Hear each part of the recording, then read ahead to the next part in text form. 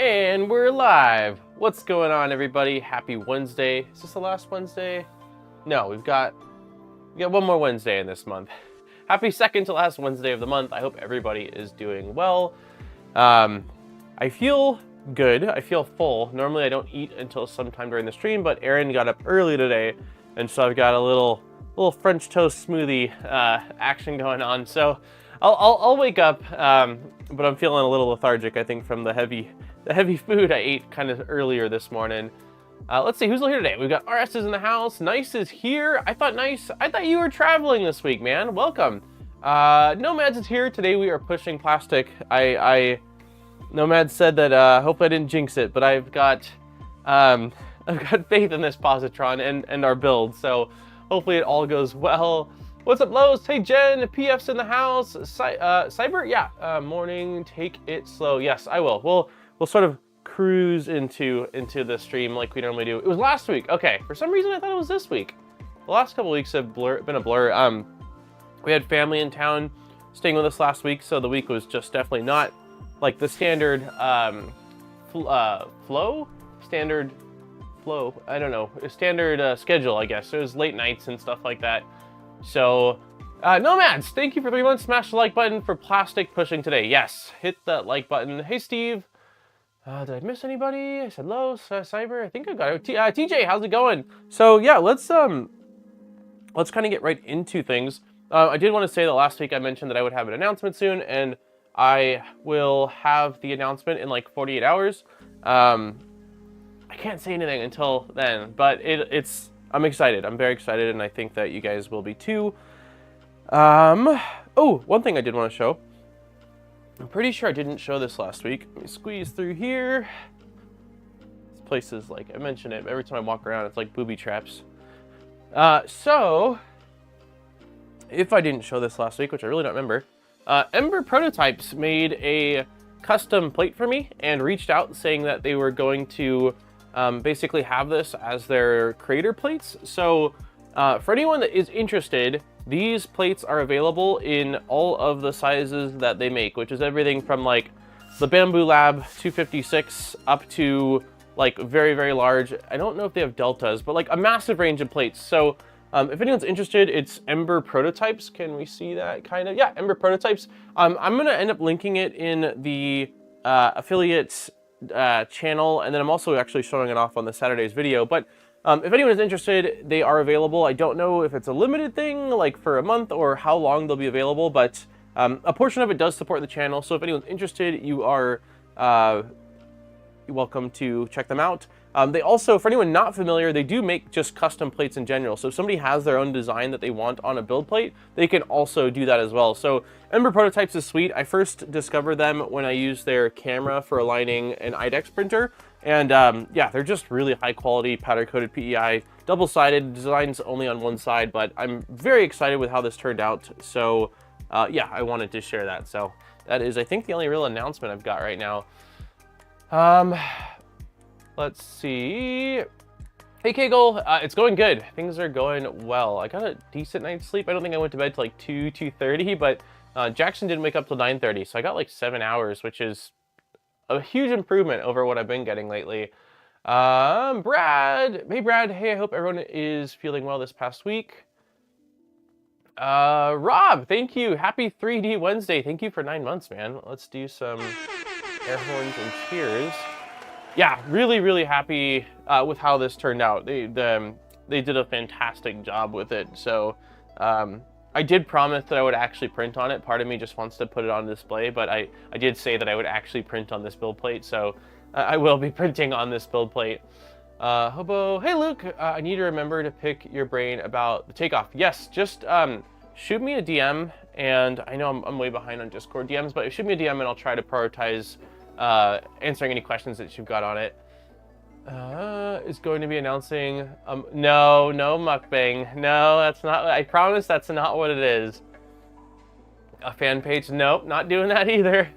I'm discussing with them to get positron plates. Nice, that would be really, really cool.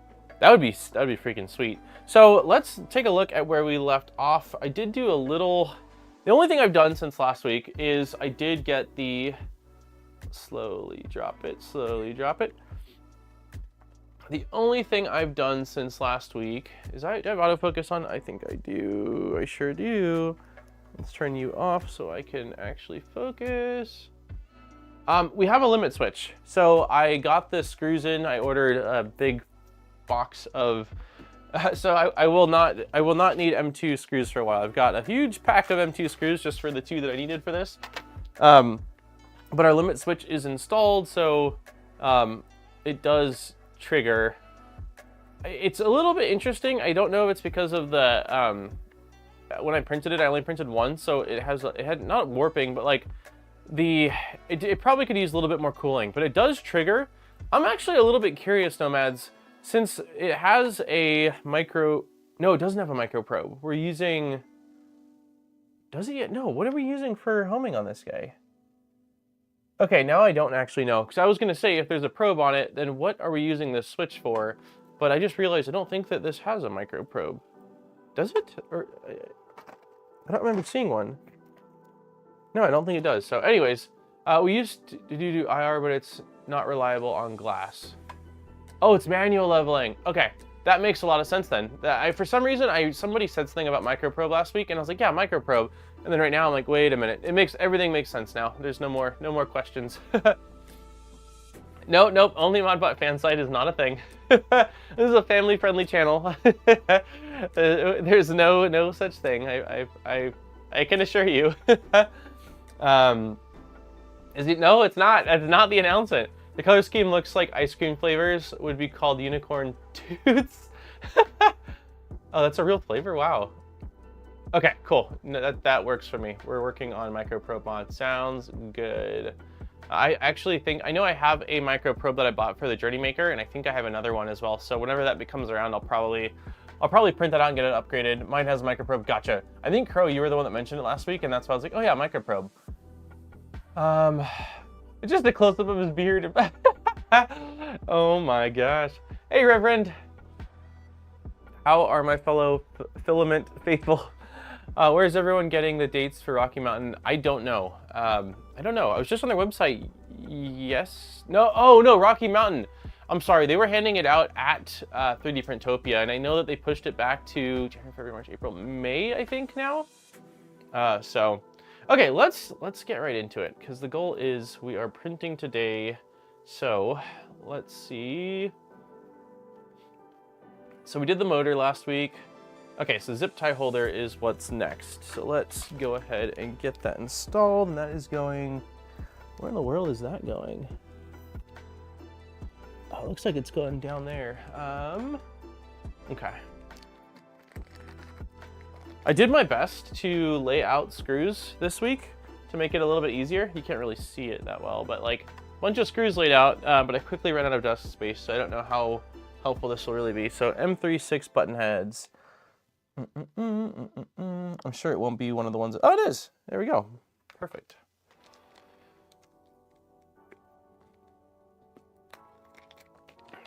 No, not Smurf. Not Smurf. I can't announce it until it's announced, but I promise I was told the 25th it would be announced, so it should be very, very soon. Okay, so this is going from top down. It's gonna be a little bit of a squeeze to get this to fit, I think.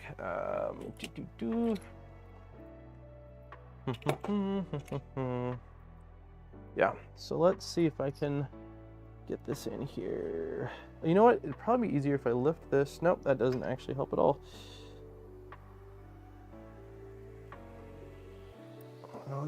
Man, this is, I wish that I had installed this before I put the extruder on, because it's a little tight. There we go. I got it.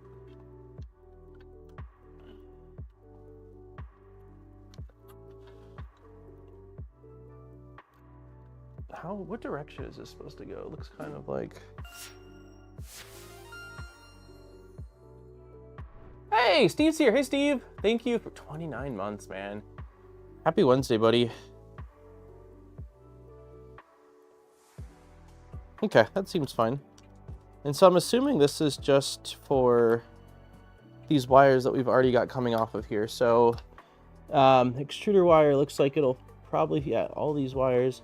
The only wire I don't know that I'm going to... I can probably tighten down the limit switch wire too. This doesn't really, this little, let me see if I can show it. Because of the shape of this, it's not really gonna tighten things down too tightly. It's more gonna just constrain them to keep them from, yeah, I don't know how well we'll be able to see this.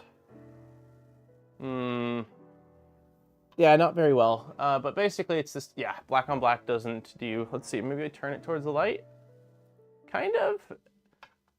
So the zip tie is going to go around this, and it's not going to tighten it down too hard. It's just going to constrain things so they're not going everywhere. So let's get a zip tie on here. My anniversary is May 8th, and wife's birthday. Ooh, going to be taking some time sweet talking. Man of the Croc, thank you for 8 months. Let's do for both Hadouken. We'll do Hadouken for you. I didn't get a sound effect for Steve. Steve gets the fellow squirrel sound. Oh no, no pregnancy news. That I promise. That I promise. It is not. That is not the news. Okay, let's see if I can actually feed this zip tie through here. Did it go? Kind of.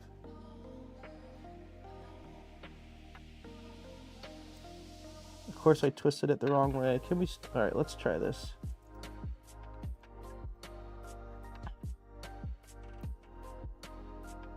That is not the news.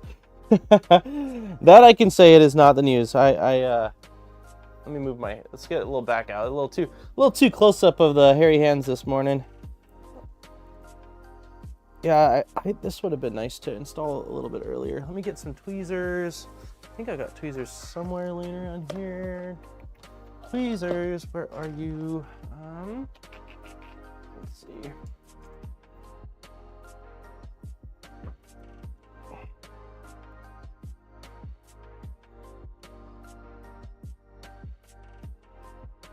Oh man, this is awkward.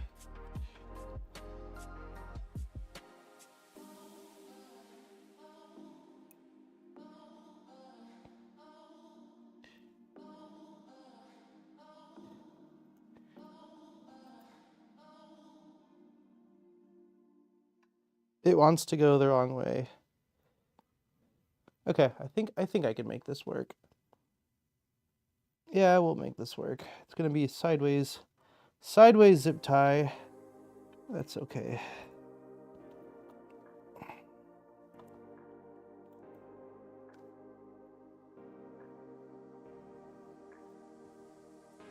Nope, I did it the wrong way.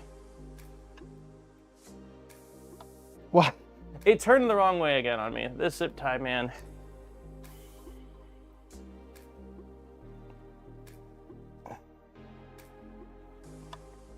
We are not friends.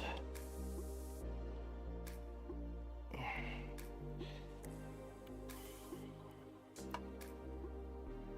we go. Yeah, screw it. Let's see if we can just go from the side like this. Nope, I did it the wrong way.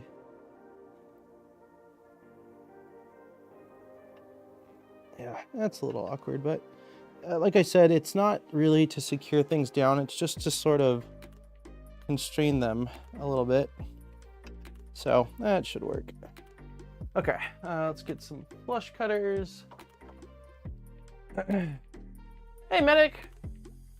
There's news. Yes, there is some news. But I can't announce it yet. I can announce it in like 2 days.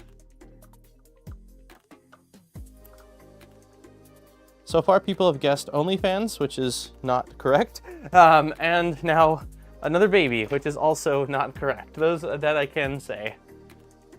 Bamboo's large format printer is called a Mega. No, that is not it either. I would be flattered, but I mean, it could be. They haven't announced a name for it, but I sure don't think that's it.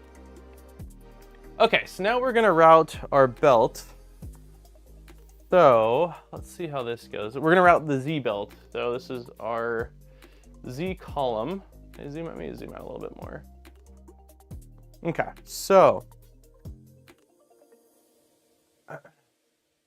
this is the top. How is this gonna go? So it looks like it goes, the top one goes up here like this. And then it goes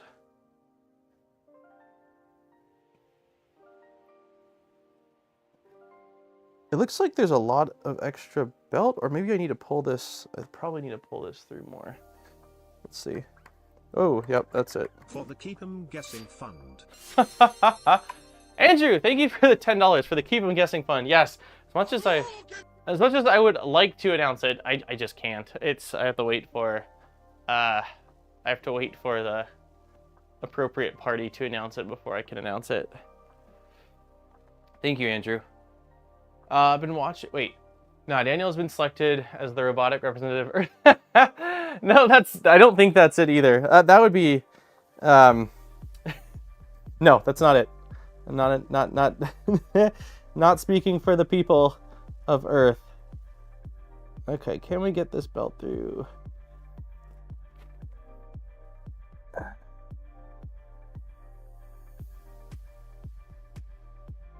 What would I even say? We come in peace. Got plastic. This is a very tight fit. Oh man, this is a very, very tight fit. I'm gonna take this out.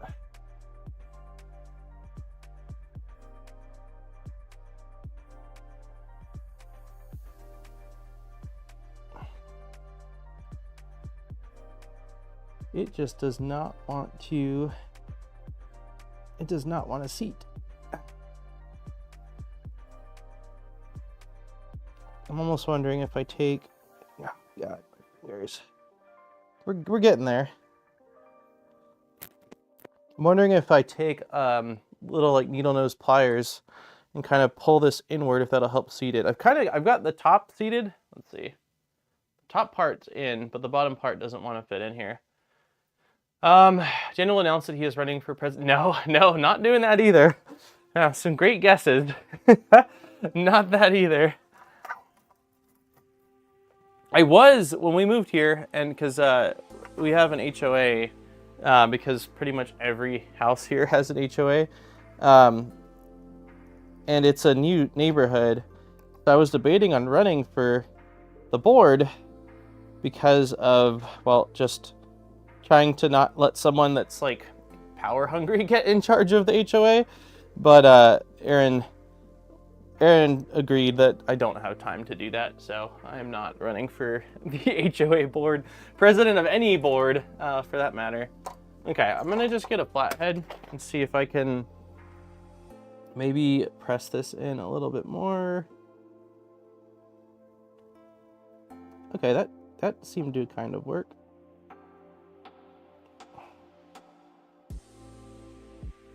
Oh, that did it.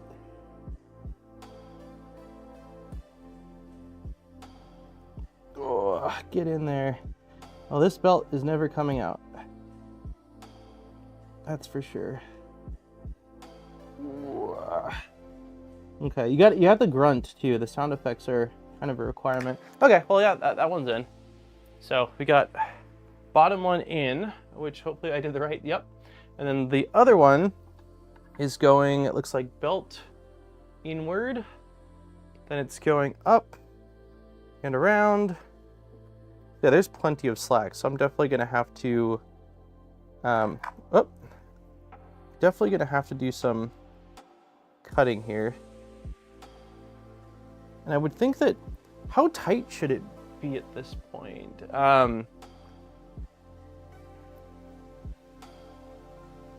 Also, what I'm not fully understanding is this. Okay, so I was under the impression that this little pivot guy up top here was sort of the tensioning mechanism, but the belt's in front of it, so I'm not exactly sure what is going to add additional tension once I tighten this down. Does the belt have a tensioner? Unlatch your idler. Oh, this guy. Okay, so now it's unlatched. Oh! Okay, so I've unlatched it. How much tension do I want to apply? How much tension do I want to apply?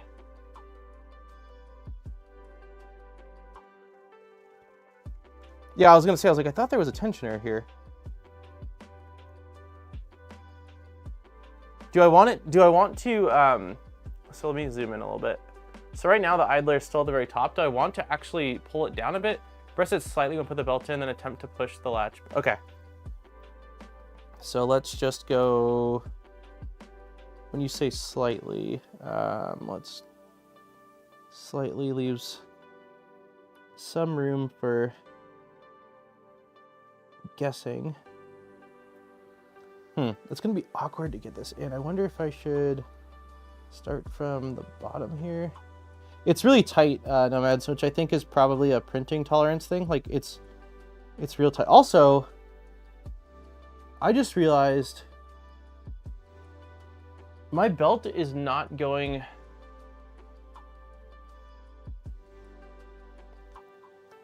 So the belt teeth are opposite of the teeth direction on this part. That seems wrong.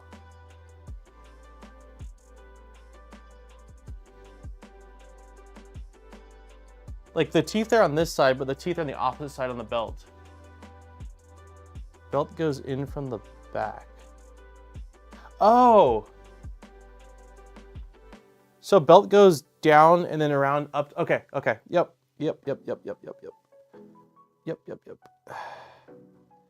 Okay, so let's try. That makes sense. I was like, it doesn't seem right, and that's because it wasn't right.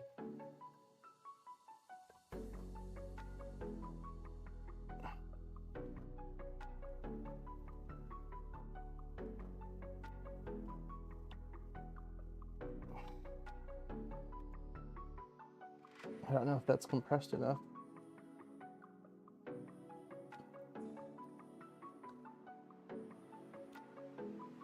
That might be. I probably want to go a little bit more.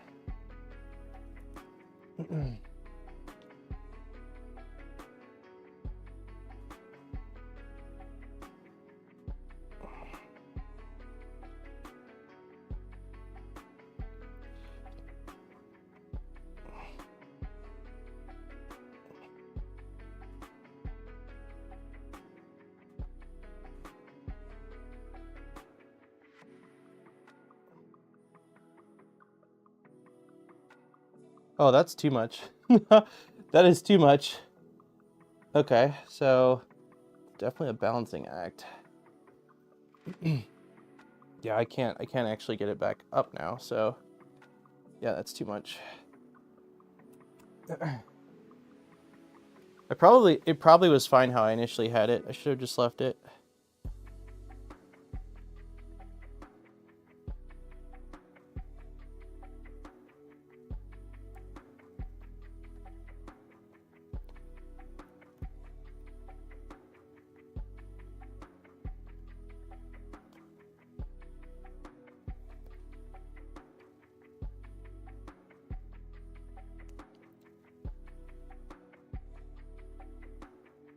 Okay, let's see how that is. Okay, now it's not engaging at all. Dang it, I had it. I think I had it perfect the first time. I'm gonna sit because it's an awkward angle. Yeah, it was fine the first time. Okay, well, let's try it again.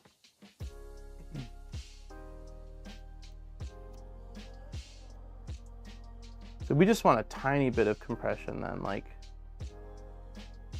why are we not? Oh, I've got this latched in place, that's why.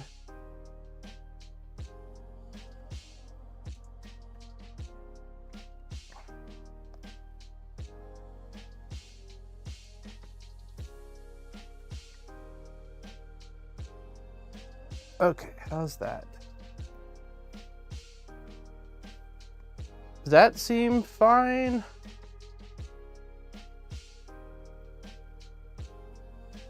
I still feel like I can go a hair tighter, but it seems like it's a really fine. Yes, the goal is we're pushing plastic today. Daniel's the new owner of Viper. That is not it. That is not it. That is not it either. Check if you can move the bed holder without slipping.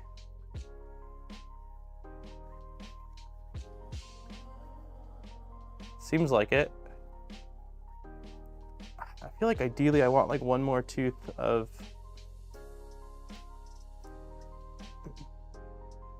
Let's try one more. One more pull, one more. Oh, shit. It's a pretty small margin. Oh, gotta move this, don't I?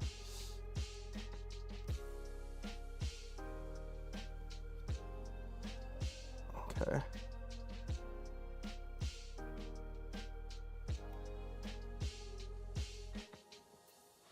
Okay, let's see how this is. I think that's exactly how I had it. I think we're calling that. I think we're calling that good enough. Okay. Yeah, let's see once I get it seated fully.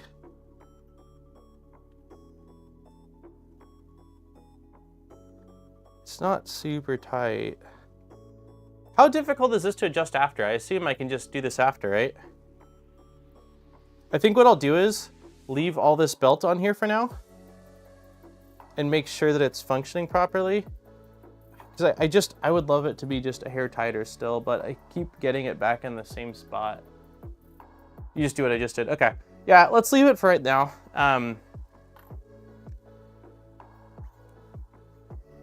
It seems to be moving okay.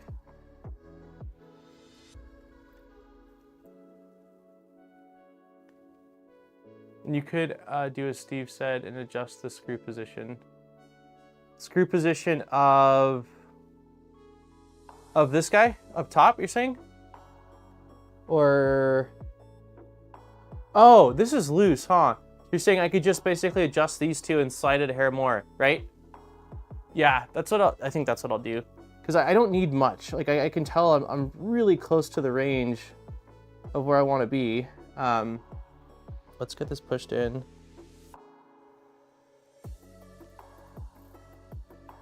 Maybe.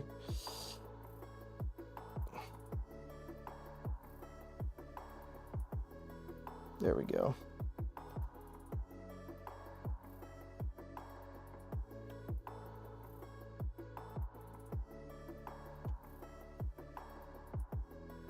There we go. Okay. So that's in. Oh, it tightened up a hair more already. Yeah, let's what is tensioned on here? I think is it both? I think it's just this guy, right? The stopper at the very end. Is this a 2 or a 2.5? It's a 2.5, which means it's gonna be this guy. I'm pretty sure it's just this guy right here.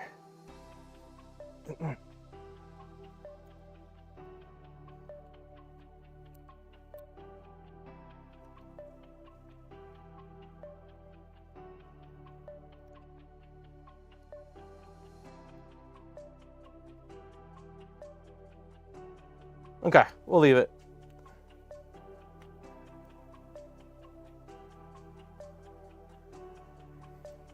We will leave it.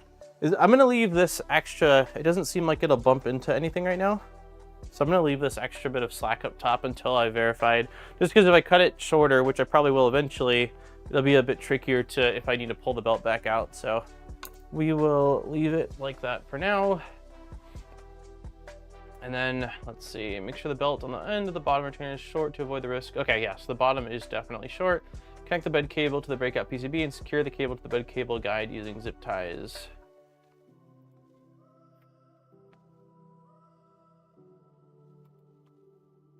Oh, cool, okay. So this is gonna go up the side. Move this out of the way. Hey, is it Beans? Hey, Beans, how's it going? Okay, this is at a really weird angle. There we go. Okay, so we're gonna run this up here. It looks like it's just gonna kind of, is it routing? No, on the outside of the, so it looks like it routes like this. Here we go. Okay, that is plugged in. And then the zip tie holder is here. So we want to make sure we've got enough slack to get all the way down, which we do have plenty of. So, okay. So let's get a couple of zip ties. Let's turn this a little bit. Hey, William. Did you miss anything? Not really. What have we done so far? Not a lot. Put a little zip tie holder down here, and then we just routed the Z belt. So yeah, not too much.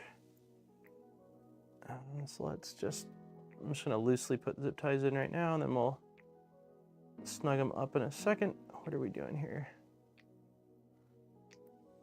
There we go.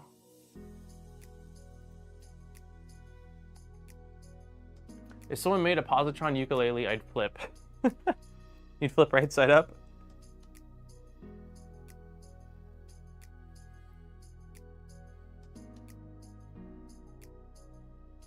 There we go.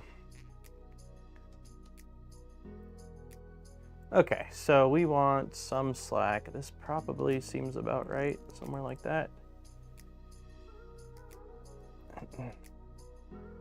I also think this won't be super tight. So yeah, this is more, it seems like the other one where it's not really securing the cable. It's more just giving it a, it's securing the cable, but not too tight. So it still has room to move as it needs to. It's just gonna keep the cable from kind of flopping around all over the place. So let's cut these off, 1 and 2, boom. Modbot going to Prague? Nope, that's not it either. I haven't talked to Joe in quite a while. Yeah, this seems fine. This seems fine. Alrighty. Next, we are going to install the idler carriage blocks. So for this, we need idlers. It looks like all the remaining ones are the same. 1, 2, 3, and 4. And then we need 6 of our shim washers. I'll be in Prague in less than 3 weeks. You're going to Prague? What are you going to Prague for? I know you've got travels coming up, but I didn't know you were going to Prague. You're going by Prussia? Oh. Ooh. Steve's got surprises too. Oh, pre-Formnex, nice, man. That's awesome. Machine screw wafer head M316s, M312, wow. Who knows that laying out some screws would actually be helpful. Okay, so since we have 6, I'm assuming it's shim. It looks like it's, let's see, open image new tab.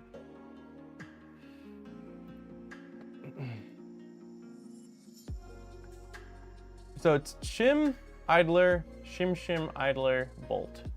Okay, and these are going on the closest threads to the Z tower.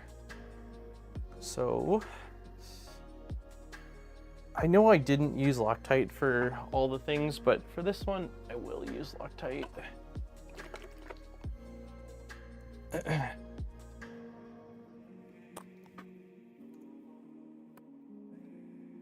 We started off with using Loctite, then we kind of stopped using Loctite, but since I'm remembering right now, might as well add a little bit. So let's do, what did I say? It goes idler, zoom out a little bit. Nomad live atop the Z tower, watching down on your parents. A picture like a Batman complex looking over Gotham City at all the shenanigans. Okay, and then let me make sure I've got the right driver. It's probably a 2 mil. It is. I'm just gonna dip. That sounds weird to say out loud. I'm gonna dip the tip of the screw. Here we go. And we are going to place it like that. There we go. Hey PC! Pope Nomad. All hail Pope Nomad. Prague is nice, but what is that? BMO is even nicer? Okay, that seems plenty tight. We've got free spinning, which is what we like to see. All right, and we're gonna rinse and repeat that. So we got screw, idler, shim shim, shim shimmity. I built Jackson this tricycle a couple days ago that has pedals, but he's a little bit too small for the pedals, so you can disengage the pedals and it has like this push thing. And I pushed him around the neighborhood. It's getting colder here, so I pushed him around the neighborhood once and was like, all right, bud, it's time to go in, and he was not having it. So we did donuts in the grass for a little while. Let's see, awkward angle. There we go. There we go. So he's born to ride. Yeah, he's got his hog. Yeah, he's still not talking a whole lot. He is saying yeah now. Like he was saying nay, nay, nay for no, but now he'll say yeah. And it's like a really cute yeah. But it's a lot of signing. Like most of our communication is like he goes like this when he's hungry, like, you know, the pinch hand towards mouth, and then I get a lot of this more every time I do something funny. He'll even do something himself and then sign to himself more and do it again. It's pretty freaking adorable. We're working on please and thank you. So far we have not nailed those down, but it's a work in progress. Okay, so that's that for a second here. Next we're gonna grab our last linear rail. I can't wait for the eventual Power Wheels mod video. Yeah, I'm sure there's gonna be some, like, you know, Jackson wanted me to build this, so that's what we're doing for this week's video. Please tell me you blasted Initial D. I did not. There was no music.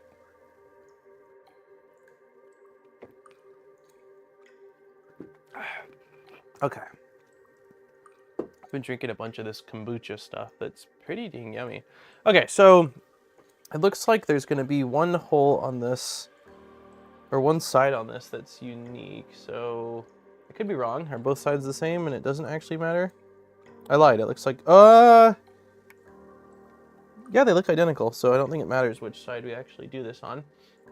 And we're gonna take another one of our last remaining idlers. We're gonna take another 2 of those shims that we just had a second ago that I didn't put back where they were, but that's okay. Hey Larry, happy Wednesday. 2 shims, 2 shims, 2 female stand. Oh, it must be for the next part of it. Okay, so we're gonna need all the things. So we're gonna need 2 of you, 2 idlers, 2 M312 wafer heads, 2, and then 2 of the hex female standoffs, which are these guys, M36s. Yep. Yeah, it's really good, man. So I'm not really drinking soda. Like, I'll have an occasional Sprite. So this one is just Costco's. It's ginger and lemon. So you get like a punch in the face of ginger, and then like the lemon kind of hits you. It's really good. Depending on, like, I feel like because the flavor is quite strong, you're either gonna love it or you're gonna think it's like disgusting.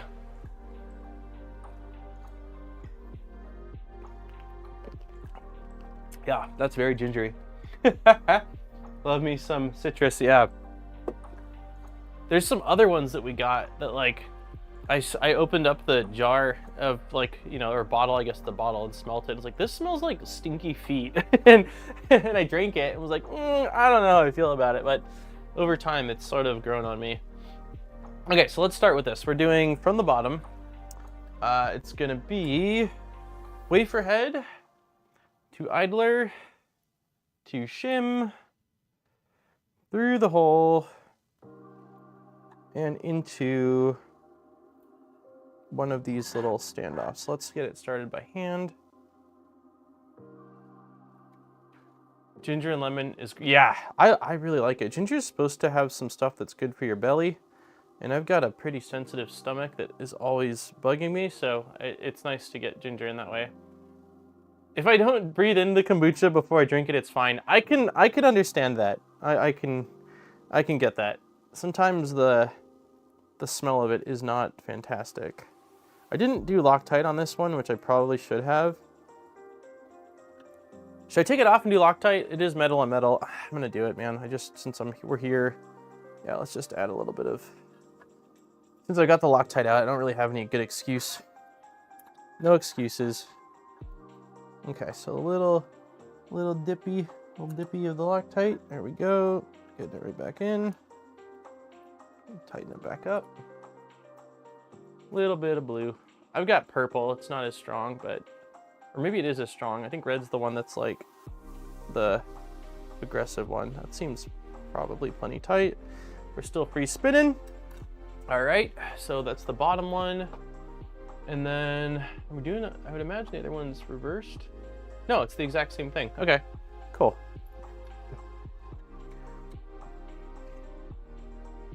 Red is dead. Yeah, red is the non-forgiving one.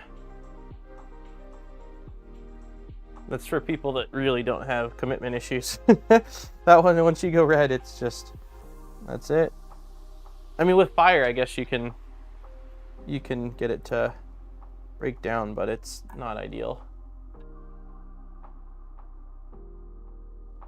Okay, let's get this started. Maybe. Just want to get like one. There we go.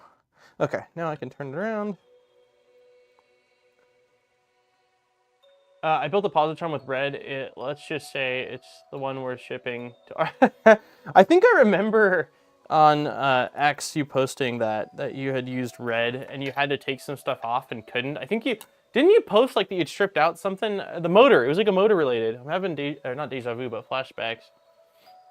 All right, so that is complete. Install the X linear rail. Install H4-point standoffs. We're doing standoffs. I know I've seen you recently. Where did you go? I think Erin's back, maybe? She picked up a little, like, it's like a vintage desk for Jackson. It's pretty adorable. It has someone else's name on it. Like, I don't know if they painted it or etched it, so we're gonna have to sand it, but it's pretty cool. Okay, this is their stuff. M-point. Yeah, this has got to be it. So let's definitely dip these in some Loctite. And what side are we installing? Oh, these are going. Cool. So let's slide this like this. Bring you guys up a little bit. When you have the, yeah. Angle grinders. That's like Joel's Ender 7, right? I think that's what it was.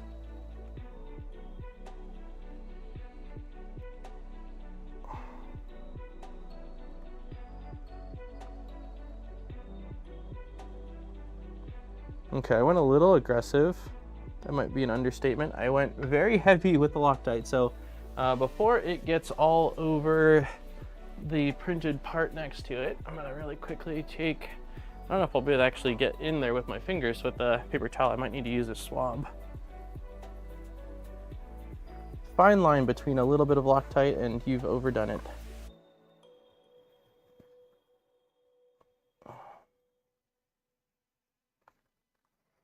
Yeah, that's probably okay. I'm gonna swab it. Let's see, swab. Erin got me this little like pack of Q-tips, and I remember when she got it, I was like, I don't use them that often. I was wrong. I use them all the time.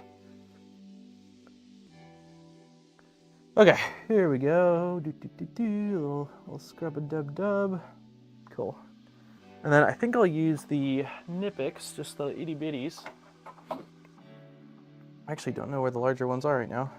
We will try to tighten this down just a hair more. Okay, that's probably plenty. Yeah, that's good. All right, let's rinse and repeat. See if I can go a little less aggressive with the Loctite. Let's rub some off. There we go. Just in the threads. We're trying to saturate and not soak. It looks really good, man. Like, Erin's complimented a few of my printer builds, but this one, she was like, it's adorable. I love the colors. I'm quite proud of how this has come together. Okay. Okay, I think that's plenty tight. All right, so we've got our idlers, we've got our standoffs. What is next? Standoffs are in. Linear rail.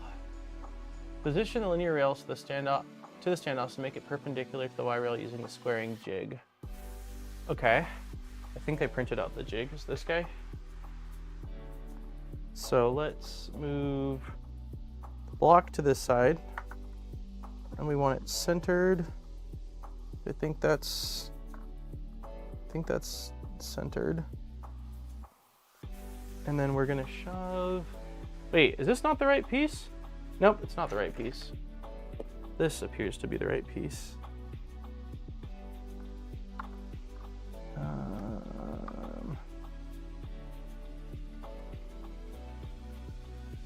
Yeah. It's a little bit of play still, but it should get us. I think that'll be pretty dang close. Oh, all right, need to slide this back a little now. There we go. Okay. So this just basically attaches onto the Y rail and then gives you less wiggle room. There's still a little bit of play. You can't really see it on, oh yeah, if I zoom in, let me see. If I wiggle from the far end, see a little bit of play, but it's not a lot. So hopefully it will be fine. And then we're using M3x8 socket heads, which appear to be black in color. M3.8s, where are you? M3.8s. Is it already out here and I'm just not seeing it? M312s. No, I do not see socket heads up here, so it's probably off to the side here. When are you making a chocolate printer for Erin? I don't know. I don't know. We got some exercise equipment in, so we're trying to be, trying to be a little healthier. And then we went to Costco the other day to get a bunch of groceries to stock up for the next couple of weeks. And we went to the ice cream section. I saw that Afters had their like Cookie Monster ice cream, and I was like, I need this. I need this. So I got ice cream. This is such an interesting game. I love the colors. Yeah, it looks gorgeous. It does. It really reminds me of like cotton candy, berry ice cream, like Liz said. Yeah, the gantry's wild. All right, so a little bit of Loctite. I don't care if I get it on the jig because it's just a jig. It's not fully tighten this. Let's just snug this up. There we go. A little bit more Loctite. There we go. All right. Okay, so now we will tighten. Just go back and forth kind of.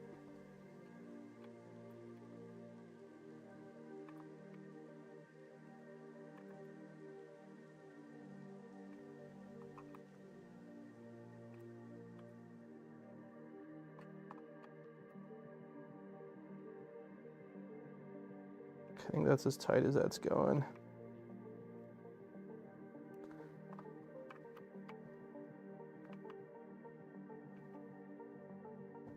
Okay, that seems good. I assume we can remove this now, right? Probably the jig, just for, yeah, just for this. Boom. Whoa. That can't be right.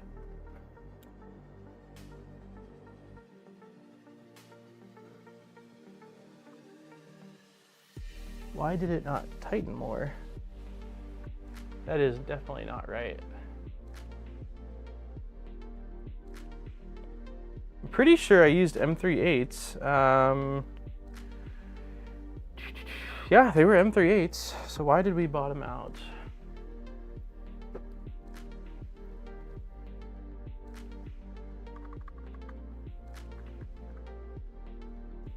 I don't see how they could be too long given the runway we have here for these standoffs. That seems odd.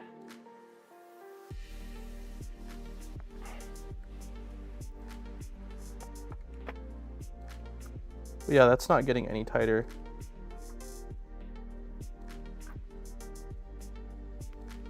Could these be, no, they look like M3/8.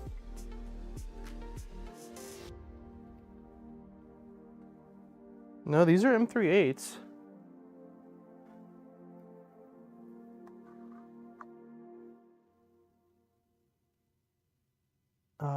Let me look inside of the thread that we're installing these into.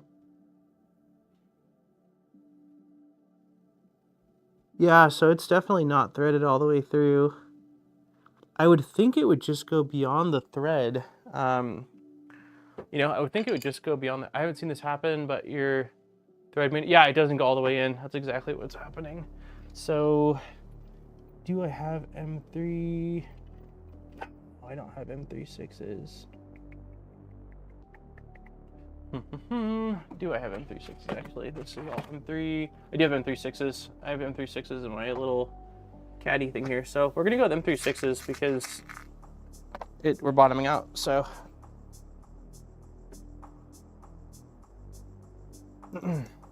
interesting. So let's remove what we had. Oh wow, that's in there tight. It's taking off the standoff. Let's clamp our standoff. There we go. So it's gonna be silver screws, but I don't think it'll be visible once we've got everything in place. That's odd. That's odd. I don't know. Okay, let's try it with 6s. The length of the screws doesn't matter all that much. The clamping force. Okay. Yep. I mean, if we were like, you know, obviously since we were bottoming out, I have to assume that this is still going to give us plenty of thread. Okay, so let's back off a hair.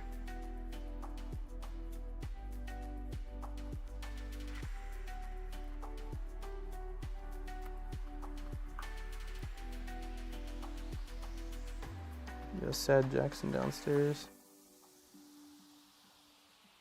Okay, that seems tight.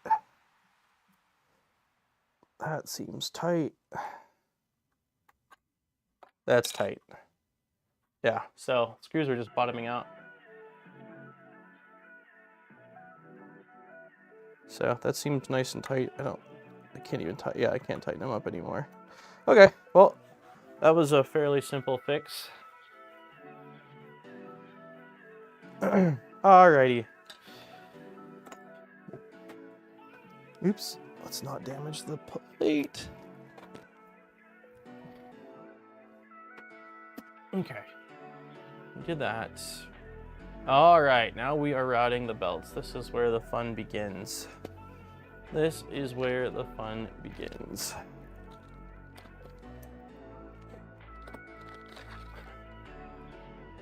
Move this out of the way. Okay, refer to the pictures for belt routing.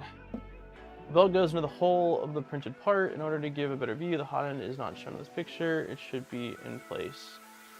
Wait, the hot end should be in place?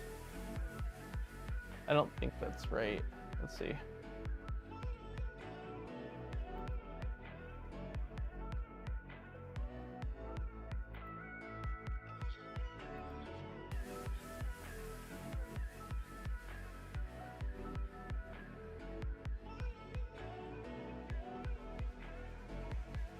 Hey, clown! I can see Dana processing the words before reading out loud. I'm just trying to understand. It says the hot end should be in place. So I see here, you know, I would assume we're going to try to split the belt distance on these bottom. Then we pull them over here. Then it goes here, here, here, here, and then maybe to the...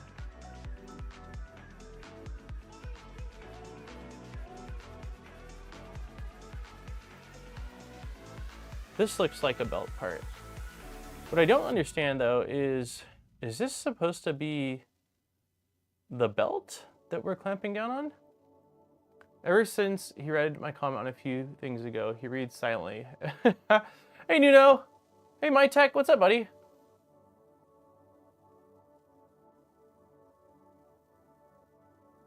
Oh, yeah, you got me good last time.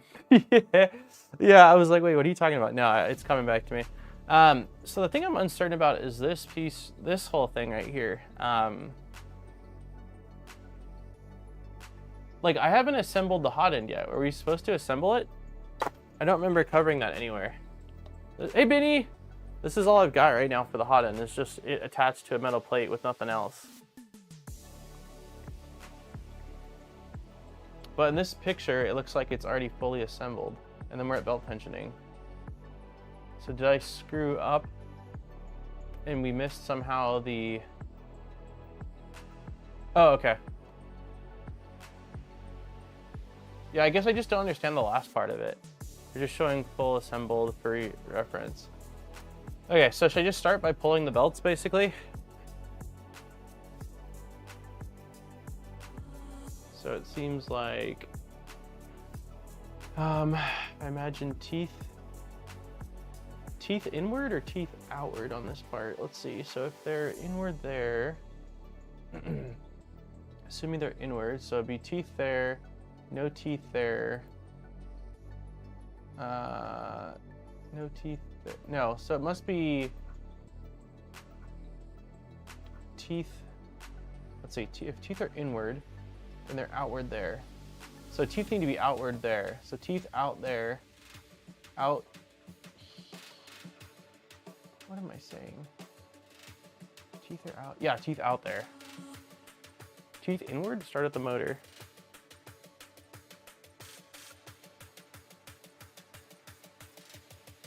Start at the motor.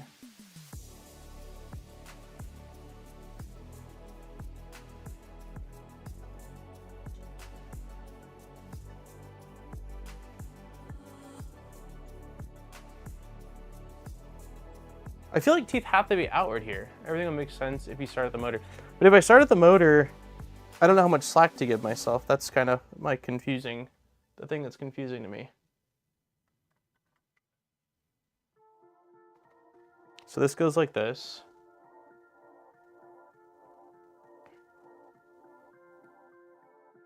Hey, Dutch. Okay, so this is going like this.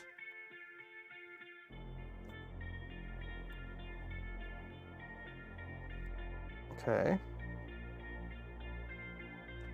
Nope, that came right off.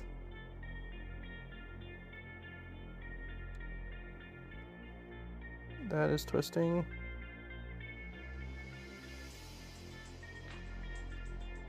Okay, so that has to go like that. And this has to go like this. I'm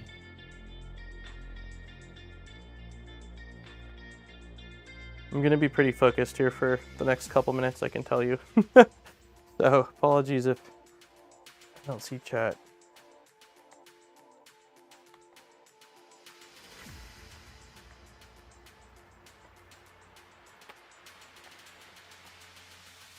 Okay, so this side's good.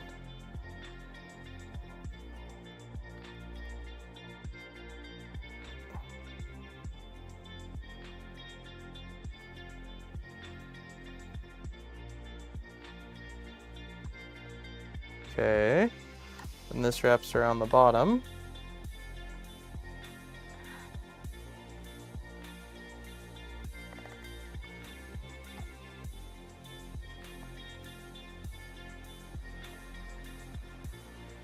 I'm just trying to keep tension on here. Okay, so then this must go. So from here, teeth wrap around this. This is how you want me to do it, Nomads? Like, and then this goes around the motor. The belt that wraps around the idler closest to you goes in the carriage and then back down the left.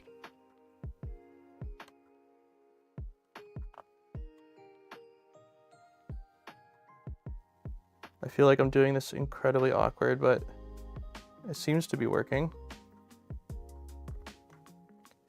I'm trying to just keep tension on it the whole time so that way it doesn't pop off. Okay. Okay.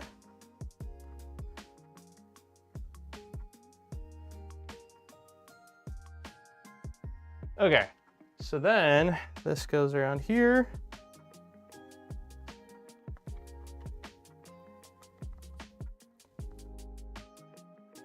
Keeping tension is what's really making this a little awkward. Okay. Gotcha.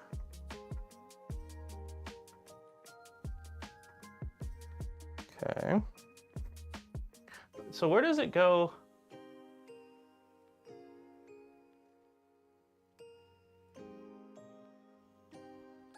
Okay, I'm just gonna get both of them pulled through. So let's go. Yeah, I know you can't really see what the heck's going on with my hand. At least Nomads knows what's going on, so. At least Nomads knows what's going on. For everyone else, I realize it's just a lot of hand shots. Okay, let's keep one hand here.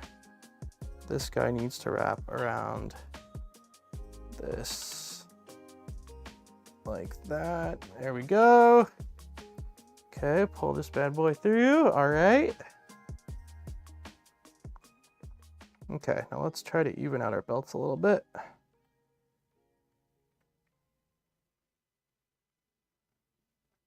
Okay, so I think we've got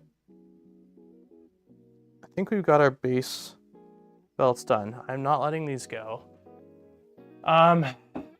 Nobody's just giving a play-by-play. Hey, nice. All right, so is it bad that watching the belt routing is making me want to build my own? I don't think so. Okay, so now we're going up and around. So we are doing a little to infinity action. So it looks like this is going now around the top belts. So let's just move our block. Our block is blocking us. There we go, block, get out of the way. Okay, so that's like that. Then this is going around the outer edge here, like this.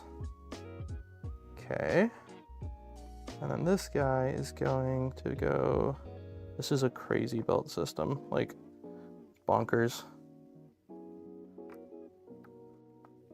Okay. Okay. Okay. So I've got belts in my hand now. And now I don't know what to do with the belts in my hand. What do I do with the belts in my hand though, Nomad?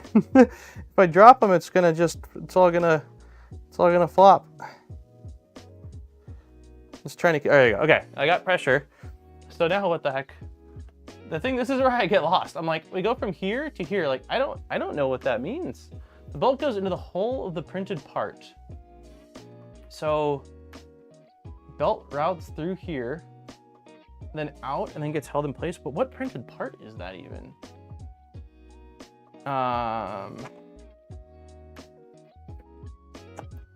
Could it be this? No. That's under your hot end.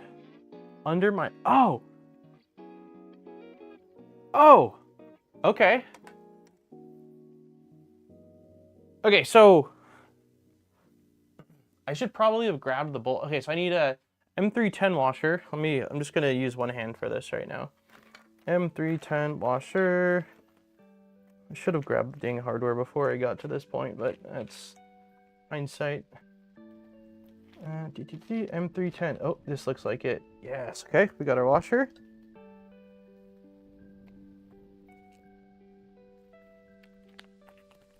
Okay. Okay, so we got our washer, and then we need a machine screw, a flathead M3.6. M3, please be out here. Yeah, nope, that's M2.5. You deceived me. M36. This is what? M38, probably M310. M38. Of course, I don't have it.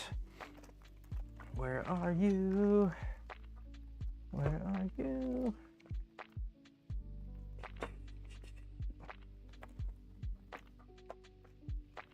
Oh, come on, buddy. You have to be somewhere here. I really don't see it. M36, M325, M310, M38, M4, M36. Nope, M38 again. M36 button head. I don't see it. Is an M38 going to be an issue if I have 2 extra millimeters? I don't know why I don't see the dang screw that I need. I have to admit, once I tried that, I just burst laughing.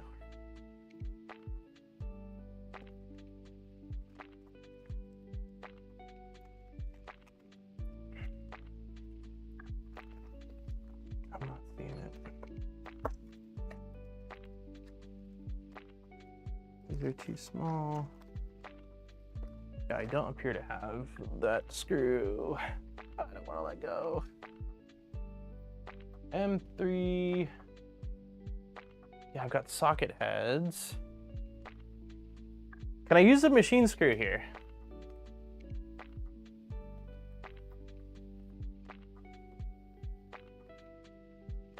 Is this the clamp that you're talking about? This little guy?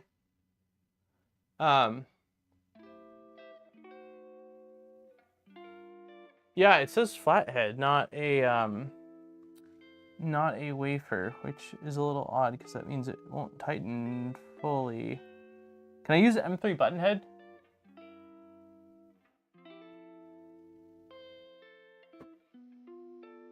You should have the pod. Okay, I'm gonna let go.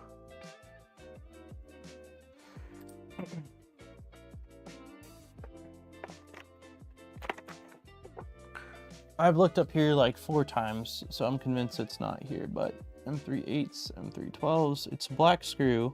I got M2.5 by 6s. That seems to be, yeah, it's not there.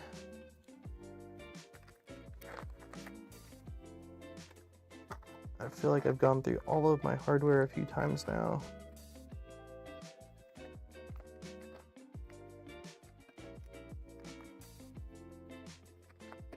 Yeah, it's not here.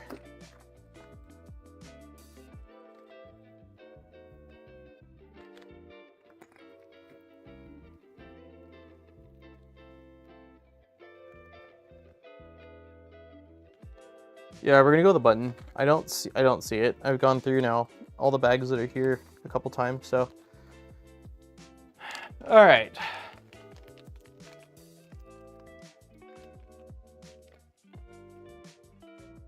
The thing I don't get though, at this point is,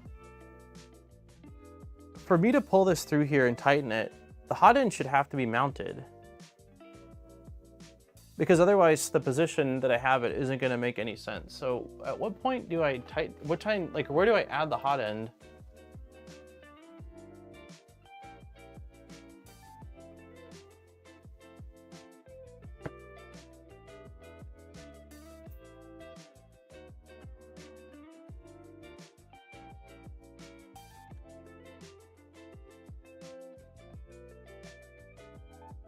You can loosely do it now and then tighten X nut and tighten next. Do you know what hardware I need to attach it? Also, orientation wise, if you say M36 flathead, I'm gonna be really sad because I don't seem to have them. It's like the next step.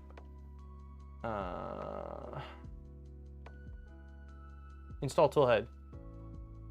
It says we need machine screws, flathead, M36. So something don't make sense.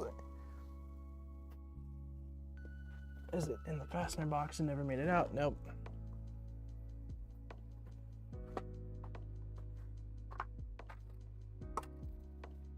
I'm at a loss. Oh, here's these M3 or M2, these are probably 2.5s. Yeah, they are. I don't get it, man. All the hardware has gone back every single week. Those are M2.5s.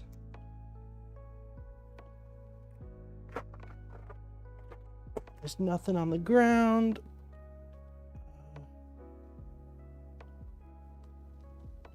Okay, this is kind of funny. Look what's on the ground.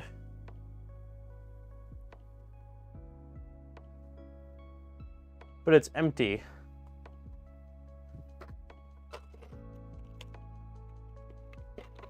So did we just use all of what came with this kit?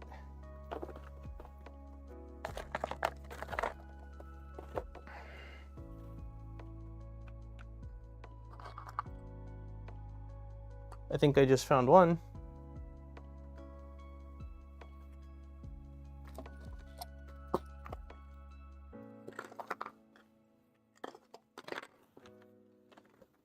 Any tips on starting up a 3D printing business? Right now just doing trinkets, but I Jackson have was up designed here a small too. spacers for the CNC lasers I work on. Any tips on starting up a 3D printing business? Right now I'm just doing trinkets, but I have designed a small TPU spacer for CNC lasers I work on. I think the hardest part of really any 3D printing business is promotion, right? Like you have a product. I don't know what the market's like for it, but the promoting aspect of it is really challenging. So my recommendation is, as much as people don't like things like Etsy, it would be to just post your product on as many websites as possible. Like when I was selling, I was doing Etsy, eBay, and even Amazon at the time.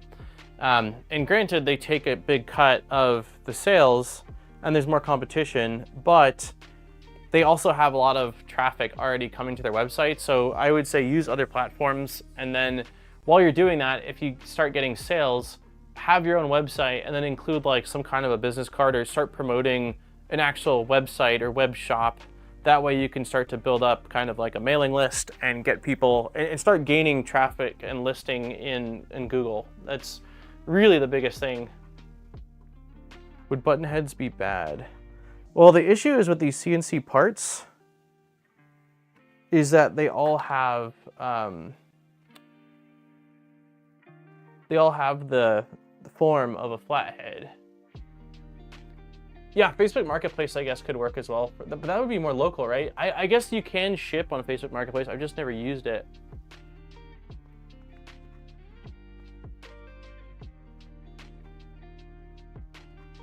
Yeah, I'm gonna run downstairs and look through other hardware. I've got M3-4 flatheads. I've got M310s. I don't have any M3. What do we need? 6s, right? Is what I said. M3 6s. So I'm gonna go do a search. Everyone, keep your fingers crossed. But I don't have a bag. The bag that I have is empty, so I don't know. It says it came with 9 pieces in that specific bag, and I can already count 1, 2, 3, 4.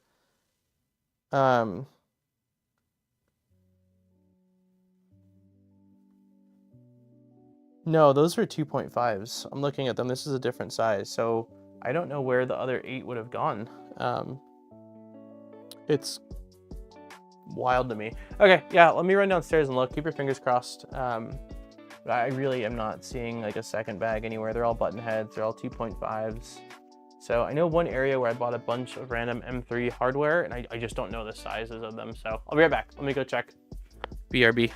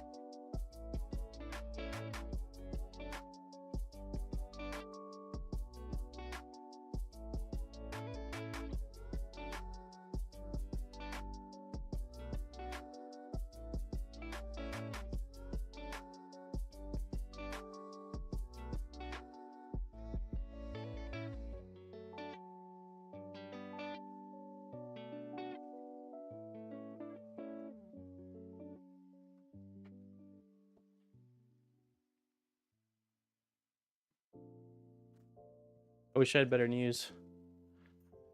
It's all button and socket downstairs, so I'll check one more place, but honestly, unless they somehow show up, we might be screwed. No pun intended. M3s,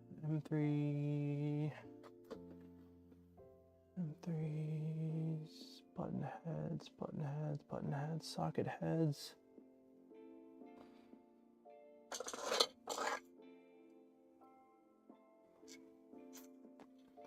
Okay, the closest I've got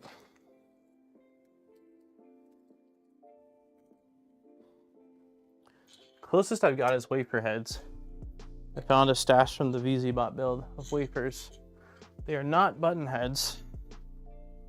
But I would think that they would still... I don't know if they'll go in flush.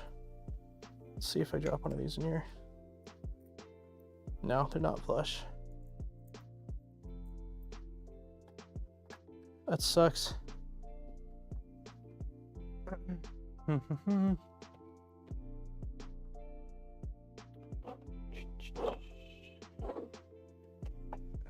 no missing hardware in here. No hardware in here.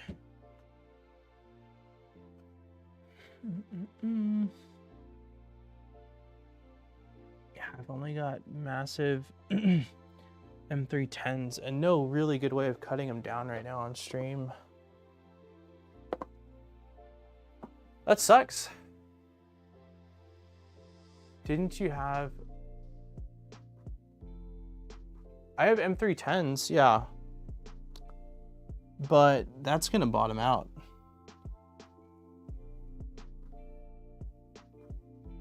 M310s are gonna bottom out. I've got M38s, 3 of them, which is not the correct number that we need. We need at least 4. I've got so many M2.5 by 6s. The kit came with tons of them, like 1, 2, 3, 4, 5, 6, 7, 8, 9, 10, 11. I got 11 more of them. That's not the right thread size.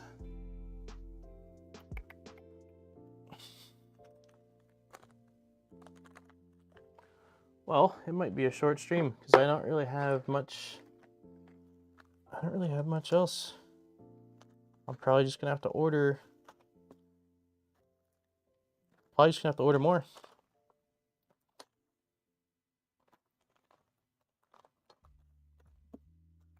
I don't really ever buy flathead screws.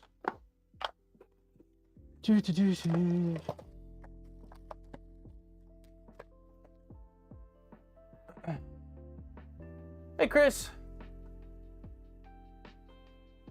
Yeah, we hit a bit of a bummer. We need M3 6 flatheads, but I don't have any. I can check in this little crate, but I kept all the hardware in the same little section, so I don't see how it could be elsewhere. And it really weirds me out that I found the bag and the bag is empty. I know someone said Jackson took the screws, but he wouldn't have taken this. He's not in here on the ground, so I just wonder, like, going back, like, where would I have used them?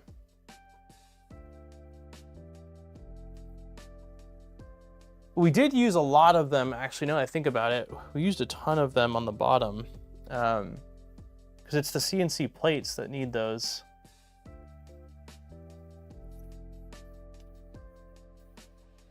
Yeah, 10 millimeters.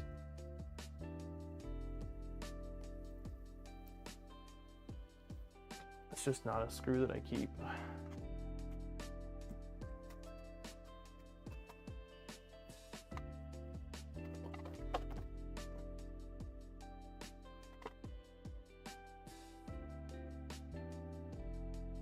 M2s. Oh, I found other M2s. I'm bummed. I'm super bummed. I ran out of that one type 2. I don't have anything good to cut it with. Like, I'd have to go down and set up the hacksaw.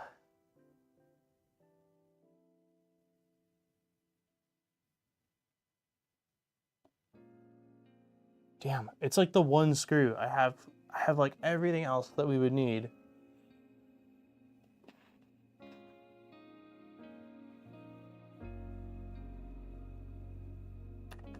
I don't even know where to consider looking. It's not a screw. Like all of Voron builds, it would be socket head or button head. So it's just like, where would it even, in any of my hardware kits? Socket head, button head, socket head, socket head, socket head, button head, socket head, button head.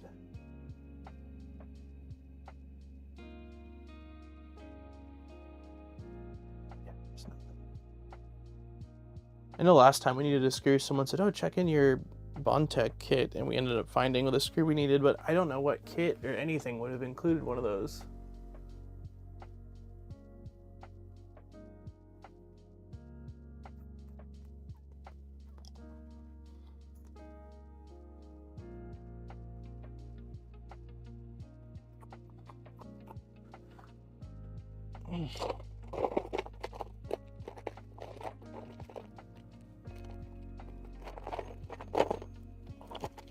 What is this? I think I found some for, let's see.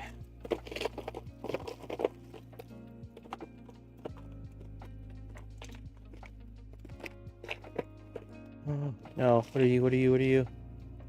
Oh, I found a bag.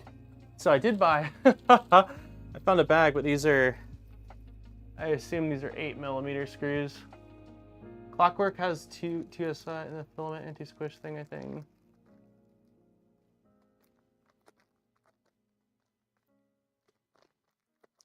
Unless he's a flathead where there wasn't supposed to be one. I don't know where that would be though. Like, the only place I remember using any of them really at this point was for the bottom panel, which the bottom panel, unless the bottom panel doesn't need them, because let me see, what did we use in the bottom of this thing? I'm sad I have to tilt this because it's going to screw up the belt that I proudly routed, but let's see. If I hold this like this, wonder if I can swap out if I have some down here.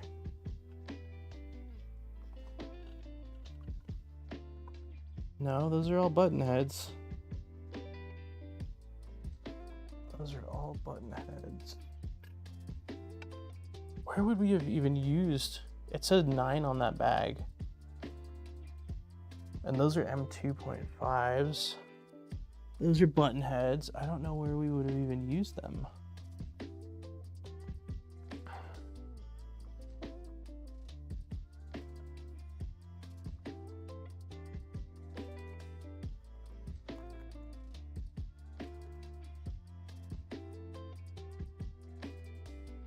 This is going to be way too long.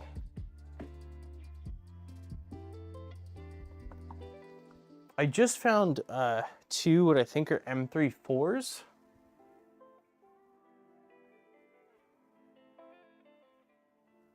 I just don't see how I could have lost them, Nomads. It's possible. I mean, never say never, but I did every single stream put all hardware that had hardware in it. Right back in the same spot. So yeah, these are, I just found 2 what I think are M34s. Hold on. I'm gonna keep searching because I think I found 2 additional ones in the hardware that I got for the Trident build. So if I can find one more somewhere in here.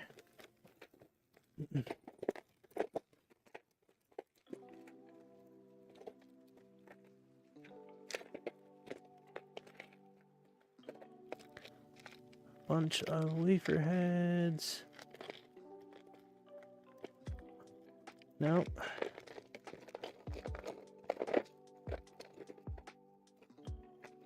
The only janky thing I could think of doing is getting my little like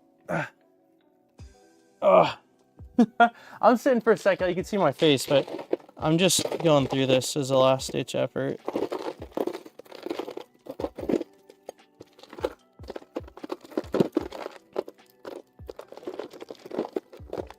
Yeah, these are wafers. Wafers. Buttons.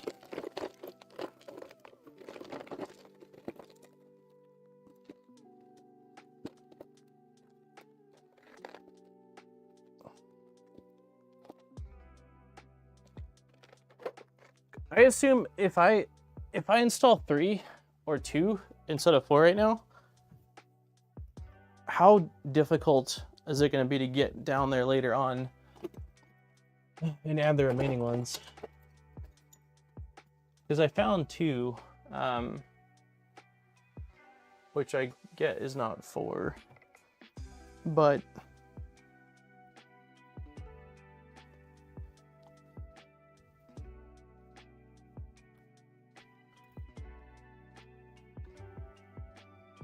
I think these are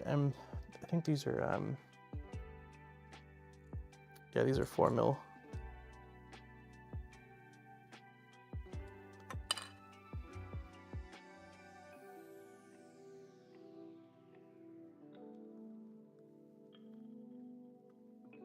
Or 2 would be fine. Okay, well, we can run 3 and see if these, I think that this will potentially work. So let's try it. That's not right. What am I doing wrong? There we go. Yeah, we're gonna try it. We're gonna try it. If it ends up working well, something tells me I'm just gonna leave it as it is until I run into an issue, because once it's built, I don't think I'll want to tear it down right away. So these are 2 millimeter. Yeah, let's try it. Let's try it. I want to. So yeah, this is plenty. Yeah, that's plenty distance for. We got 3. We did get 3, so as long as I can use a different size one for the retaining the belt, which I would assume I can use a button for that.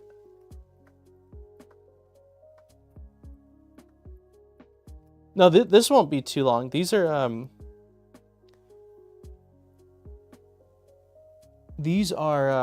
only 4 millimeter in length, so these are shorter than what it requires.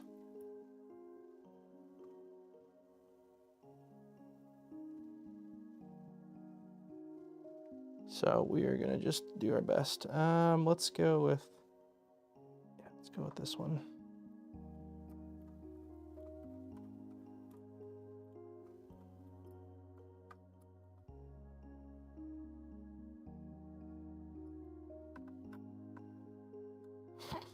Scrappy, super scrappy. We had to go through. I don't even know, like the ones I just stole from this. Like I don't know if they were for something else. So that'll be a problem for a future build. Okay. Yeah, I mean it feels snug. So we got 3 of them. I don't think I'm gonna keep searching for one last one. I pretty much exhausted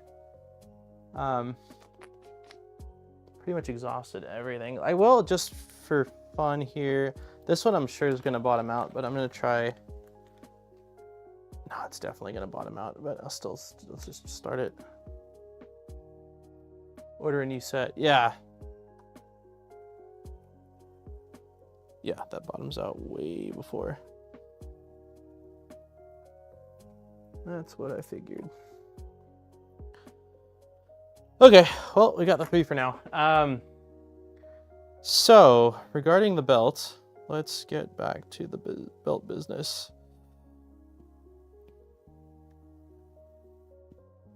Oh, you said don't fully tighten them yet, huh? Let me back off on them just a hair then.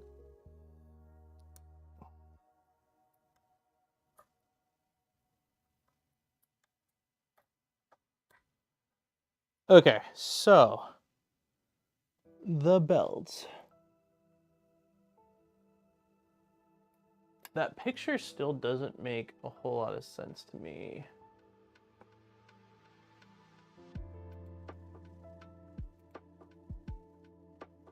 So I'm taking both belts and shoving them through. Yeah, it doesn't make sense to me actually. Should have put the belts in before you attach it. Belt goes in the whole print part. Either way, the hottest session. Yeah, this section of the guide isn't real clear to me. Both the image and the description.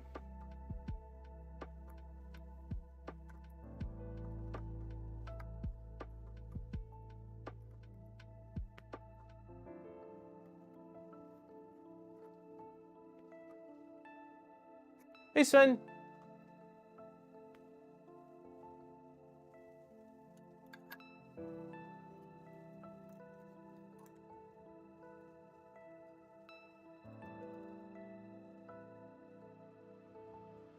Okay, so both belts are getting shoved in here. And then they're supposed to make their way. It looks like belts are supposed to go through here, through this hole, then somehow pop out here. No, that's not right. There's another.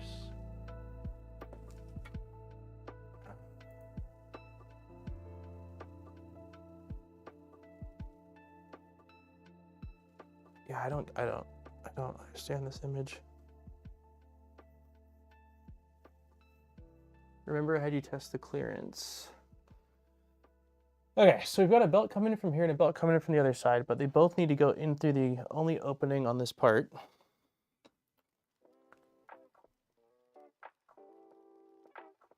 What are all the slits for in this part? Like, are these for me to route the belts through to get it in line with that? So there's like slits on this side, so am I feeding one side through here? I don't know. Both belts vertically.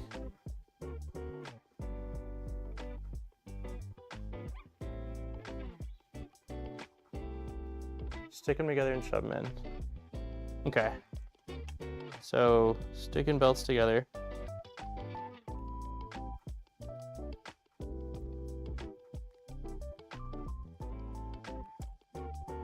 And you're saying we're just shoving them into that one opening.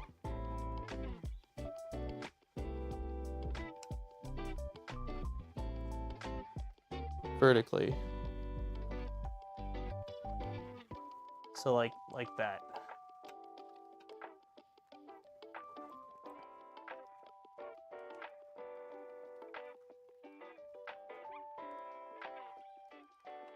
And then how in the heck are they supposed to get into... How are they supposed to get into that part where the screw is the next question.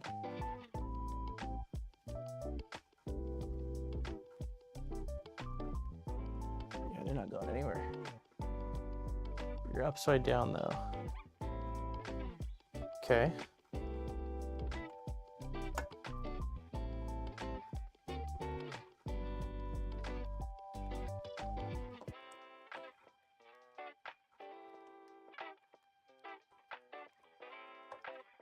Super awkward.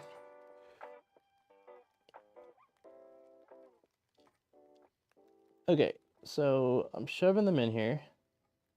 And they're supposed to pop out through that hole right there? Excuse me.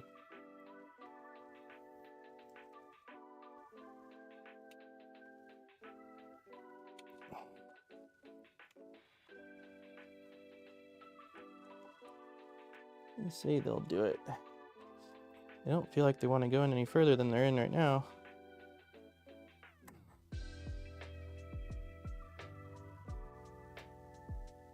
Yeah, they're just kind of squishing and not going anywhere.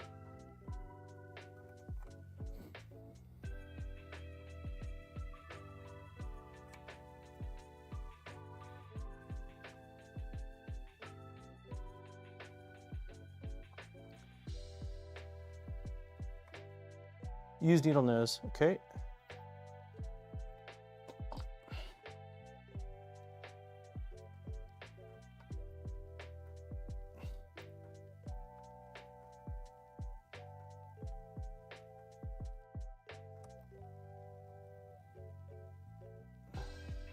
don't know if they're moving at all. No, they might be.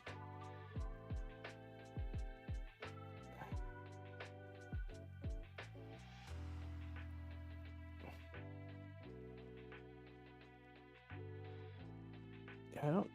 It feels like they're just kind of bending now. I don't feel them going any further. Yeah, I really don't think they're going in further. Okay, okay. I see a belt. Okay, so.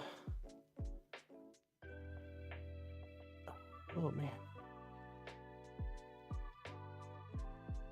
Is it a good idea to try to get like tweezers or something like that?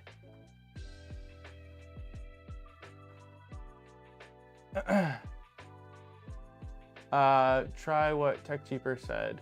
TechCheaper, where actually I fed one and used the teeth of the other to pull. Oh. Yeah, if I can't get it through like this, that doesn't seem like a bad idea because it's a really narrow cavity. Like, looking at it, I was almost convinced that there's no way, but it is popping out ever so slightly. But yeah, I do think it needs a little bit of help. Let's see if I get just this front. Like that. I'm definitely gonna have to figure out the belts, because the belts popped off, obviously, during this process. Come on, baby. Come on, baby. Ooh. Oh, I know it wants to. No, you want to. Let me see. Man, I wish I had something a little pointier. Do I have tweezers that are not needle nose? Let's try these guys. No, it still probably needs a little bit more. Man, I feel like if I could just get it a hair more, then I would be able to use those, oh shoot, use those needle nose to grab it. But I might need to try what Cheaper said, which is just feed one and then use the teeth. Oh, come on, you're so close to being grabbable. You're so close, aren't you? Oh, it's like right there. Oh. Oh, baby. All right. We got him. We got him. We did it. We did it. What did Clown say? The dental floss around it and pull that through using it like mule tape. Use it as mule tape. Yeah, I would say there's going to be easier ways to do that. Okay, so before I just tighten it to no end.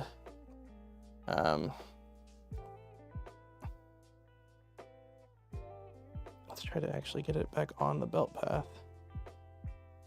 Okay. Okay, so let's get this out of the way. Try not to damage these wires. Where are you coming from? You're coming from there. Okay, so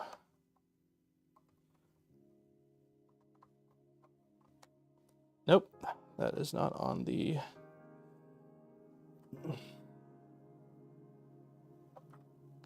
Okay, so now that I've got it through, I think I'm going to tighten the CNC part back down to the linear rail. Even if it's just kind of loosely, just to position things. So let's do that. Oh, that is definitely a tight fit. Like that probably one of the more, I don't know if I want to say challenging, but like one of the more intricate parts of the build is feeding those wires through.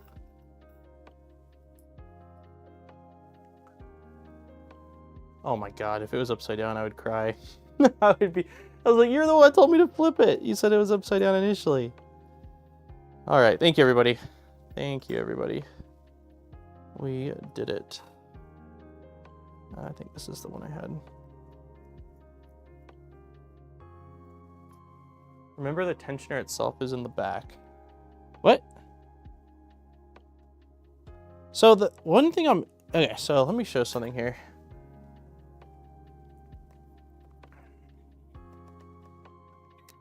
Where is zoom?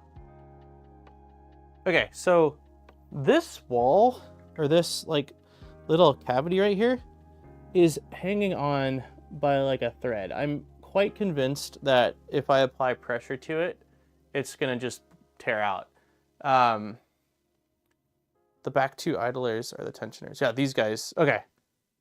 So as far as routing of these, where do I route them? Are they just going out that hole? This guy right here? So basically, should I pull it tight, then kind of feed them out through there and then put the washer in?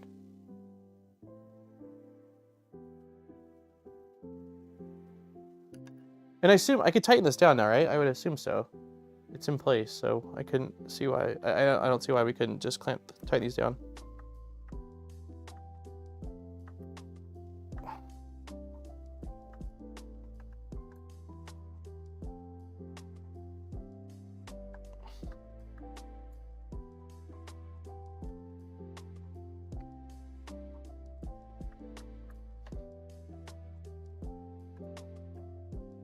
Okay, so I'm going to pull these through. That's probably plenty tight for now since we've got the ability to tension from back there, plenty of distance. And so yeah, we're feeding it through that little, probably that hole you're saying doesn't even need to be there, right? Like if I put the screw in here, that hole, because I'm gonna cut these, I assume I'm gonna be cutting these shorter. You don't need the fourth screw, it'll be fine. Hey Zach, what's going on, man? Yeah, I'm gonna try to feed these through here, but something tells me it's going to... Or should I just cut these short, man? Like, I'm kind of thinking I should just cut these short already. Like, at least cut them down to, I don't know, right here. I broke, okay, cool. You broke, I figured, I'm like, it looks super delicate. I'm like, it's maybe like, point, I mean, it's like a millimeter maybe of thickness. Okay, screw and washer, just hold them out of the way. Gotcha. So if we're cool that then everyone in agreement that I should be fine to cut this fairly short. I'm gonna leave enough to get to like right here. So I'll probably leave, I don't know, maybe like cut it somewhere right about here. Oh man, we ran into a screw issue, Luke, yeah. This seems like too much belt, so if I get the green light, I'm chopping this. I keep it plugged in the vent. Oh, so you screw it in and then plug it. Okay, all right, let's try that then. Okay, so we're gonna use. I think I'd rather use a. Yeah, we'll use an M36 button head for this.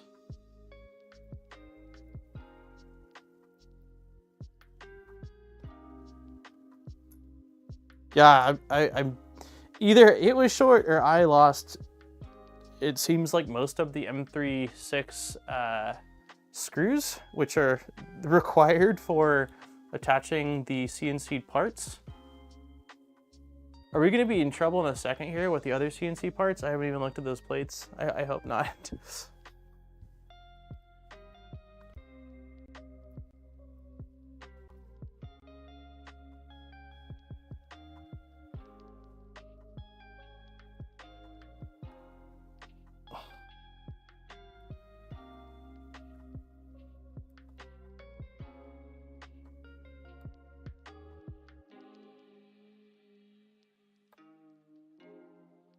Okay, that seems plenty tight.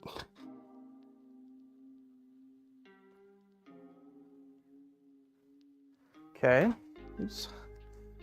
And you're saying you just plug it over here on yours? Just shove it through here? I don't think you need any more flatheads. Thank God. This is the best news I've heard all day.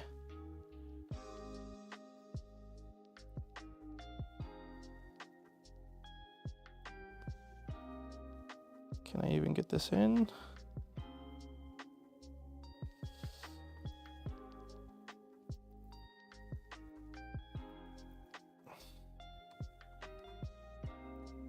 Let's see if I use the needle nose.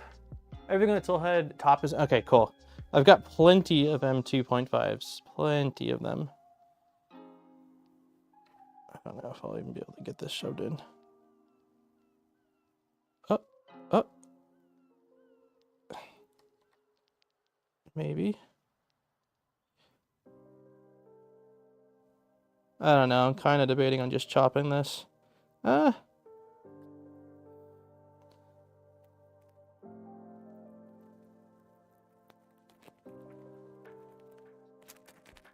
I can't get it in there nicely.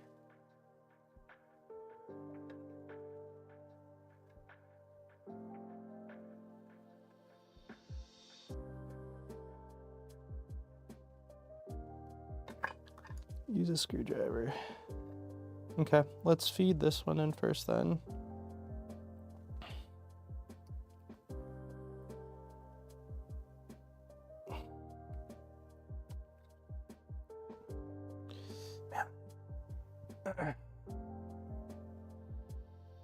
Chop it. Yeah, this will be my last attempt with this screwdriver. If I can get it to feed in, then cool. If not, then I'm just gonna chop it as well. It's all the little things like this that end up adding the most time to the build. There we go, that worked. I don't know that it's gonna stay in there though. It's just popping right It's just popping right out. Okay, one last thing is, let me see if I align it with the other belt, so that way it's a bit thicker.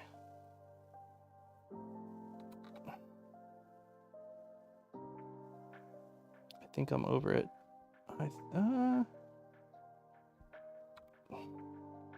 Yeah, I'm over it. We're chopping it. We're chopping it.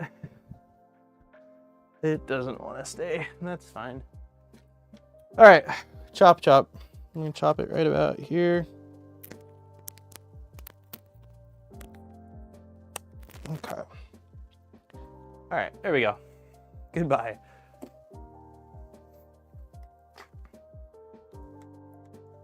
All right, so that's that. Refer to the picture below for routing. We did the routing, so belt routing's done. Belt tensioning. Time for belt tensioning. Please pull the slowly until the screw on the back is exposed. Okay.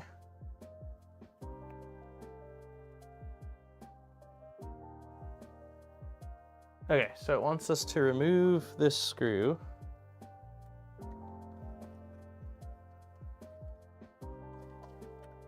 And then it wants us to fold. Why we no fold? Oh, is it because no, the bed's not hitting that then? Why are we no fold? Let's take this bed off real quick. I'm about to do my first complete Prusa build. Hopefully upgrades for MME3 and this will be helpful. Nice.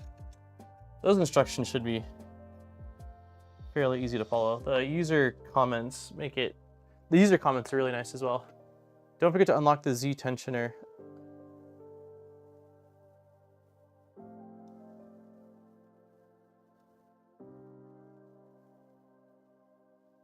There we go. Okay. So we're exposing a screw.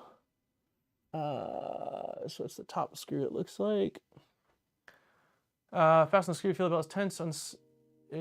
Okay, so we're just going to basically tighten you. Am I using the right size driver? Are we spinning? Yeah, we are.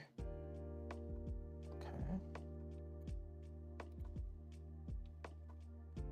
I don't know how much tension we actually want with this thing. That feels... I don't know, these are thinner belts, so it's like, I don't want to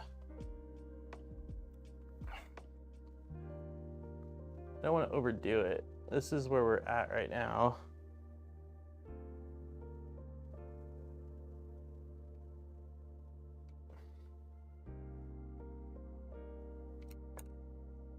Yeah, I'm calling that good enough.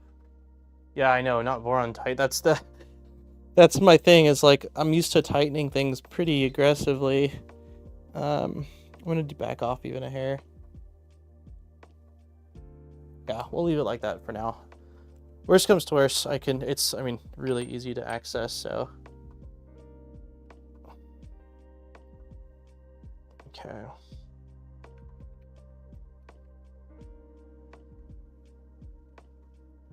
Yeah, with these, I can see myself cranking down on these belts and just watching them pull, like break or something.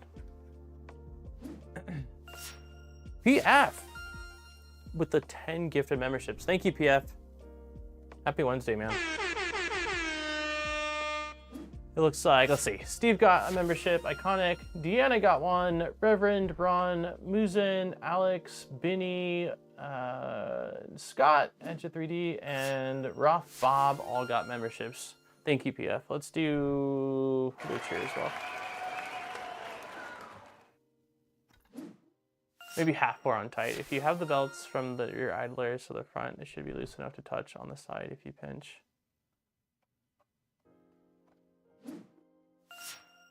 Yeah, we're okay. I think we're okay. Happy Wednesday, man. Okay, so belt tensioning I think we're okay with. Install the fan enclosure. Right.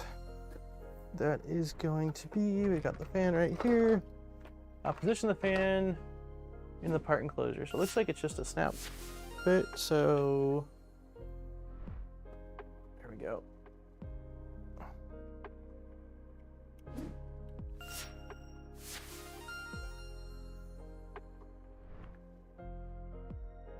Doesn't say anything about, so maybe these little,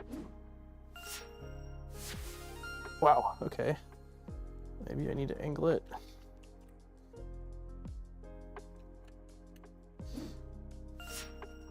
It's the tab is what's holding it. You know what, the tabs need to be removed because the tabs don't look, the tab up here is too big. You can see it, like, let me see. I don't know how well it'll come through, but if you look at the tab in the printed part and this tab, it's too wide. So should I chop off that top tab? You need to, split the fan. Okay, so just open it up then. See if I can do it without breaking anything. I think I need a flat head for this.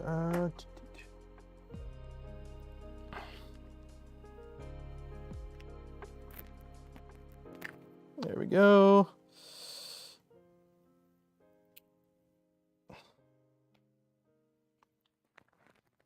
Come on, buddy. There we go. Okay. That makes a lot more sense. I was like, that is too wide. Okay, so fan goes, now it goes perfectly. That makes a lot more sense. Did you print the revised fan housing? No. Whatever was there when I printed parts out 30 days ago is what I've got.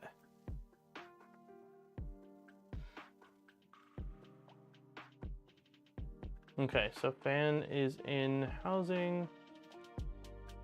Place the toolhead base plate, which we did. Place the fan and toolhead cover plate. So we did that.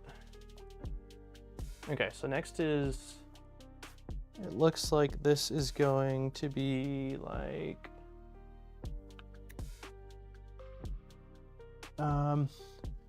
is there any method for routing? Is there any method for routing that I should be doing? So right now I've got the fan cable coming out from right here. Got thermistor here and heater cables here. Should I be routing them both the same direction or should this one be going the opposite direction? If your fan rubs, there's a new housing. Okay. Oh, you mean when it's actually spinning? It seems good based off my thumb moving it, but yeah, I'll keep that in mind. If there's issues, then I will use the revised housing.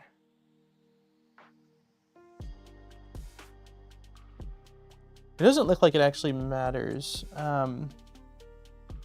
There's still plenty of space for these wires. But just before I put this top plate on, I'm curious if there's any recommended way of routing that. And then we need our CNC plate.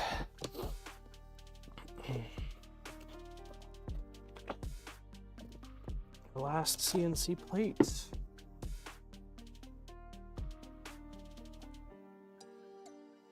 Which is going to go.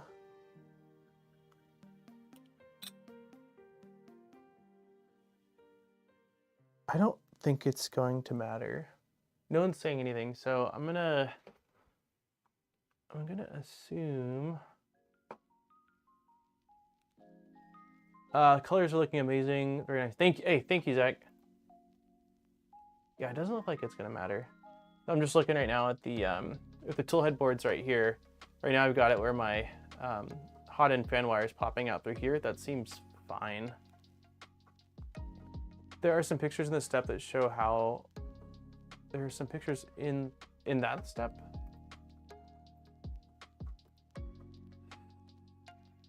Final assembly.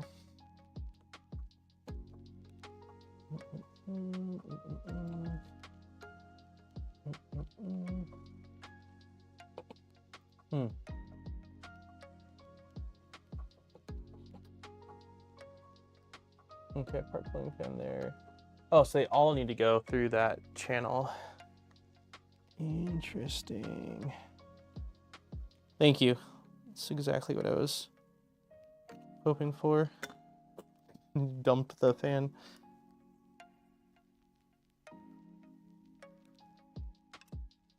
Okay, and so I'm assuming we're gonna have some long screws that are gonna pass through the top plate into the bottom plate. Okay, so this is going like this.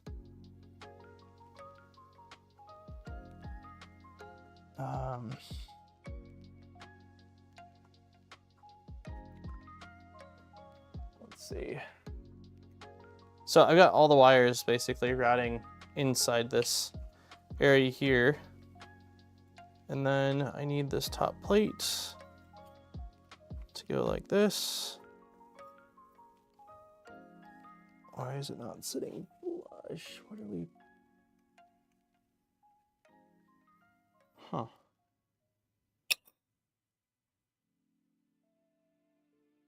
So the fan, so the fan housing sits a little bit higher than the hot end. So this plate is at an angle. Like if you look at it, if I press down, it's got play. Is that how it's supposed to be, or is there supposed to be some kind of a washer or spacer between these two? Nice! Thank you for, was it 5? Thank you for the 5 memberships, man. Pizza time! Pizza time. Cheers. Thank you for the support. Nothing went boom, but there were missing some screws. Yeah. I left you on for my dog. How about she won't tell me what I missed? No, nothing went boom. Just some missing screws. Before I secure it, want to make sure that there's nothing. Your screws are lifting the shroud.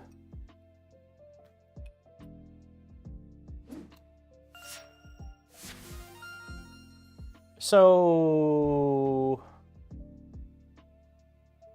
are the flatheads that come in this not standard flatheads then? Are they like super thin top flatheads?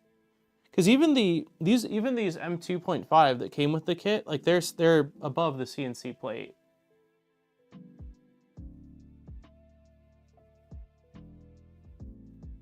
So I'm not sure how much of a difference, because one of these screws also is, I think, one of the ones from the kit.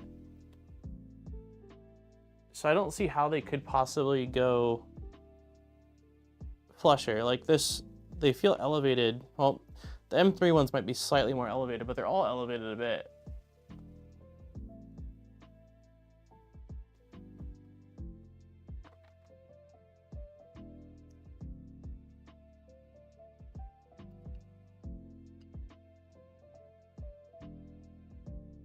Seem kind of low energy today. Yeah, well, I think I started off on a high, but we hit a bit of a roadblock with the screws. I think that kind of bummed me out.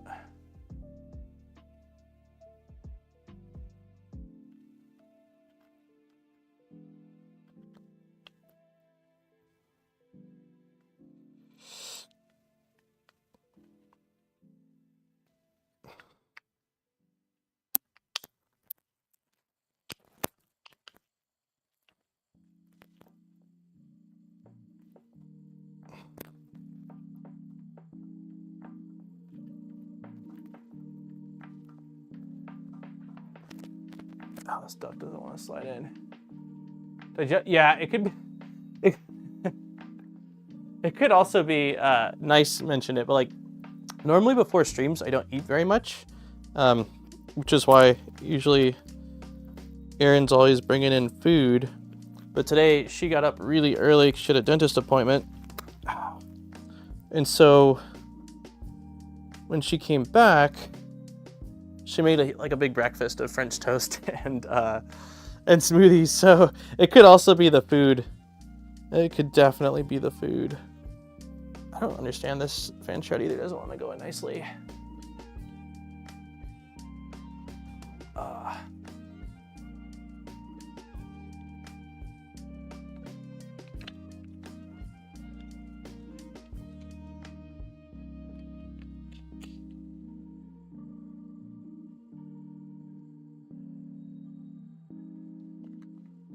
Yeah, I might need to file. I'm gonna file this a little bit. I don't know, for some reason oh, you can't see it. You see me. Did you remove support piece in the fan shroud? I think so. I think so.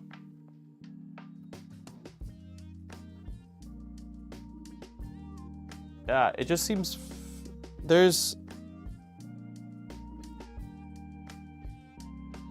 a bit of maybe it's even a little bit of elephant's foot. I'm just gonna slightly file this and see if that gives us what we need.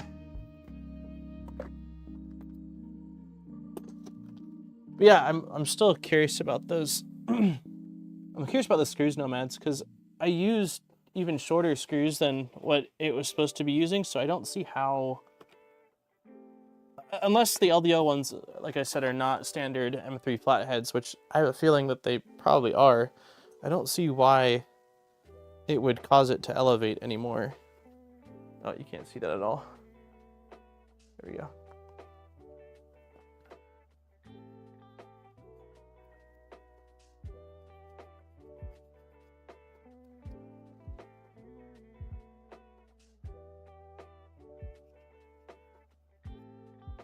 ABS files really nicely.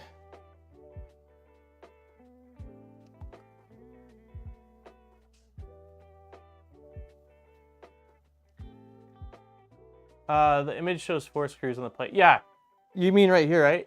Yeah, no, I'm missing a screw. I was missing more than a screw, but I was able to find 2 in a different box. I don't know what happened with them. I don't know if they walked off or if I was just short. Someone else in chat said that they were short on that screw, so I think that's probably what happened. I think the kit was probably short a couple screws, but I won't say that definitively. I didn't do a count and match it all up, but that's why I only have 3 screws.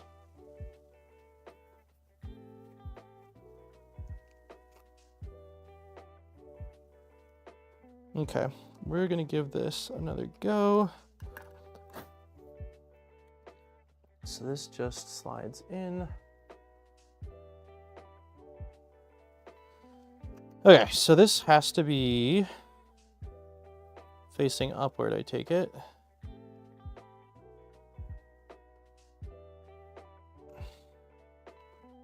It's okay. I think if we just push through, it will fit in. So let's see if we just keep pushing. No. Yeah, it is not going in very nicely.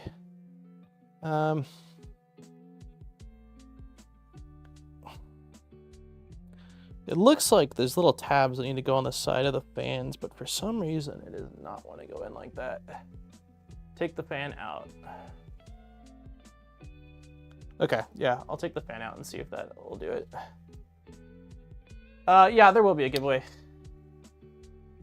There will be a giveaway. Yeah, that was probably the issue, as the fan was in. Let's see. Yep. Definitely install the shroud first. Okay, so yeah, when it comes to this, I don't know what the play is. Because we're I mean, we're quite a bit higher. Let's see if this were down like that. I think we just move forward and tighten it down and see what happens. I think that's what we're gonna do. Maybe TPU, print for silent. The image shows 4 screws, you have 7 installed. I don't, what are you referencing? What image?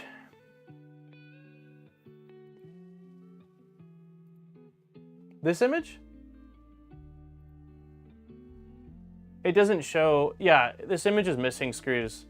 There's supposed to be screws going from here into the printed part, so there should be 8 screws.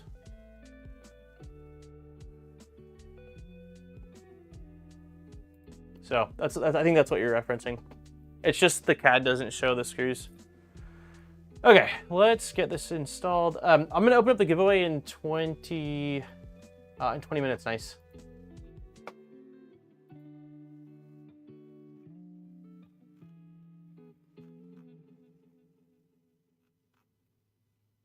Okay. Place the tool head. We did that. So secure to the heatsink. 2.5 by 6 flatheads. 2.5 by 6 flatheads. Bam.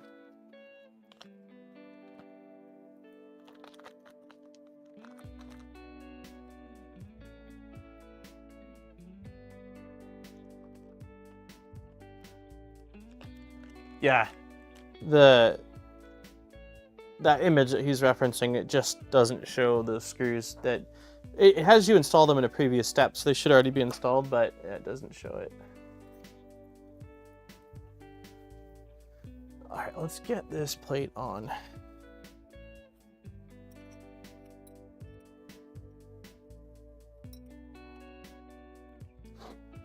I'll grab a little bit of Loctite. Okay.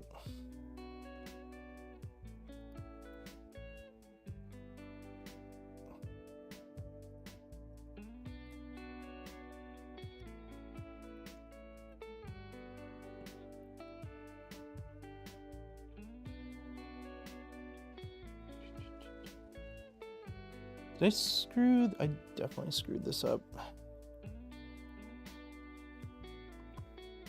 So there are multiple holes. There we go.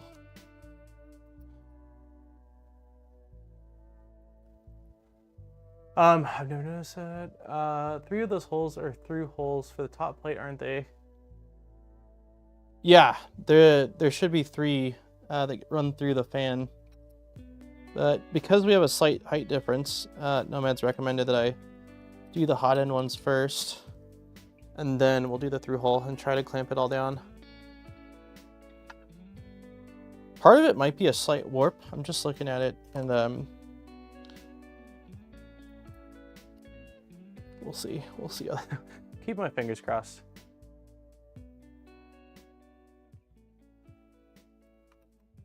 All right.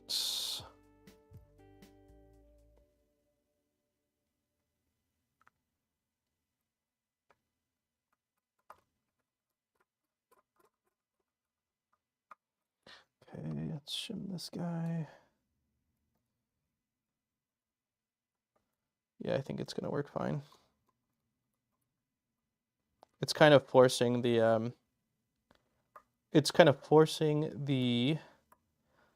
fan downward. So as long as we don't have rubbing issues, which we'll find out shortly, we should be good. Okay, so those are in. Yeah, that is nice and secure. And then we're using, let's change the music. Boom. M2 by 5 by 20. So these are long ones, 2.5 by 20s, 2.5 by 10s, 2.5 and 3/18s.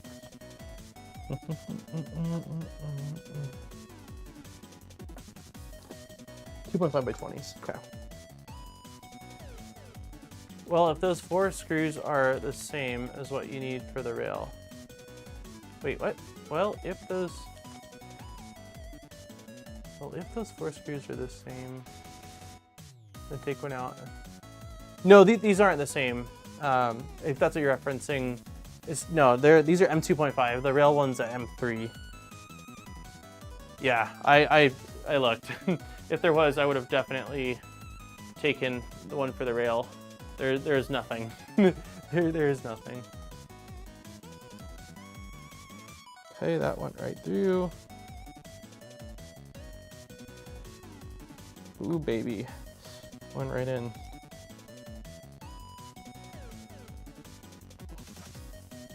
There's still an opening here that I'm not exactly sure what is for yet. These screws up top here and one on the bottom, but hopefully we'll find out soon.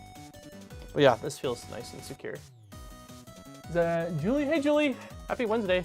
Oops, let's not scratch anything. Oop, let's not strip. Okay, let's not tighten that anymore. That is plenty tight. Forgot for a second. I was using a M1.5. That is a small diameter. Position the Bowden guide between the plate and secure. Oh, so that's probably what that is. Let's see. That is in. We did that. Yeah, Bowden guide. So that's the last thing that we. That's a printed part.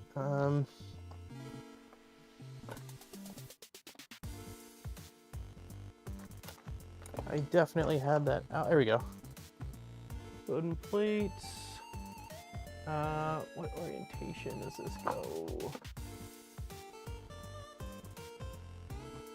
Okay, so it looks like this goes like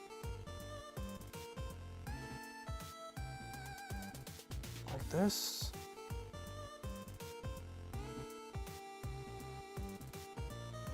And then is that a 2.5?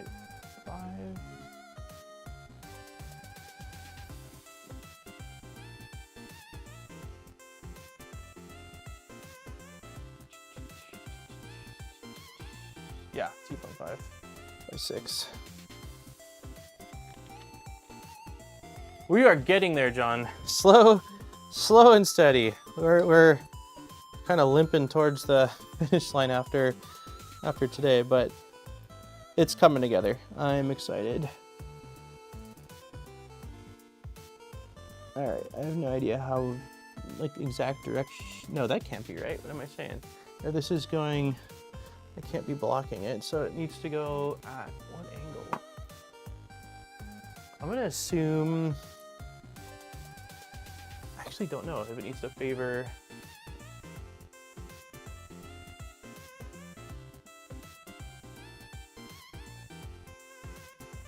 Okay, yeah, so it needs to go.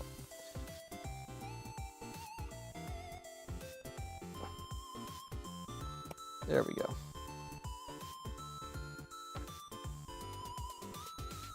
Okay, so this is... Guys, smash the thumbs up. Nice! Thank you for the €2. Yes, guys, if you have not, smack the like button for getting this thing printing today. I still believe we are gonna push plastic. What time is it? Yeah, we still got this. We have still got this. All right, secure the Toolhead PCB to the Toolhead PCB. Cool.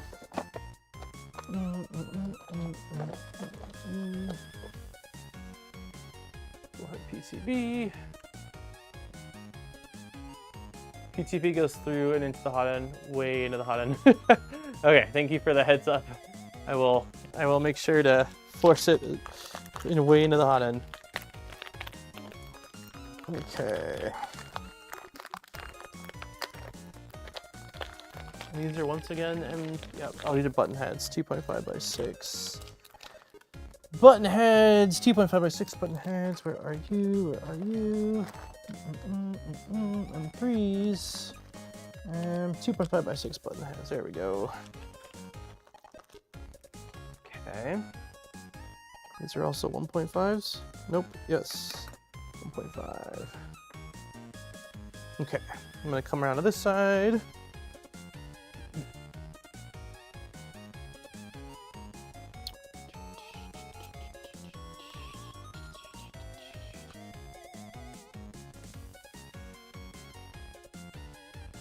That's one thing I haven't looked at even once today, is the is the likes or how many people are here. I've just been pretty focused. Oops. Let's not scratch the PCB.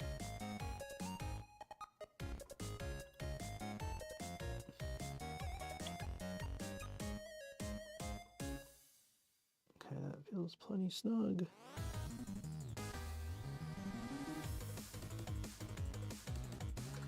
Okay. All right, PCB is in place. Refer to the picture for Toolhead PCB wiring. All the wires should go behind the Toolhead PCB. Did I screw that up? No, that seems fine. That seems... Is that... No, that isn't correct, huh? It looks like it wants me to move all these wires underneath here. Do we have the... I'm gonna have to pull that back out then. Did I miss today's giveaway? Nope, we are running it a little bit later. It'll open in 13 minutes.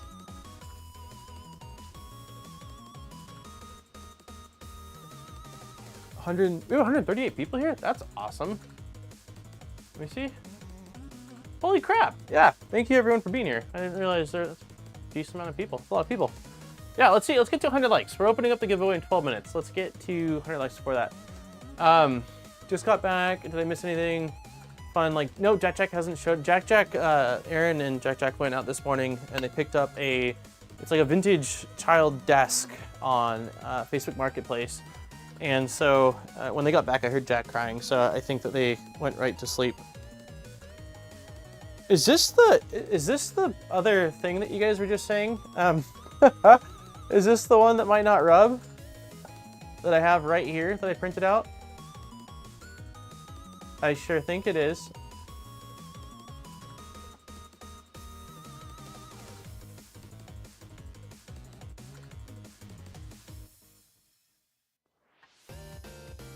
I have a feeling this is exactly what it is. So at least I have it if I need to swap it.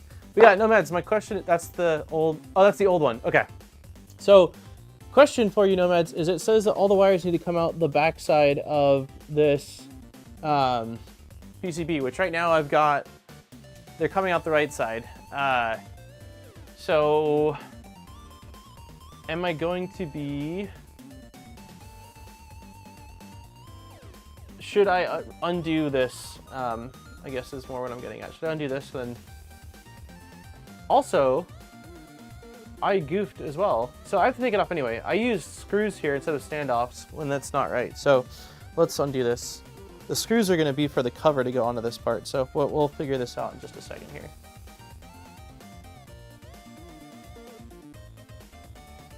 Yeah, these are all in Cookie CAD Unicorn. And then the blue or the mint color is laser cut acrylic that I did on my CO2 laser.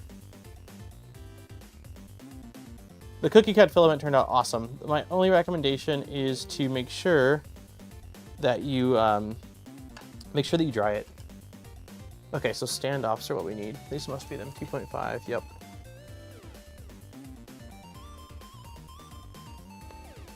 It's 1, 2.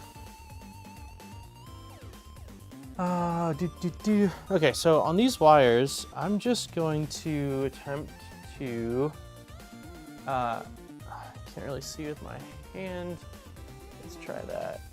That kind of works. So I'm just gonna feed them like this. I don't think we need to get them all the way into here. That doesn't seem right. So I think that if I just kind of feed them like this, the back of the PCB has some components on it that I think will help kind of keep it in place, but it's a little bit tricky.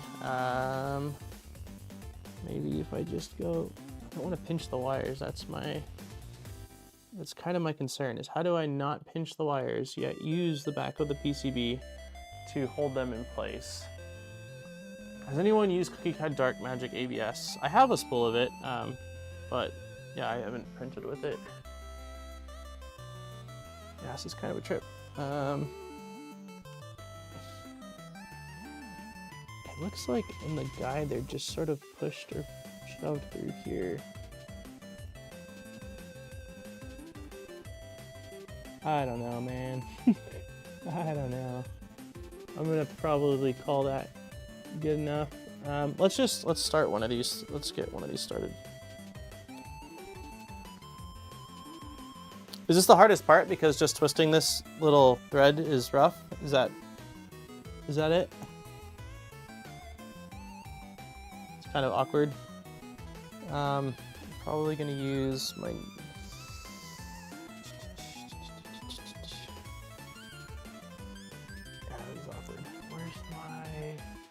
Nipix. There. Yes. Okay, so yeah, let's try to get this one started. I really just want to get both of them in a little bit and then position the wires and then work on tightening it down. Okay, why are you not even starting to go in?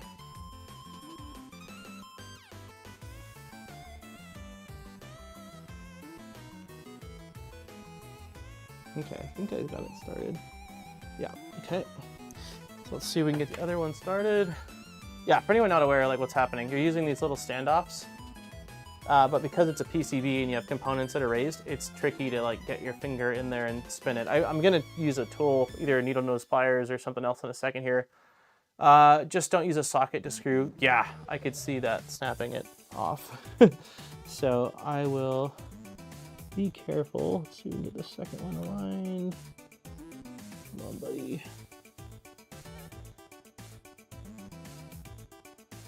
What is blocking me? Is it these wires that are blocking me? No. Oh, it's just, there we go. Oh, it's this, okay. There we go. Okay, so now they're both in a couple of threads. And I am definitely pinching wires. I am definitely pinching wires, which is not good.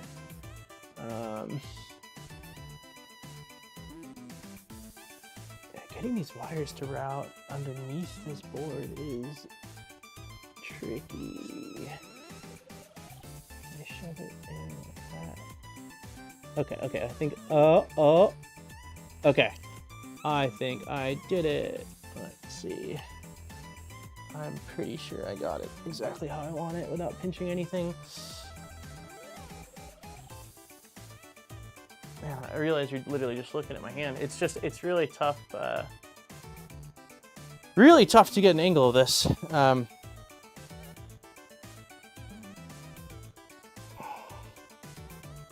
Okay. No, we're gonna need to use our, oh, there we go. A little two-pointer finger action here. You guys, yeah, you can't see anything that's going on. I'm using my fingers pinched together to sort of spin this. I'm gonna use a tool in a second, but I figured let's get it. There we go. Okay. So now we'll use, I think we'll do needle nose. It's kind of a tight area here. Yeah, that works.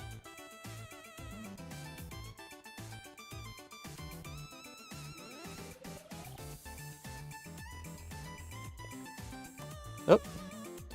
The chances of me taking this off to, wait, would I have to take this off to, no. Right? I think I could still access if I needed to access that linear rail, I can leave this on. I can just take off the top plate and then pop the fan out. What I'm getting at is I don't want to redo this. Okay, that one's decently tight.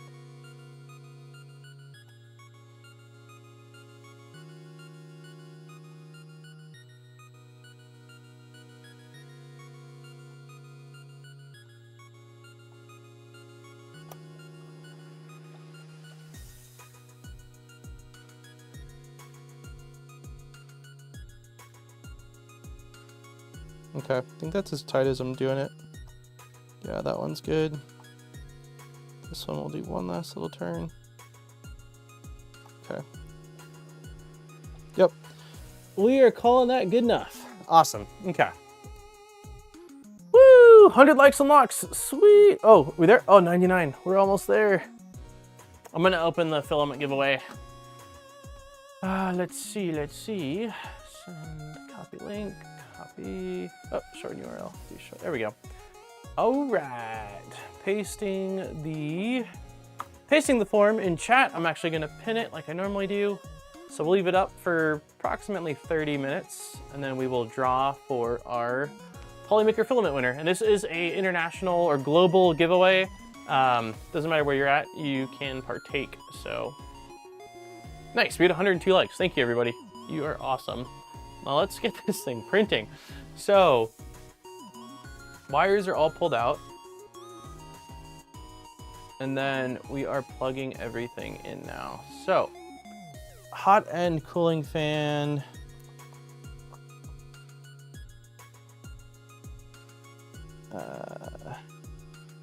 Do we have enough slack? I don't have enough slack. What gives? It's the thermistor wire. Can I pull a little bit? No, I cannot. Yeah, that ain't happening. Oh. Oh. All right. Yeah, there's not enough slack. The thermistor needs to be pulled in a bit more. Big sad. Well, lesson learned. If you're doing the wiring on this, make sure you've got your... I wonder if I can just get it a little bit loose though. Nope, I need more. That's a bummer. This should really be like the final... Nomads, let me know in chat if this is like the final step. I would think though, I would think that once I attach these fans, put the cover on, and plug the cable in, we're basically there.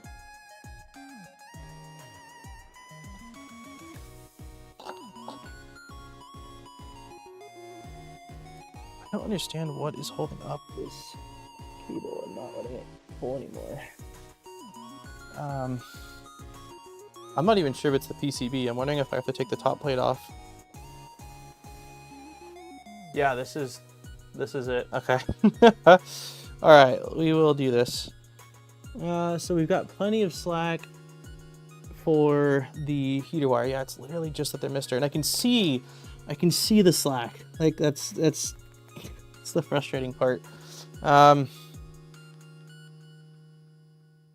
I'm gonna just remove this right screw. It's a pinch between the fan and the hot end. Oh. No, I got it. We're good now. Okay.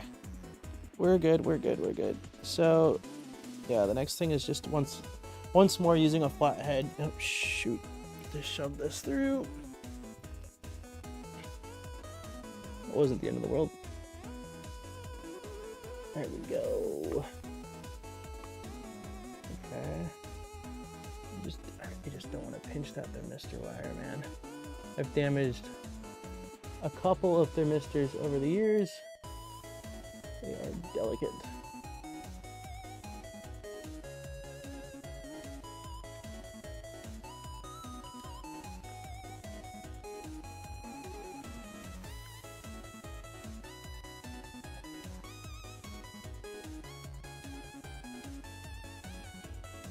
Let's get this back in.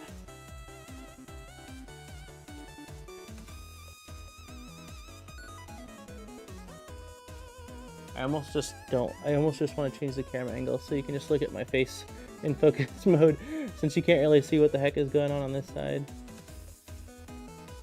All right.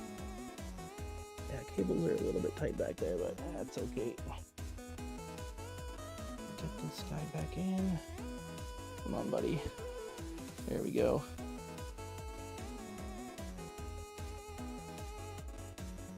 All right. Do the little tightening up again. Should you connect the cable first just to be sure? It's not a horrible idea. Thermistor, it said, was on the bottom. So that's actually just a good, recommendation, is to plug your cables in first. Yeah, we're good. This one's got plenty, and the other one, let's see.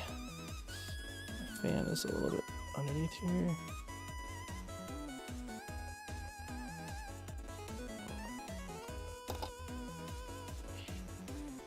Come on, plug. There we go. Okay, so part cooling fan is second from the top.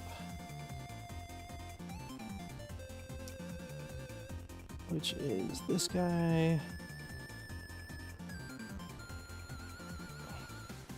Okay. Then hot end fan is the top, which we have a ton of slack on that. Is that going to be an issue? We've got quite a bit of slack. Hopefully the cover will kind of contain this, but yeah, this is a long one.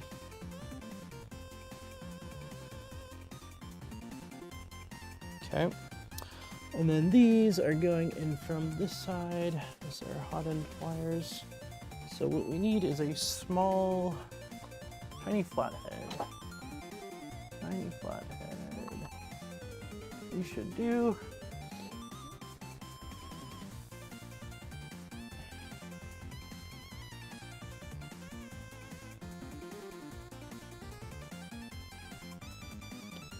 Might have made more sense to do these hot end wires first since you gotta go at them from the inside, but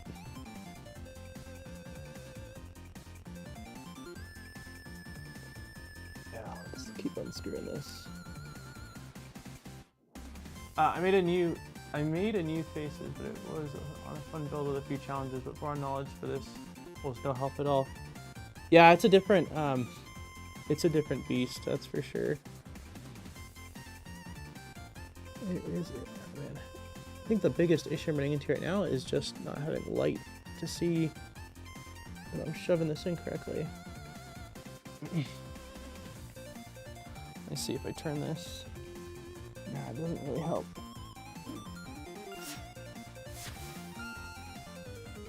Bearded Pocket. Thank you very much for the 9 months. One of my favorite parts, the Toolhead wiring. Yeah, I'll just do, we'll do front face so you can see the look of struggle since it's just hands on the other side. I cannot get this damn ferrule to fit in. I don't know if I just need to loosen it more or if it's a really, I mean, I know it's a pretty small terminal block, so I assume there's not going to be a lot of, there we go. Put the first one in. Okay.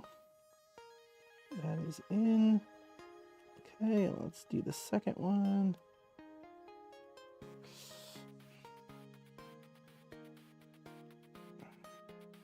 Come on, buddy. There we go. So once one of them fell in line, the other one's like, all right, I guess I'll go. Okie dokie. So the last step before we put the cover on is I do need to secure these standoffs because they're not very tight right now. We did it! Yay! We did it! It's a joke because those wires must go exactly as shown or the cover won't go on. Oh gosh. I think that I have followed the instructions of how these need to route from the back end, so we'll see how it goes, man. We'll see. At least I know I have the length needed to get them to their connectors, right? All right. Also, giveaway is open for anyone that's just popping in. It's pinned in chat. Okay, so I feel bad for this little standoff.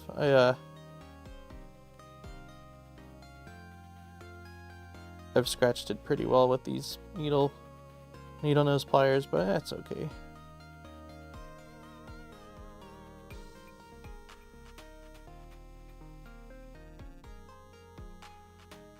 All right, that's plenty tight.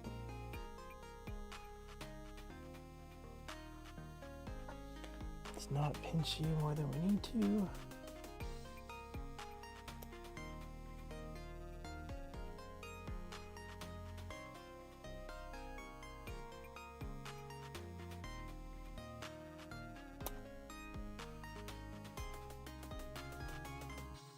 Okay. All right, cover time. Will the cover fit? So you're saying the cover has to go exactly... Oh, no. No. Yeah, so we'll see. That's probably why my hot end fan is so long, is I just route it through here. They route it differently. If you look at this, it comes out through that side, then goes through there. Yeah, and they have the slack kind of tucked in over there. Okay. And what size? These are M2.5 by 6 button heads, which we've got. Okay.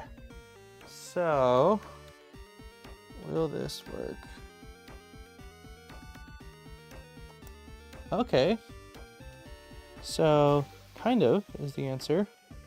This guy does need to have his slack tucked though. Like, let's see.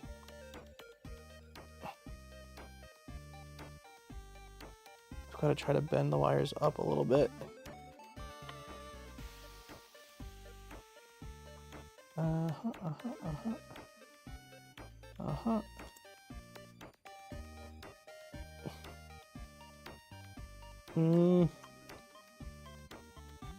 These fan wires are...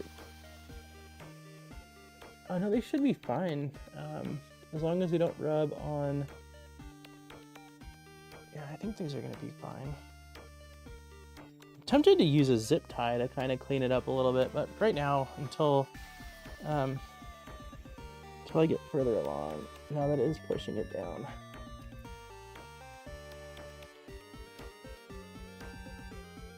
So I think if I take the thermistor wire and I unplug it, and I route it on the other side of this cable, since it's shorter, it's going to help lift everything up. So let's see. Maybe not as much as I thought.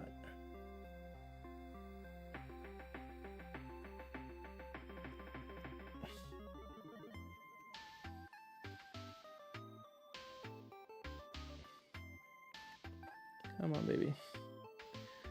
So close. You are so close.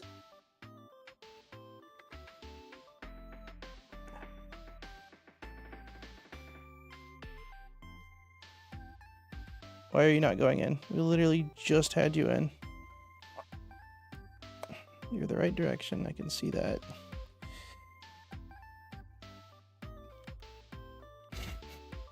Come on, buddy. There we go. Thank you. Good thermistor. Okay. So let's see if I hold it like this and just kind of like...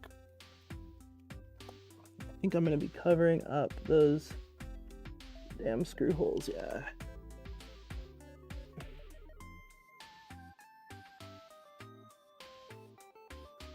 I fully think that this is going to eventually rub on the belt. I'd love to be wrong, but I don't think I am.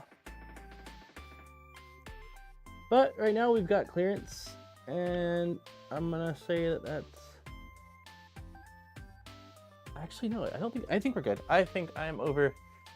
You can't see what's happening, but I think I'm overthinking this. Whew. All right. Let's put this on. 2 little screws.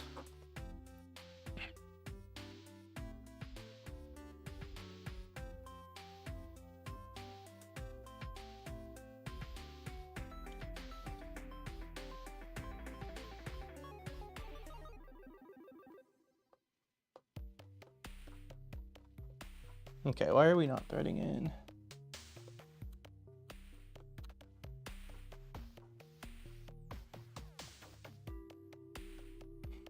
All right, well, something's up because this screw is not threading in at all. What the heck?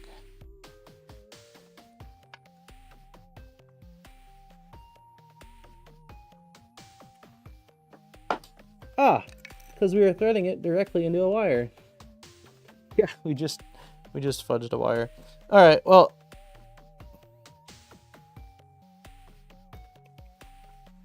Lovely. All right, I'm gonna recrimp these 3 wires.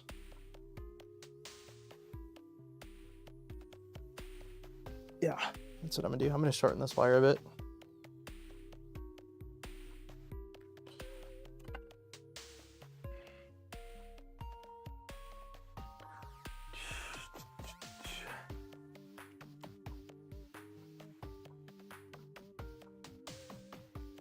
It's a tight fit inside of this tool head.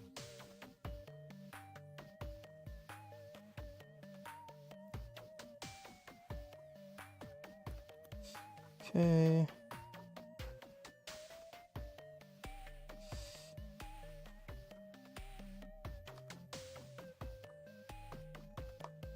Okay. What size is this? Are these pH 2.0s?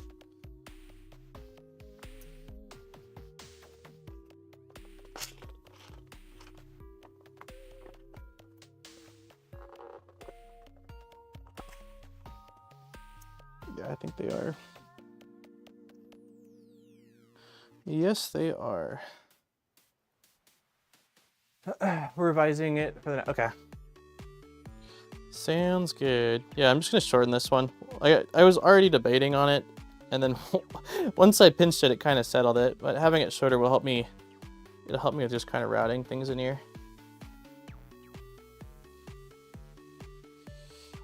Okay. Crimpers.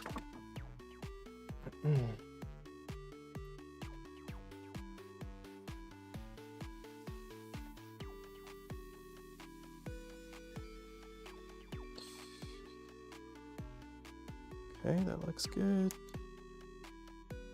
Ooh, it's gonna be a tight little crimp work area here.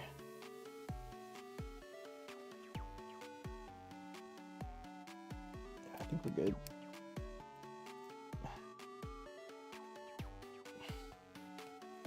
Okay, one down.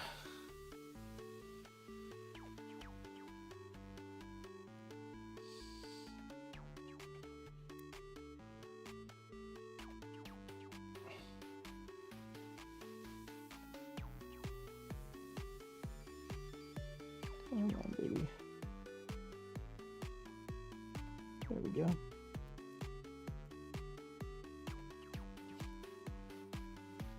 Oh, nope. I've foobarred that one. Yeah, I screwed that one up. These little... What I needed to do was check...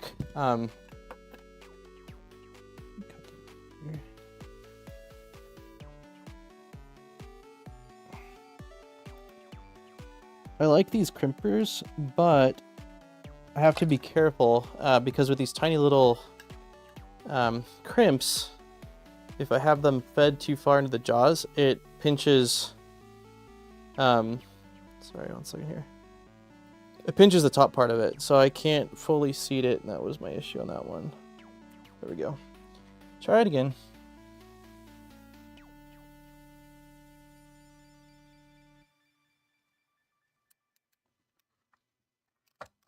It should be better. Yep. Okay, 2 down, 1 to go. Get one more. Crimping. You're good at this part. I am terrible with... Oh, yeah, I have gone through some really rough builds over the last few years. Like, the first V0 that I self-sourced, I had to create my own wiring harness, and I had never even crimped. This would have been 4-ish years ago. I don't think I'd ever actually crimped a wire at that point, and it was an absolute nightmare. Like, I mean, it was so frustrating. But I did learn with time, like, yeah, technique's part of it, but having a decent set of crimpers is a massive part of it as well. I don't know what I had before. It was just some like really no name, like the cheapest thing I could find. Maybe not exactly, I'm exaggerating a little bit, but oh, this one didn't go in far enough. Yeah, and once I got like a decent set of crimpers and have a general idea of like, okay, most crimps, well, pretty much every crimp will have at least 2 sections. One section's for the sleeving, one section's to bite onto the wire. And so once you have like that sort of idea down, then it just kind of becomes consistency. But I still struggle, like depending on the crimp, like microfit, the microfit 2.0s or whatever, those kind of get me a bit. So hardest part about this right now is just that I don't have a whole lot of space to work with, since the wires are, you know, attached to the tool head. I can't just take the wire. Yeah, this needs to be straightened out a little bit.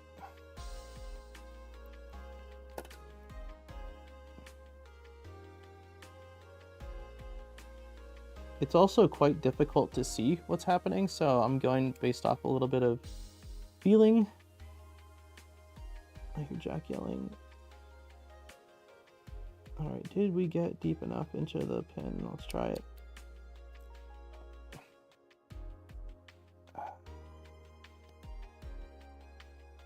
No, we're still not getting deep enough. So I'm gonna strip back just a tiny bit more wire. I think you jinxed me, Nomads. No, we'll get it. We'll get it. It's always the last of, which crimpers are they? These are Iwis. Iwis is the company, and they are the model number. Well, that doesn't do you a whole lot of good, does it? It's bright. Iwis 3220M. Iwis 3220M. Yeah, they're just from Amazon. I think that I had already purchased these, but I know Steve really likes this brand as well.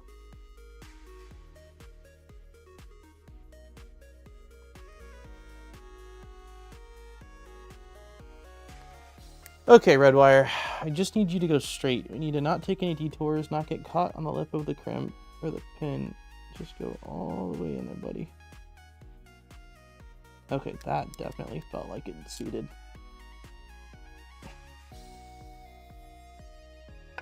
Now, this last pin, dude, is being a jerk.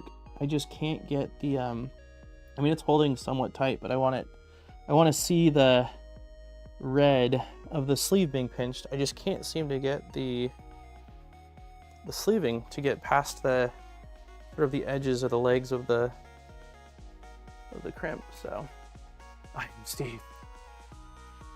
Iwis now has an alley store. Oh, sick. That's cool.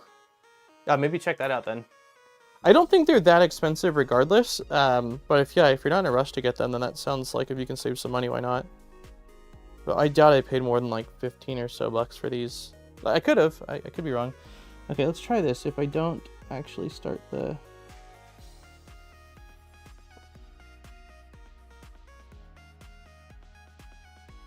It's always the last wire on every freaking build that decides to be stubborn. Yeah, I can't just... It's the same thing. Alright. Something's gotta give, man. It's so funny. The first two went really easily. Yeah. We'll get it.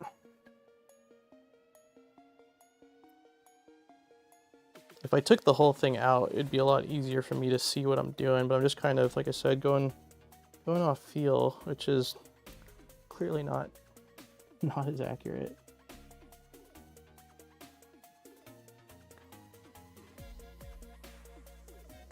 I also think what I'm going to do is I'm going to trim off some of this excess wire. It's a little bit long for how small of a...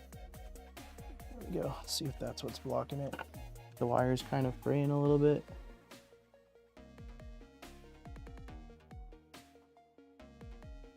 All right. This is it. This is it. Nope. All right, now I can't get it at all. I don't understand, man. Like, the first two were a piece of cake, and it's this last one. It keeps getting caught up, which isn't making a whole lot of sense to me.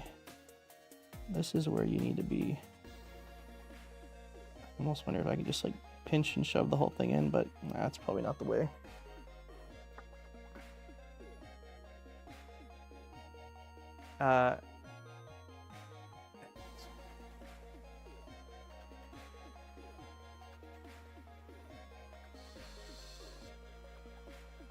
It's wild to me. This isn't a big gauge wire either. I don't understand why it's just not going in. I'm almost tempted. Here's what I'm gonna do. Let's give us I think I'm convinced that this little piece right here is cursed. So I'm gonna cut it off. Cut it off there, and let's expose some fresh wire. Let's go a little bit more than that. Like, there we go. No, a little bit more still. Okay, well that was probably excessive, but let's try it. That it just wasn't happening. All right, straight in. It's just getting caught up. Oh, there we go. That was it. That was it. That was it. That was definitely it. Yeah, we are in. Okay. I actually went a little bit further than necessary, but it's fine. Okay, let's get this. So orientation is red, yellow. So red. Red. Okay. There we go. Red is in, then yellow.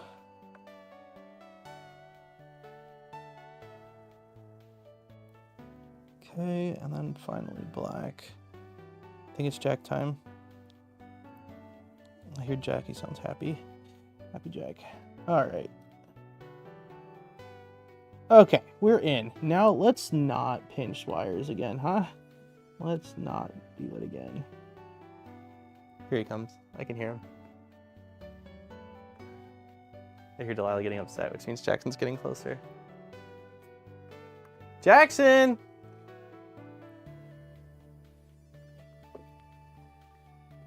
Jackson!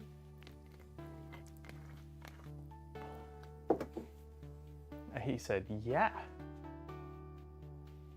Jackson, where are you?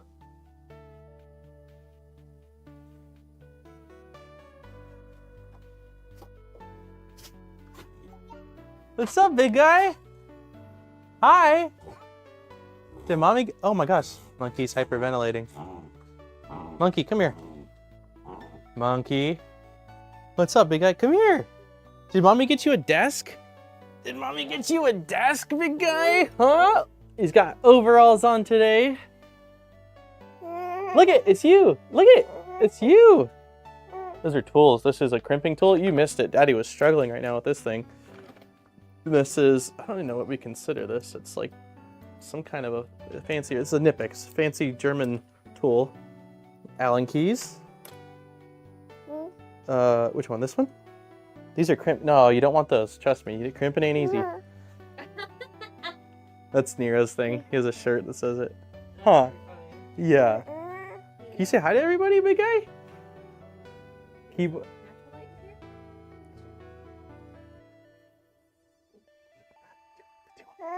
That's the vent. That's the light. That's the light as well. Wave hi. Say hi to everybody. Say hi, big guy. Jackson, say hi. You want to say hi? Yes. Danger, he's got the drip. Huh? You say hi, big guy? Like a trippy overall. Aaron was pretty pumped on his outfit today. Yeah, that says ModBot, huh? Is that, what color is that? Is that green? Thanks, Pete. Is that green, big guy? Huh? Yeah, it's a printer. A 3D printer, huh? Cool. Yeah, Marie's making a shirt. Hmm? You have a nice nap? Yeah. And you got, mommy got you a desk, huh? A cool desk? I put his books and his coloring books. You so excited? Yeah, good. Eventually get him a little tin for his crayons. The plastic bag.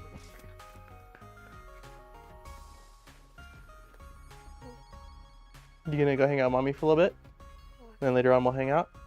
You show me your desk? Yeah? Yeah? You gonna play with your tricycle? I said you got a tricycle. Huh? Cool tricycle. What color is it? Is it red? Red. Yeah? What? Red. Red, like that. Red. Alright. Daddy's gotta get back to the build, son, because it's taken him a lot longer to get to this point. So, yeah. You say good luck? Can you say good luck? Say bye-bye. Bye-bye. All right. You want mommy? Doo-doo-doo. All right. I'll see you guys in a little bit. Hey. I'm gonna finish building, baby. Okay? Mwah. Blows kisses. Okay. Hey, babe, Delilah. Don't let her be in there. Please take her downstairs. Hey, Delilah, go downstairs, mama. Go outside. Pee-pee's potties. She's been eating her paws. So I just, if she's up here while I'm streaming, I have a hard time keeping track of what she's doing, so I don't want her up here.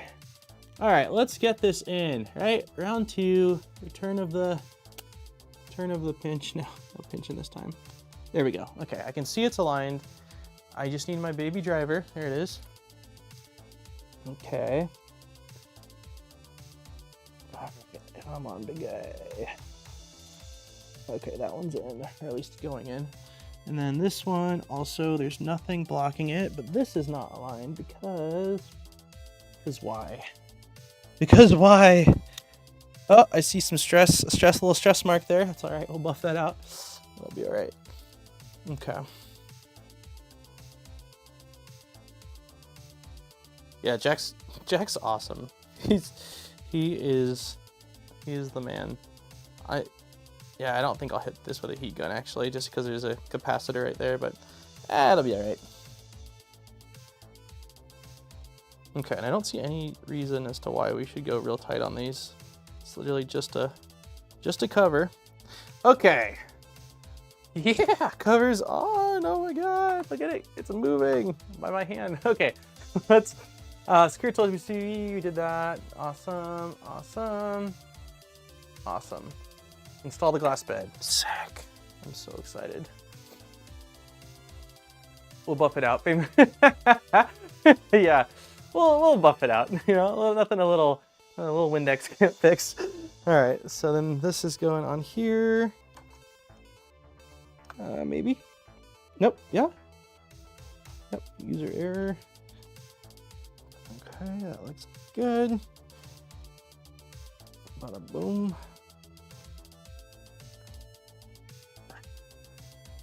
We just gotta turn it on. I'm so excited. Okay. Position the bed, the carriage, and thumb screws. Yeah, we did that. Okay, now glass time. Glass, glass, glass. Glass, glass, glass. Here we are. It's a pretty glass. Okay, so this says, cut a piece of silicone strip.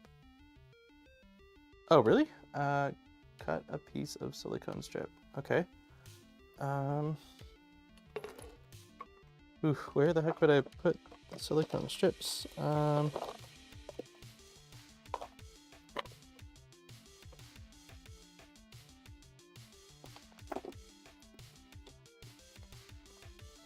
have a recollection of me throwing something out yesterday that makes me wonder if it was those silicone. Oh, no, here we go. It wasn't silicone strips. Okay. Cut a 10 by 8 piece of silicone strip and stick it to the most upper left of the glass. The pad is used to protect the melted filament from overflowing. Okay. So I'm just going to cut off. Assuming this is 10 millimeters wide, we'll go like this. Yeah, that seems kind of close. Okay, so we're sticking, it looks like. If you can't find the silicone strip, it's not in the road. Okay, yeah, we got the strip. We got it. Okay, so it looks like we just want it kind of where, from like the top edge, favoring the right side of the black PCB is what it looks like. So that's what we are gonna do. Just gonna get you, oops, put you right about here roughly. Yeah, that'll do. Okay, so little silicone pad guy in the corner right here. Everyone sacrifice 1 millimeter PLA to the printer until it doesn't get any. Yeah. Everybody trim off a little piece of filament. Okay, insert the glass through the slot of the print retainer and connect the pins. Okay, so we are going like this, and we are going like this, and we are sliding it through the slot. which is right here and right here. Maybe? Why are we not sliding? Is it because of that? Because of that damn sticky silicone I just put on? Are we scratching? Like what? What's happening here? I don't know what's happening here. How difficult should this be? Like, should it be? I don't have any point of reference for doing this, so it feels kind of tight, but I have no idea whether it is. Ooh, okay. All right, baby. last little bit there felt good. Into the glass, right? Connect the touch panel to your printer, okay. Oh God, it looks so good. It looks just so good. Okay, we need touch panel. Touch panel. Touch panel. Okay. You know what we haven't done? We don't have our hot end. We haven't connected our hot end cable. Should probably do that, right? Bed cable.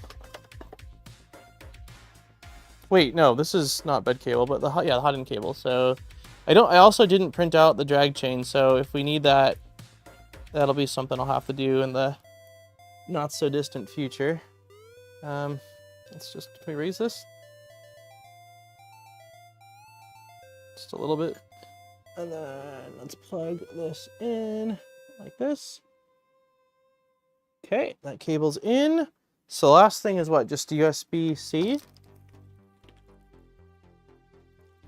Oh wow, it's already 2:03. Holy crap.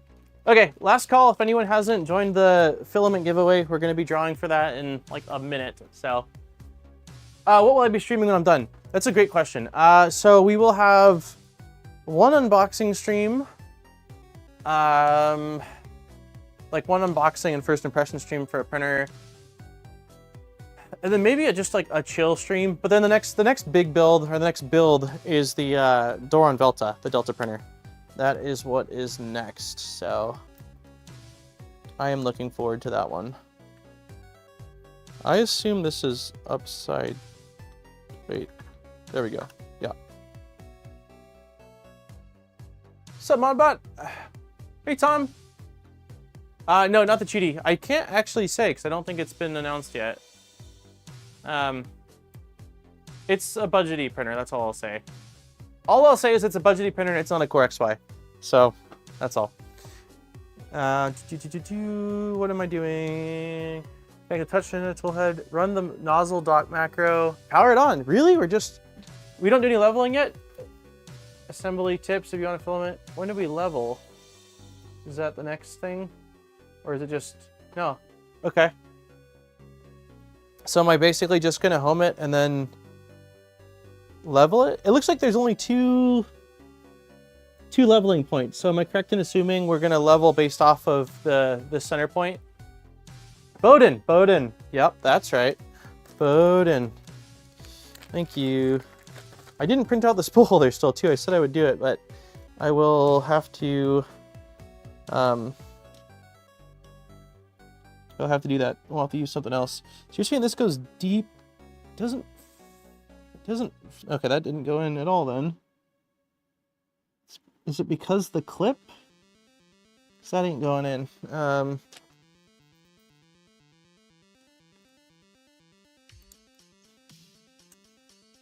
I don't know if it's because of the retaining clip that it just isn't going, but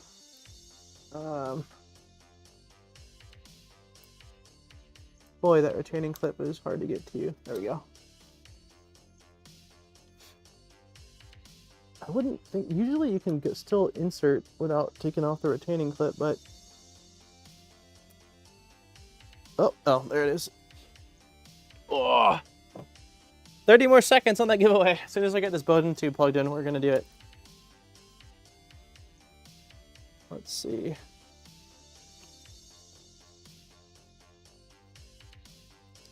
Huh. The Bowden tube. Oh. Okay, I got it. Yeah, that went deep. That went real deep. So, Thank you for letting me know that it needed to go deep, because otherwise I would have probably just been like, oh, that's all it is, I guess. Let me see if I can get this damn retaining clip back in. Oh, nope.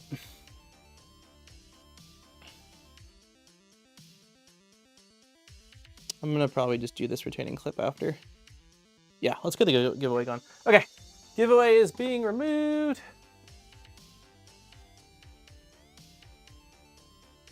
Don't forget to update the config. The print, you mean like the printer.cog file? Unpin, remove. There we go. All right. Where is our entry form? Here it is. We have got 104 responses. That means I have to download the, actually, maybe not. Maybe I can just, let's try the copy paste. Oh, no, I do have to.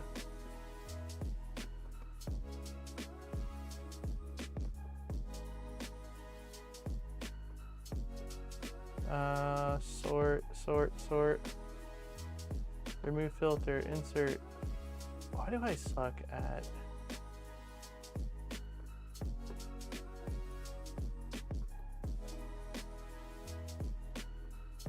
There we go. I'm not very good at spreadsheets. I mean, I work in them a lot. I just, as far as formulas and such. Okay, let's see if this is everybody. How many people did I say there was? 100 and... No, this isn't everybody. Yeah, I'm gonna do my old method. I don't know what the deal is, but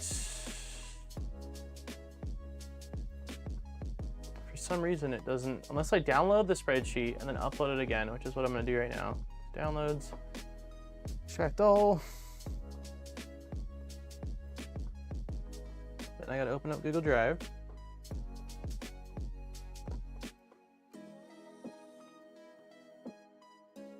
I gotta upload it. Oh. Replace the existing one. Okay. This should be everybody.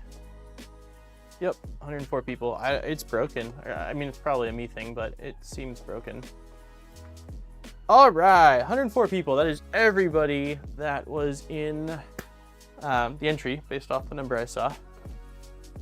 Bro needs automation. I do need, yeah, I do. You're telling me, man.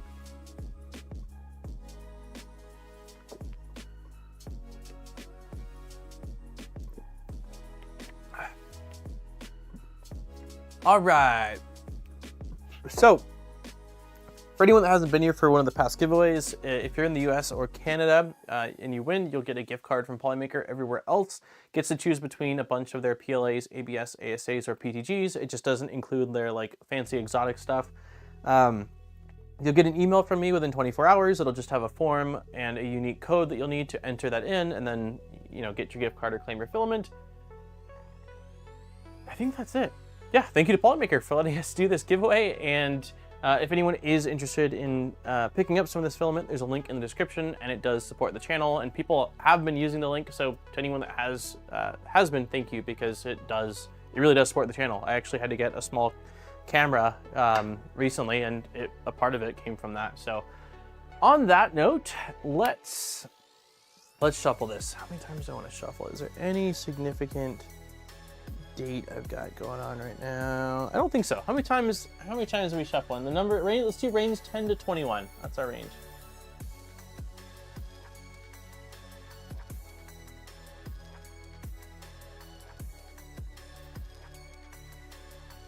$88 is not an option. Didn't they say 10 to 21? All right, 19 is the first viable number.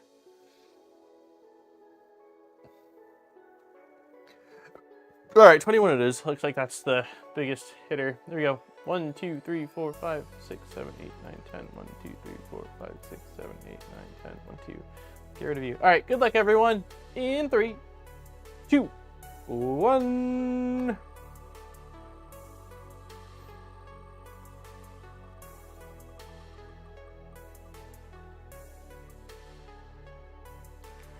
Beads! That has got to be a first-time winner. I don't recognize that name. Congratulations, you are our winner. It disappears. I will email you. I'll email you within 24 hours with the form, and then you will get your gift card or your filament. So congratulations once again to Beads, B-I-D-Z, nope, B-I-E-D-Z, and look out for an email from me. Awesome. Congratulations, and yeah, thank you everyone for entering. We will next week, yeah, same time, same place. We'll do one more giveaway, and then I probably won't be here the following week, which is part of the news, and I'll tell you about that as soon as I can, which is not very long from now. So, okay, that's not how my name's spelled. Sorry, Betsy. Okay, so the last thing I need to do really quick is plug this guy in, and I see me saying update the config, but we'll have to do that once power is on. It is just so tight to get this thing in here. So let me, where's those needle nose pliers at? You're gonna be my best friends today. Here we are. Let's see if I grab the tab on it. If I can kind of, oh, nope, kind of angle this in. If not, then, no, we definitely need this on. What am I saying? This is a Bowden setup, so it's even more important. This is, let me pull the other way. There we go, come on. There we go. We did it! Okay, that side's on. This side doesn't have a clip. That's interesting.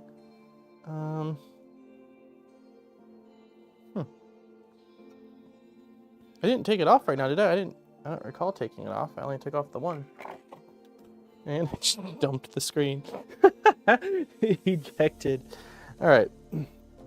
Well, I'll keep a... we probably should have a... I've got to have spare clips somewhere in the building.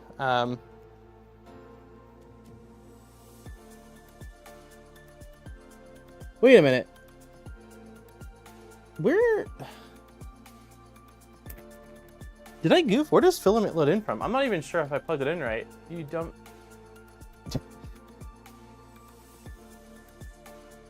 I'm not sure that this is the. So we've got. I'm backwards on this. Where? Oh, does filament get fed in? No, I really don't know right now. Is this correct? It's not Europe. I would love to go to Europe. Nice. Again, it's not. Filament goes in through the back. Okay, cool. So this is correct then. Well, we'll just use it without a clip for now, unless I've got a spare in. Where are my Prusa spare parts bag? Is there one in here? Sure doesn't look like it.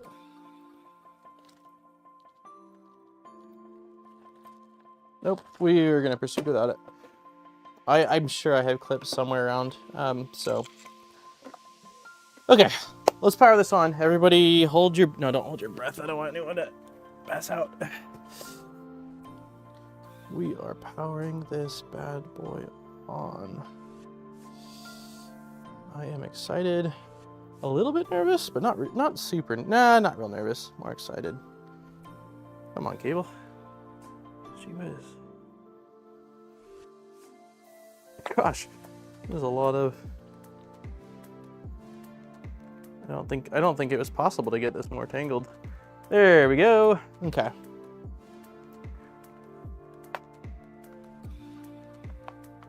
My butt should hurt. No. You gotta breathe, man. You gotta breathe. I took that statement back. You gotta breathe. All right, plugging it in. Okay, it's plugged in. Pressing the power button. Ooh, I see a blue light. Ooh, I see a little yellow light down here. See a yellow light. See some flashing going on that tool head. I don't see screen powering on. Oh, nope, I see screen powering on. Ooh, look at it. It's so pretty. LDO. That is, I like that. That is neat.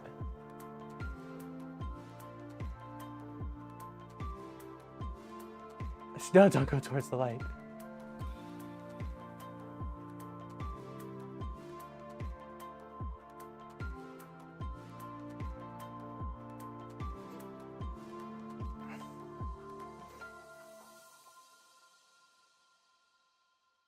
Ooh. Ooh. The LEDs, man. Is it, Nomads, is it safe to assume that for the LED strips in the center, that it's going to be bright up front and kind of fade out as it goes towards the back? I assume so. I mean, the light has to drift off. I just want to make sure I'm not blocking the LED, because like at the halfway point... Oh, no, yeah. At the halfway point, it just kind of starts to slowly drop. Okay, cool, perfect. And these NeoPixels in the back seem to be working. Okay, so you said the first thing I should do is update the config. Let me get this thing on the network really quick. Macros, pins, clipper screen network. Here we go.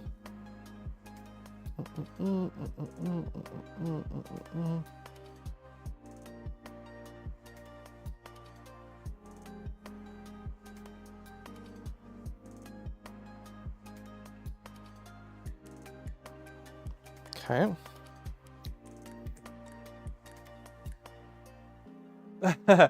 It's pew pew 1 2 3. Attempting to connect, connected, completed. Okay, where's our IP? I don't see our IP.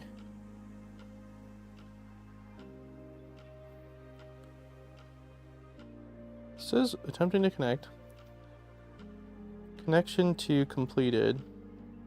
Country US. I just don't see the IP. I guess I can grab it from. Let me refresh.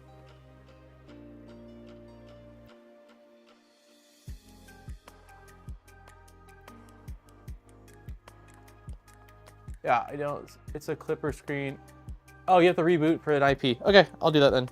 Let's go back. Let's go more. Let's go. System. Nope, that's not right. There we go. Restart. Accept. Okay. We're rebooting. Okay, so my current thoughts is we update firmware, we home the printer, and then do you recommend, does it already have PID values and all that, since it is all the same, you know, printer, or is it recommended to manually do it? Yeah, the networking side of clipper screen, I've had issues on a few printers. It's been rough on the Magneto X. It's better now, but when I was first doing like early beta testing, man, I couldn't get it to see my network.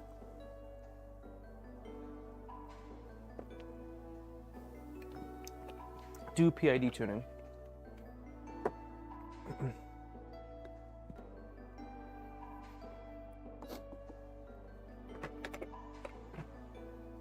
All right, let's see if we see our network. Network.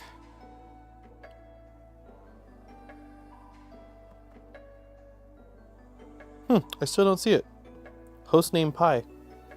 Odd. Let me check. Let's see if I see it on my network. Here we go. Okay.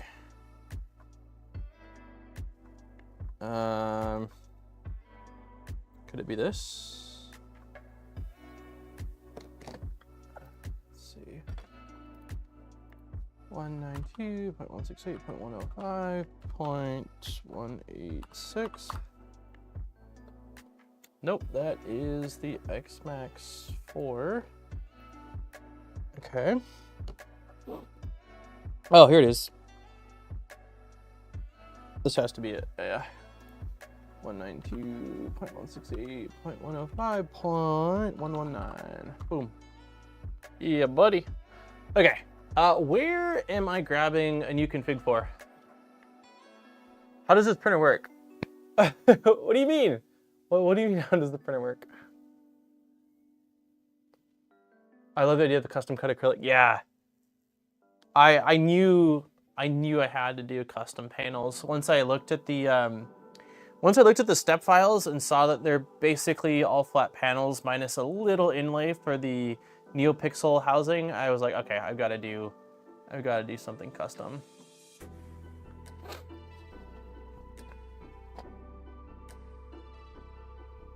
But yeah, let me know, Nomads, where to grab the config file that I should be using with this.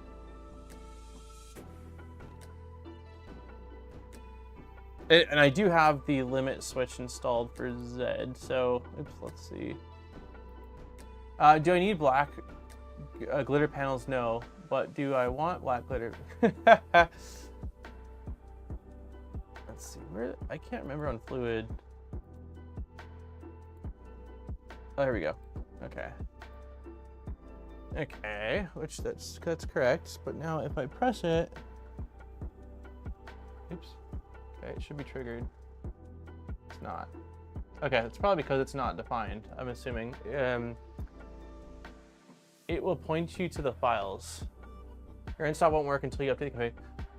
Wait, it will point you to the files. What will point me to the files?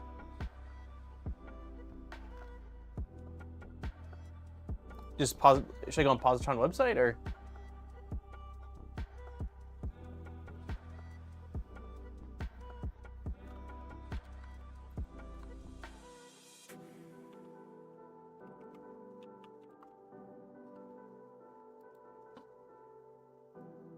Your message is good.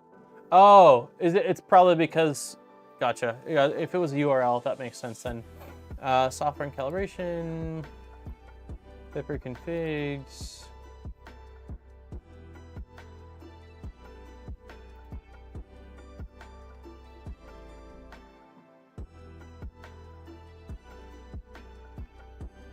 Okay, so you're saying download.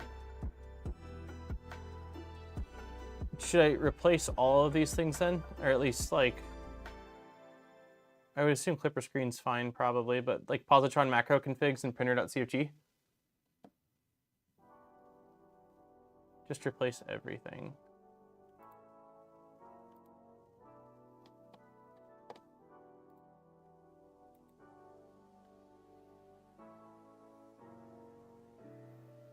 Shift Alt. Hey, zombie. Okay.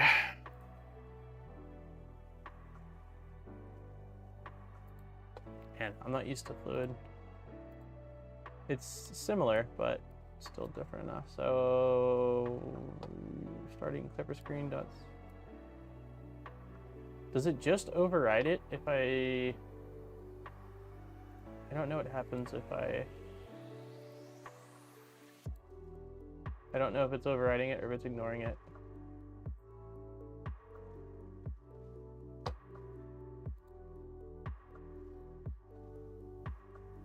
Okay, cool.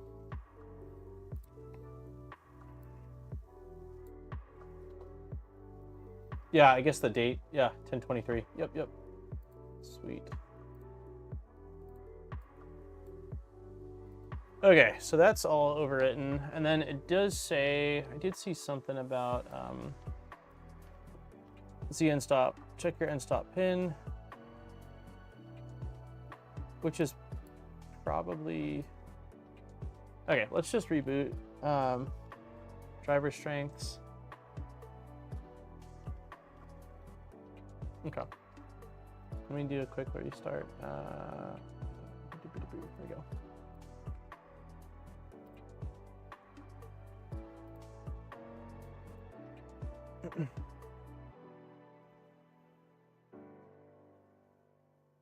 You don't need to check the README anymore. You're good to go. Okay.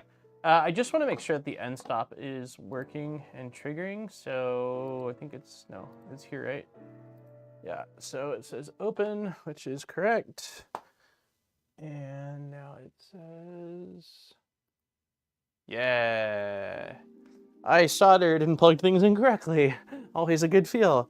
Okay, so paper methods. So you're saying I need to home it. I'm a little bit scared to home it with the glass on, just because I don't know. I can watch it and I guess emergency end stop it.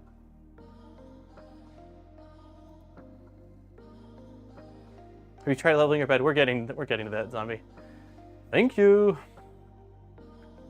All right, we're gonna home it, man.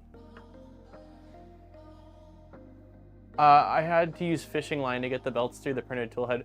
Oh, well, that makes me feel at least a little bit better, because it was a struggle for me.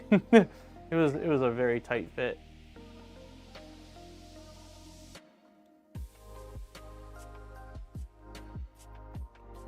Okay, home it real quick. So let's home all.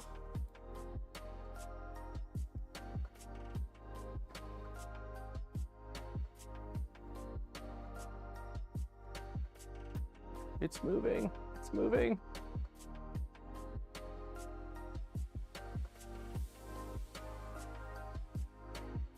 Okay. Okay. It homed. It homed.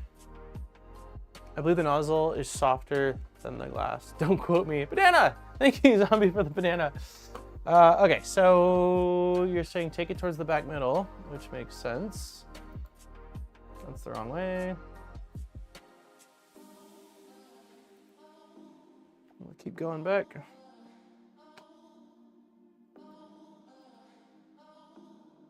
That's probably close to good enough.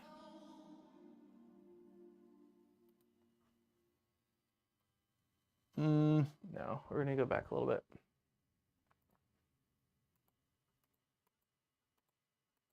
It is alive! Okay, so, and you said run, what's the, is it just end stop calibrate, or Z end stop?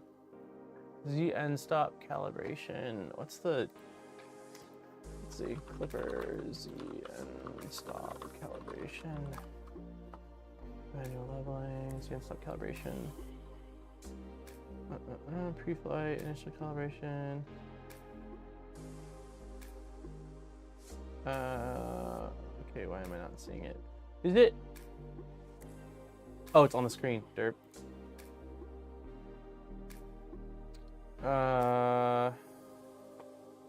Oh, you mean, you're saying on the clipper screen, just run it from the clipper screen. Gotcha, okay. More. Z calibrate.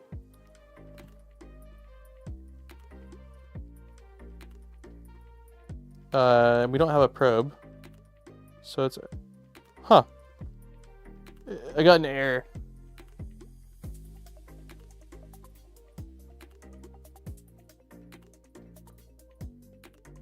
The bed is totally installed upside down. That's hilarious. Update your clipper. Update your clipper. Yeah, so bed needs to get swapped. So let's not unplug it while it's live. Let's do a few things here. Shut down the host. Yes. Yeah. Well, I'm. It's hard to think in positron terms, right? Like I was like, oh yeah, I've got to have this downward. I've never installed a bed upside down to get right side up. All right, let's try this again. So kill the power. Maybe. There we go. Okay, now we can unplug our bed. Like that. Good catch. Good catch. Okay, try that again. I've already got Sony fingerprints on this poor bed.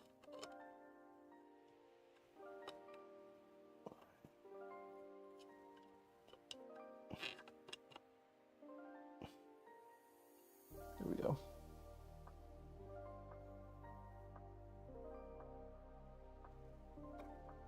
I'm glad I didn't heat the bed.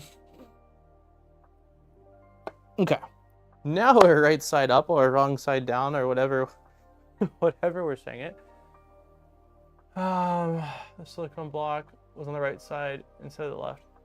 Yeah, the silicone block I did correctly though. I'm almost positive, yeah.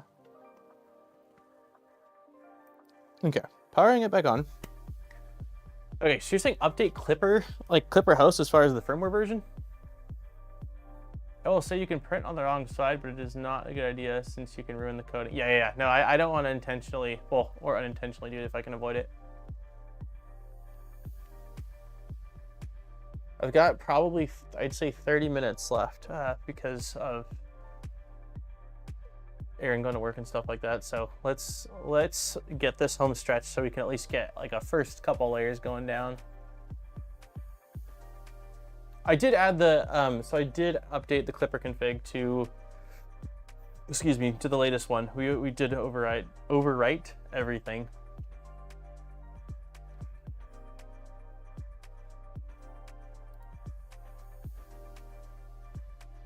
Looks like it's still booting.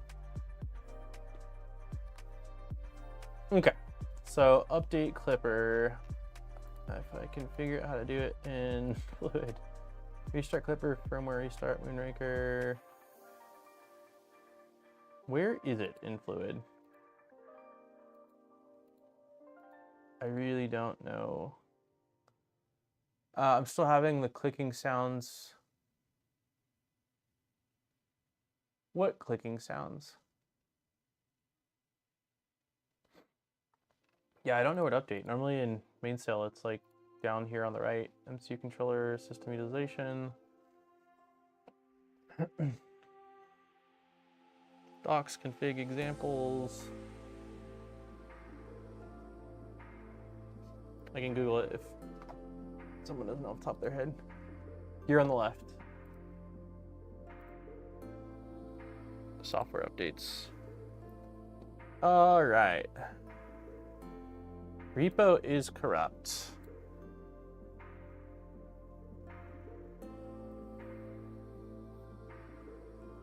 Oh, and your Positron. Yeah, you won the Positron, didn't you, at 3D Printopia?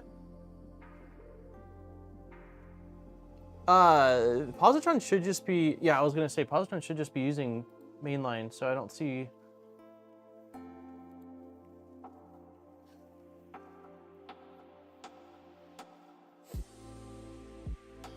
It's a bug, okay.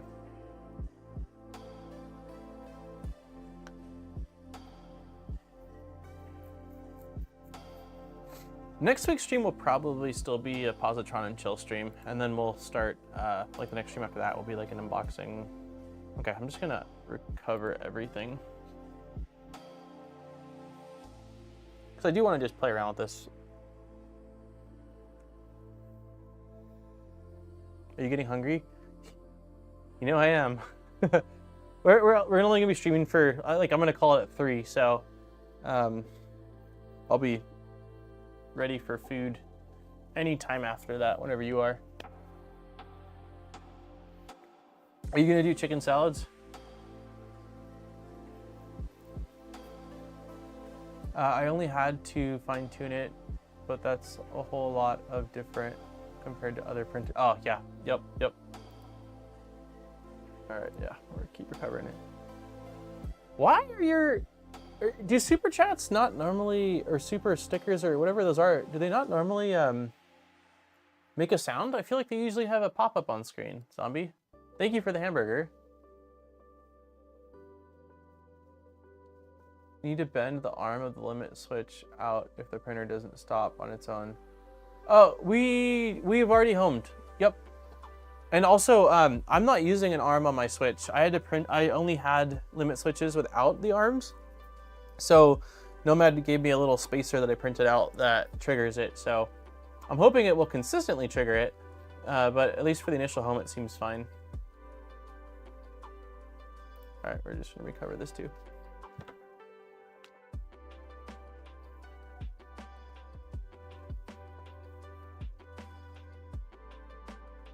Yeah, thank you for the heads up though. Put this over here. Okay, config finished. All right, so we are up to date. So now you're saying that from the screen here, I should be able to, well, I'm probably gonna have to rehome it, I would assume.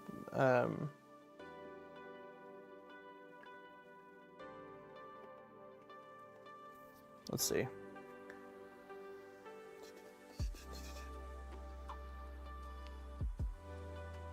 Kind of close. Oh, you're streaming with Booch today? Okay, so more. Nope, that's not right. Z calibrate. Failed to import numpy module. We're also not probe calibrating. We are Z and stop calibrating.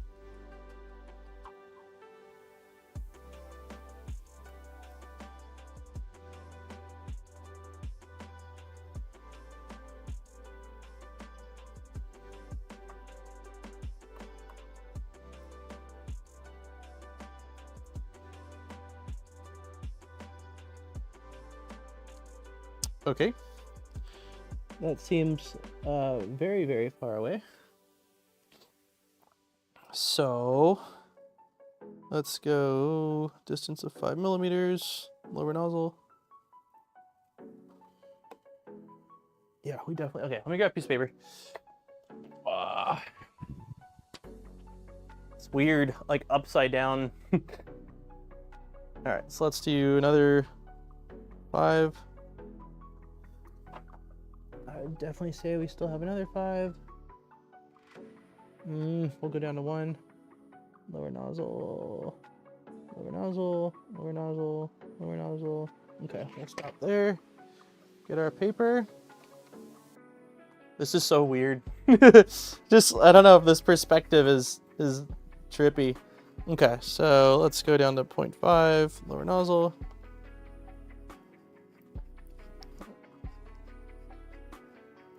Okay, that's too low.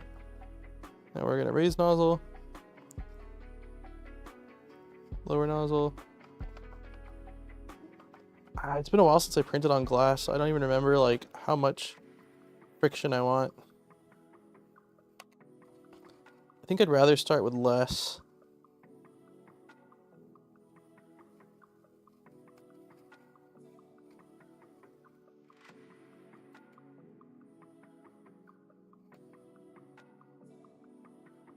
Yeah, we'll go with that.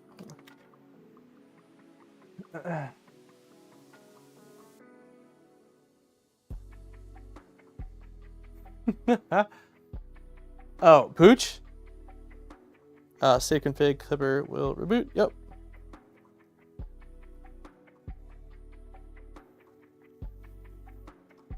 So now that it's configured for Z0, I assume I have to level these corners, right?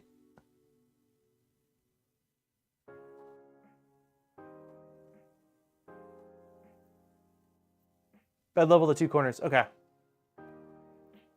Sick. All right, so let's go more. Bed level. Word.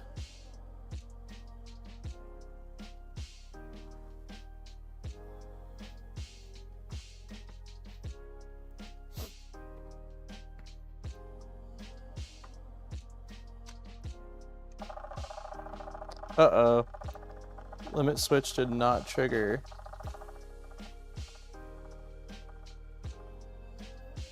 I'm assuming it's because I'm below the limit switch. Yeah, it's already triggered.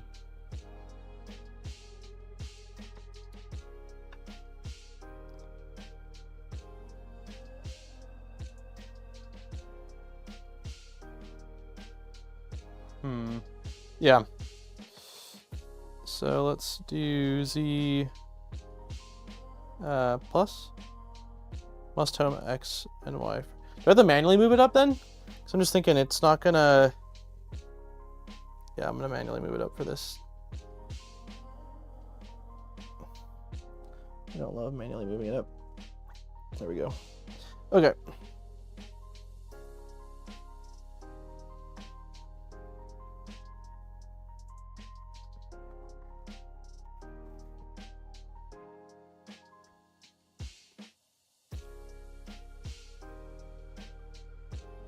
Does that mean, no, I was gonna say, does that mean every print I'll have to lift it above the extruder? But for a lot of prints that aren't super flat, it'll automatically be above the extruder. All right. This is awkward. I don't know why I'm trying to do it from over. Let me go walk around.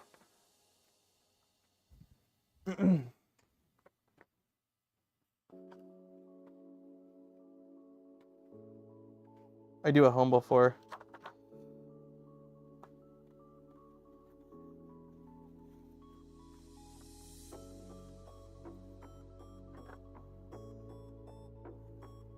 I'm sure I'm gonna have to adjust these, but it's a starting point. The first couple of prints are always for me like a bit of just testing the waters.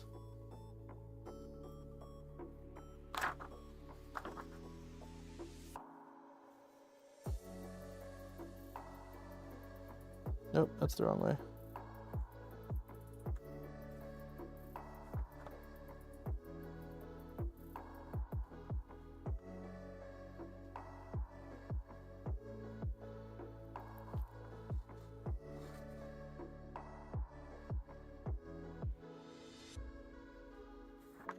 Okay. That one had to go pretty dang loose. Hopefully it's not an issue, but it's definitely at a pretty good angle. All right, we'll try it. That's fine. Okay. So next is really just what, PID tune and then PID tune and print. So let's do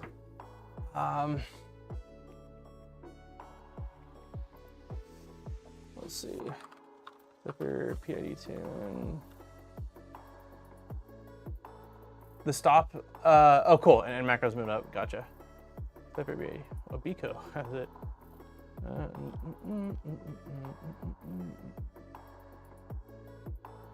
All right, so we'll do 60 Celsius on the bed. Here we go.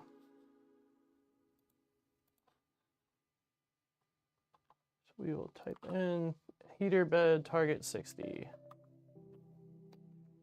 And we are off to the races. And we're heating up, which means things are working. I'm super excited to watch the first print go down. Come on, let's figure out what filament we're gonna use. Let's do something pretty. Let's do this. Yeah, we'll go with this. Oh no. Yeah, it should be okay. I didn't print out the official spool holder, but I do have, or filament holder. I do have this guy.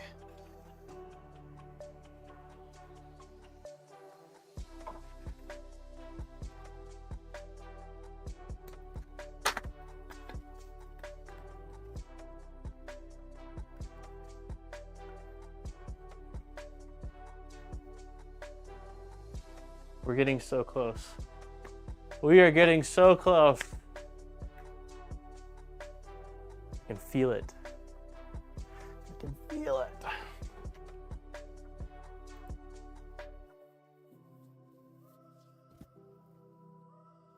Oh, thank you everybody for hanging out today. It was a little bit of a roller coaster. I mean, all because of those screws. That really was the main thing. I wish I could go back in time and see whether it was short in the bag or in the kit, or if something mysteriously happened to it. As far as, gosh, when I say something mysteriously happened to it, I mean, did I do something stupid and accidentally drop it in the trash, or, you know, whatever. But clearly I need to order a variety pack of M3 flatheads because that is not on the menu. We've got socket and button head galore, but that's really it. Whew. I guess the printer makes it really easy to see your first layer. Yeah. Well, they released the like PCB heaters, and I think I just got it in the mail actually, Nomads. I got a package last night, and it just says LDO on it. It looks like it's about the size of a bed. I know you said I was gonna get one. So while this is preheating, let me open this up really quick and see.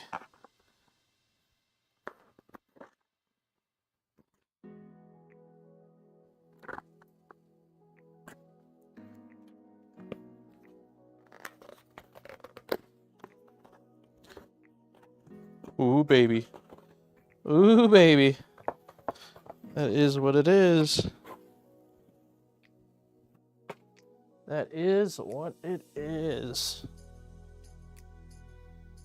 So, pretty freaking sweet to have options. I think Nomad said that this bed can get up to 110 Celsius, which is sweet. So, we got embedded magnets, and we've got, I like that it's got the little registration tabs, and I mean, swapping it out, it's as easy as turning this thing off and just popping this in. So, yeah, this is sweet. Oh, cool. So you got smooth PEI as well. So one smooth, one powder coated, and then you've got the heater with the magnetic, you know, integrated or embedded magnets. So really cool to have the option. You know, should I want or need it? For right now, I've got to get at least through the giddy stage of seeing the nozzle before I swap out. I really want to just like watch the nozzle from this perspective, but I'm sure I'll play around with the flex as well. Yeah, it's a cool bed. Yeah, I agree. Especially for just like doing PLA printing, which is a lot of what I'll be doing with this printer. But if I decide to do some other stuff, then I like how versatile the powder coated PEI is. All right, so we've got to be getting close to cycling through the bed. And then I'm trying to remember for...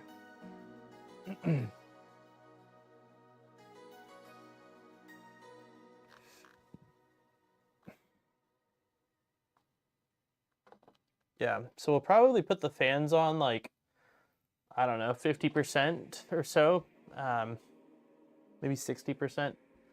And then we'll run this, which I think it's probably done. No, still doing its climb. You need to build a reverse positron to see some. Did your bed not come with a new toolhead cable? New toolhead cable. Where did I put the box? Sorry, I didn't bring the box over just because it has my address. I'm not exactly the most secretive, but no cable, just the bed. What's the new cable? Like what is the difference with the new cable is the question.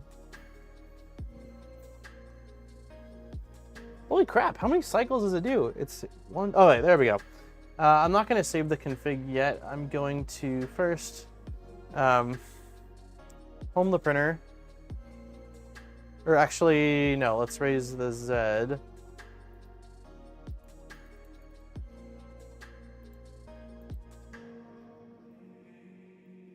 Okay, now we'll home the printer. I want the bed to be at 60 because that's probably right around where I'm going to be printing. Extruder, I'm not going to do anything with yet. And then we want our fan. Can you not control? You have to be able to control. Oh, there we go. Part fan. So I'm going to do.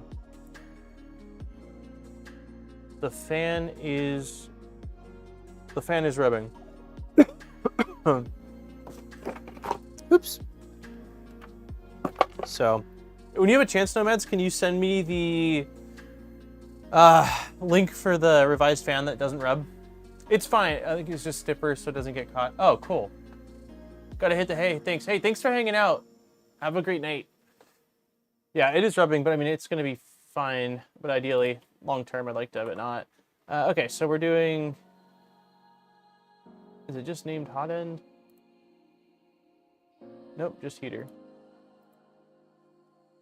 Okay, so we're gonna go just heater. Target is gonna be 220. Bam. Unknown heat, so it's not called heater. What is it called? Oh, derp extruder. That makes a lot more sense.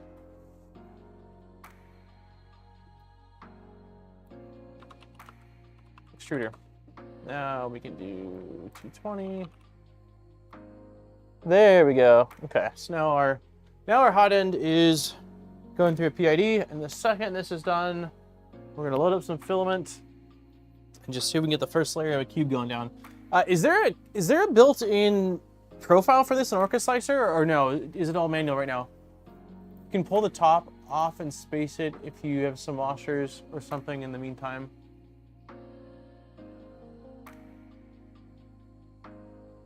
Oh no, the tool board. It's not as bad now that I shortened that wire, but I will absolutely be careful not to pinch anything.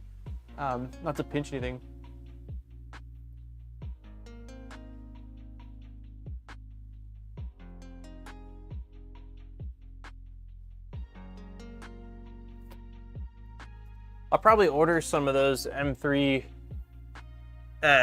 flatheads as well. That way if I'm going down there, I might just, we'll see, I might just end up swapping them out and have 4. The new fan has better, oh sweet. The new fan duct has better channels for wiring. Nice. Oh, you said Orca Slicer does have a profile?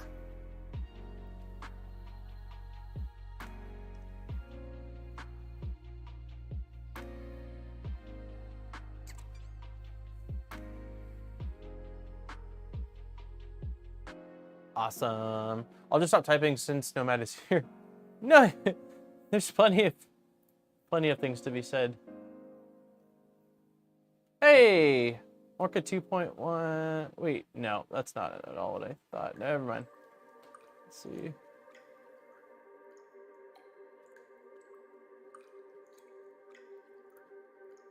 Never mind. Okay.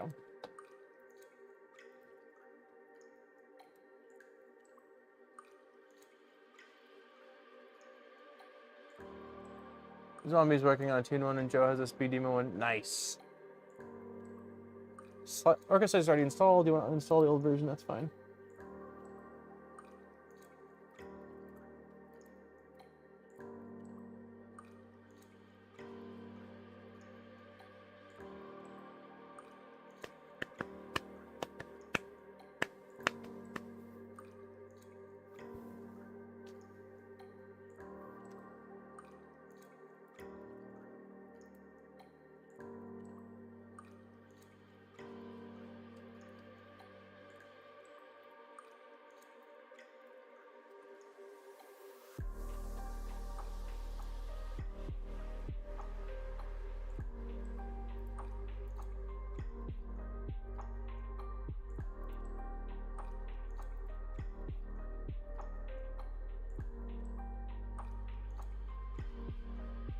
Always freezes on me every time, at least on this Windows computer.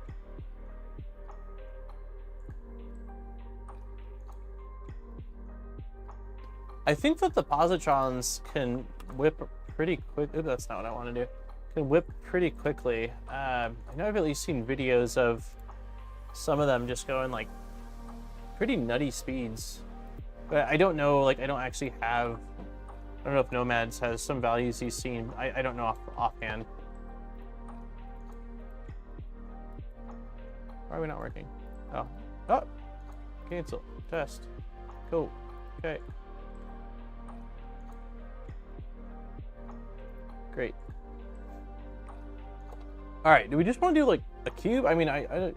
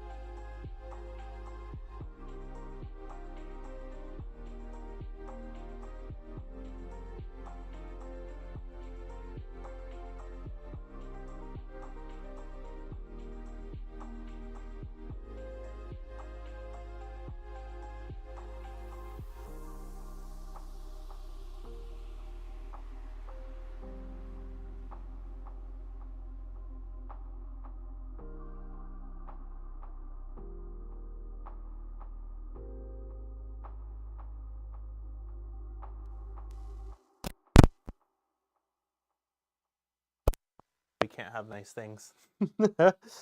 All I said was that I'm not going to really do a whole lot of printing until next week's stream when we play around with it some more. And then I also said I wasn't able to manually load it. It seems like it seems like it requires you using the loading macro versus being able to just shove it through. I'm so used to direct drive. Extrude. Is that typically how most people are loading this? Is via using the buttons? This is such a light spool. Everyone uses the, okay, cool. Yeah, I sort of got that vibe when I... Uh-oh. We are skipping steps.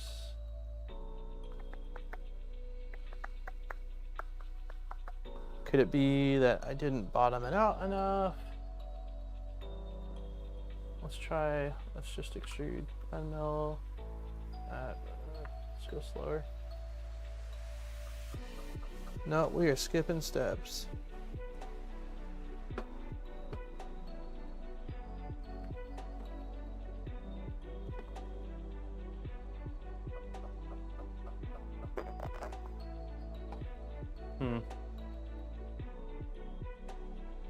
Tighten your extruder.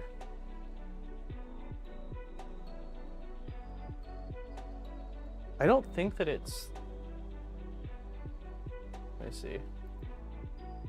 That's got... Oh. Okay. Yeah, let's tighten the extruder. It feels relatively tight, but...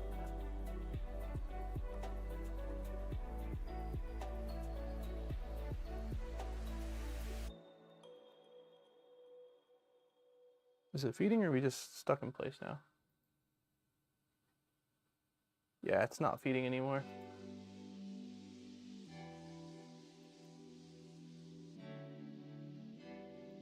Yeah, it was motor skipping. I don't think it was that the screw is too tight. I think that it could be related to that PATFE.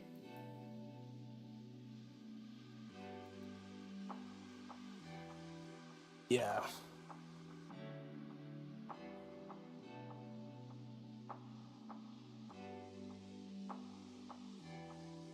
All right, so let's take this off.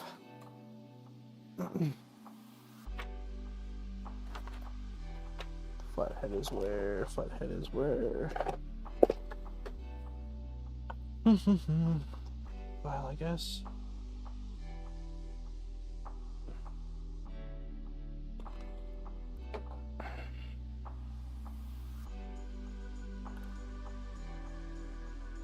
Ooh, I gotta be careful not to burn myself since this thing is hot. Oop, that is hot. The heatsink is hot. I might have to wait, because I think I need to let this thing cool down before I'm gonna be able to, let's see if I...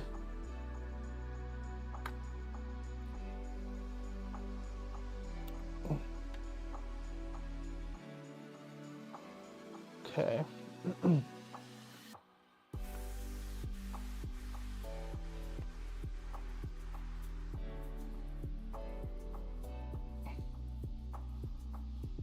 I don't know how much further I could really get this thing in there.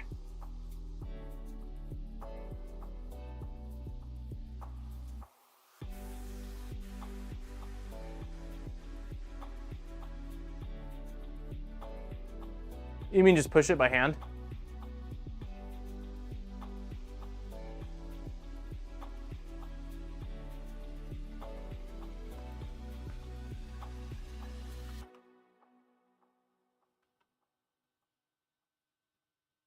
Okay, so filament's stopping. Let's see where it's stopping.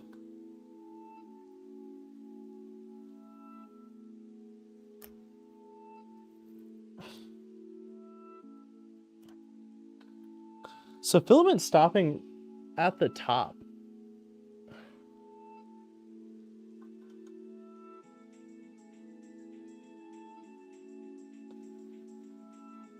No, this is going all the way down, so it must be stopping near the bottom. Okay, so let's do what you guys are saying.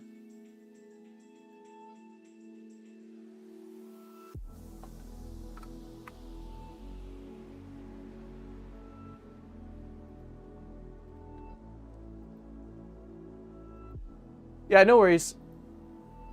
I appreciate it, Meds. If we have to, we'll call it soon anyway.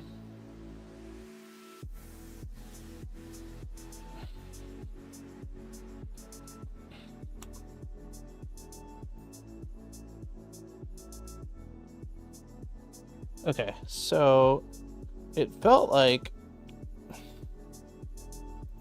the heat break was really tricky to get past, but I think I did now. Yeah, I see filament coming out. Yeah, I definitely see lots of filament coming out. So let's retract and retract and retract again.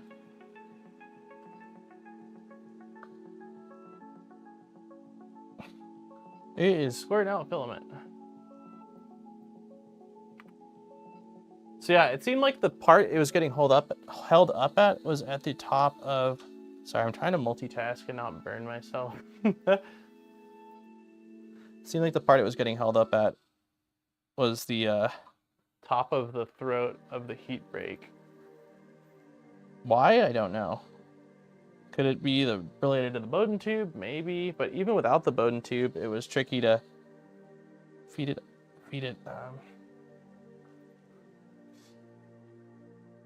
Okay, that is as far in as I think I'm getting it. So let's cap this guy again. If I can. Man, it is not easy to get this thing clip on. There we go. Okay, clip is on. I'd like to pick up a little bit of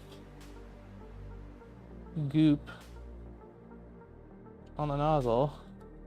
I also don't want to burn myself. The balancing act.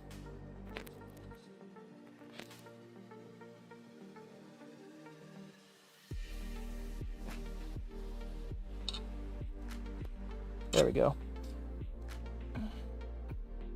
Okay.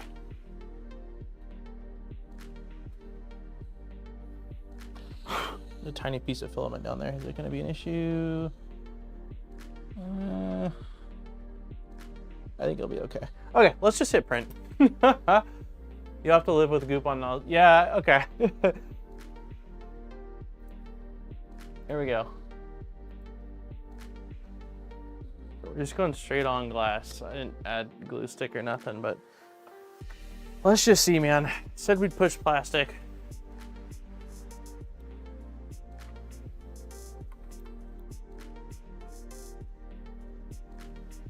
That ceiling light's really killing it for me. It looks like the silicone pad is not where the nozzle is. It like parked a little bit away from it, so it doesn't look like it's actually doing. Is this where the silicone pad should be coming into play? Make sure you extrude. Oh shit, I did retract a bunch. You're right. You're right. I got excited again.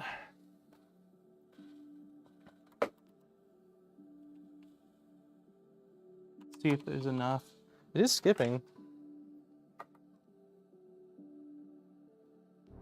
All right, let's do a quick pause.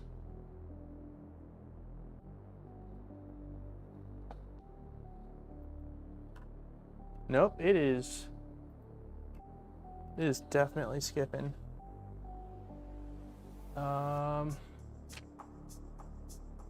Oh, I have it set to a ridiculous amount. Let's see, hold on. Extrusion filament lining. Let's try this.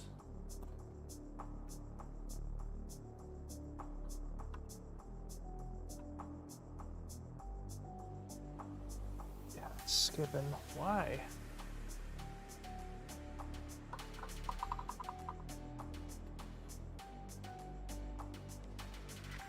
Do I need to increase the current on the motor?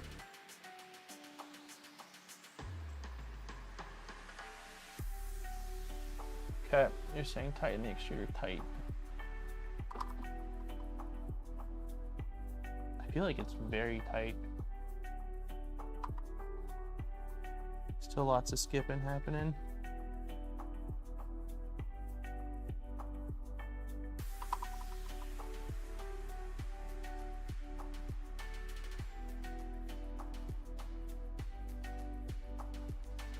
Hey! Hendrik! How's it going, buddy?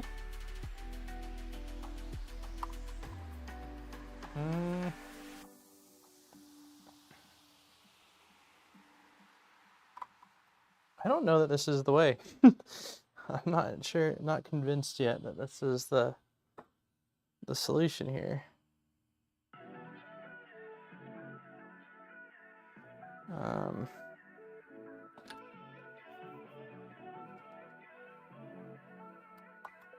So it's still, okay, that's odd.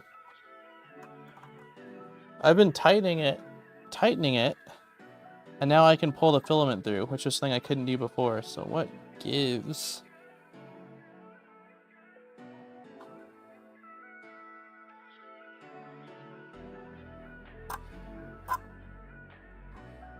Yeah, something happened with the extruder.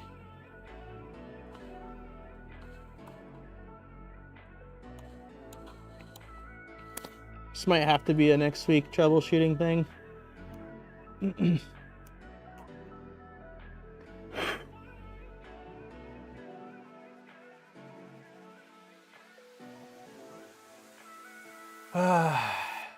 Yeah, we're so close. Like, I mean, we've technically extruded a little bit of filament, but try and do the first print. And the extruder is just skipping steps like crazy.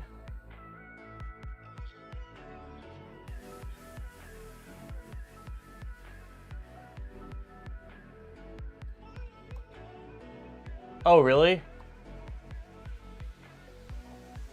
So you went real tight. It seems odd to me that you'd want it that tight. Let me raise the Z a little bit more than that.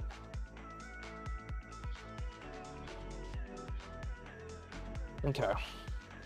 Now I've got a little better access to it.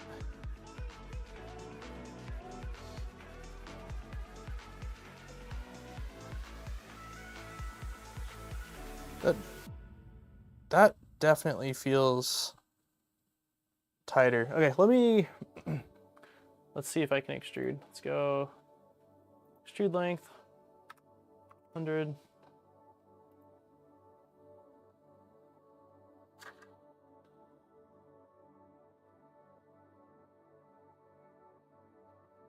Is the nozzle getting hot enough? It should be, 220 Celsius.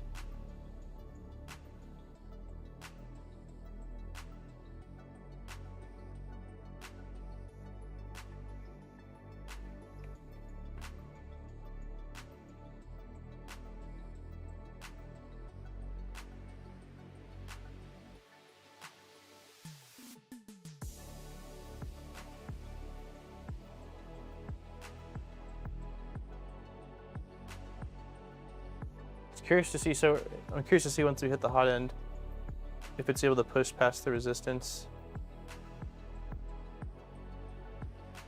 Oh, oh, woohoo! Oh, it is skipping. It is skipping. A lot less though. A lot less skipping. All right, I'm gonna just restart the print. That looks crazy. Filament everywhere. It's so goopy. All right, let's try this again. Let's try this again.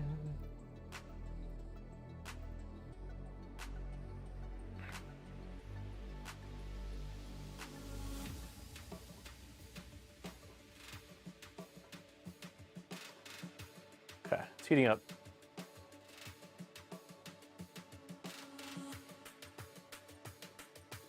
Yeah, we'll see. I might play around with a couple of other things like temp on nozzle, additional tension on extruder, and then potentially even bumping up the extruder motor. current just a little bit. I don't know what it said to.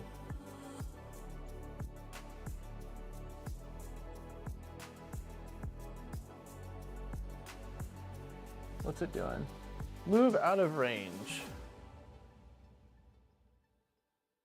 What do you mean move out of range?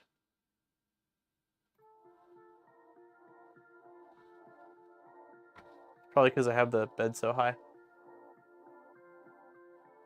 Hey Ted! Way over my sleep schedule. Have a great night, Iconic.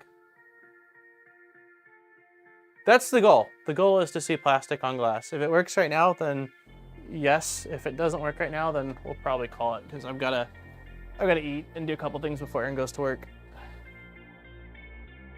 So let's reprint.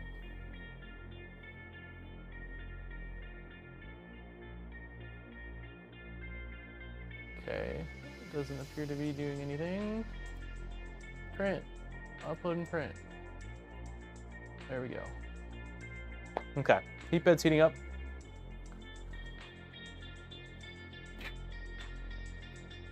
Oh. Yeah, fingers crossed that this is it. The nozzle height seemed decent, even though it was like under extruding like crazy. When it did the purge line, it didn't look bad, so.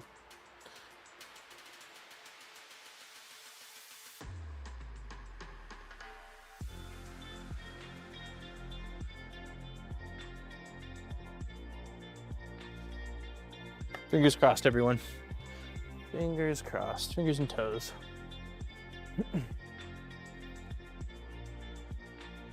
How fast does the glass heat up?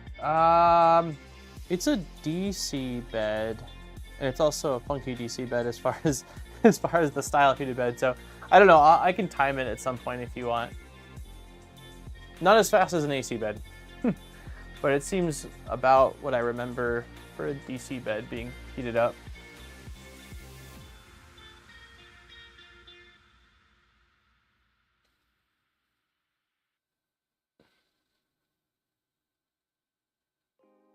And right now we're just waiting on the hot end.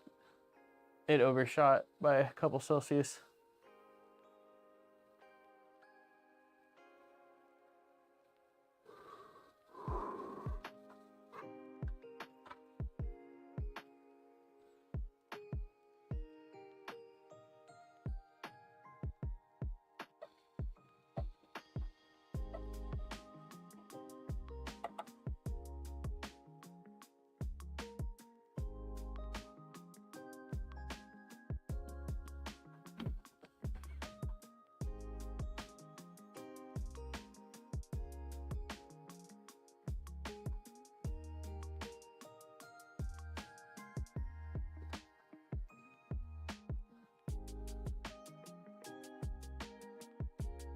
It's very, very cool.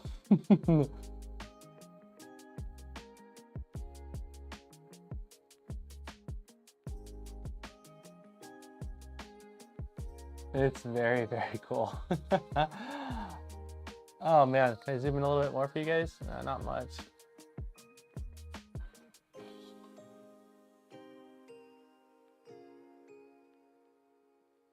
I can already tell I'm gonna get webs all over the belts and stuff from this filament, but that's okay. Looking at the first layer, I could probably go, yeah, I can go a little bit closer. Got a little bit of a gap, but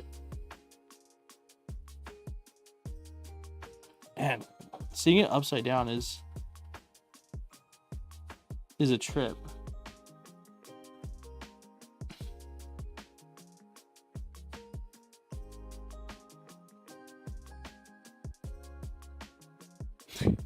This is awesome. This is awesome. Hey, should we be seeing the top of the benches? This is freaking sweet. Has anyone tried building a trident or similar upside down with glass bed? I haven't seen it. I think we're skipping steps now. We got a clog. Or not a clog, but at least something's up with the extruder. I'm gonna kill it before it just keeps. Yeah, I'm gonna kill it for right now. I might play around with it a little bit before next week to see if I can figure out what's going on. But it seems like I noticed that when I was extruding for to load the filament when I was extruding, if I was going at just like 4 or 5 cubic millimeters per second, it did a pretty consistent job. But when I raised it to just like 10, it started skipping steps. So yeah, increasing temp I definitely can do. Let me know too. Oh yeah, I will. Yeah, so there's a few things I'll play around with. I'll play around with the extruder and see if it's just something with the extruder that is the issue. I'll play around with temps. I still need to hot tighten the nozzle, which I should have already done. I completely forgot my excitement. So I'll hot tighten the nozzle. I don't think it's related to the Bowden tube. Is this an all metal? No, it's not all metal, is it? That's why we're pushing that Bowden tube so far in. But yeah, it feels like it's a extrusion issue. So either temp, heat creep,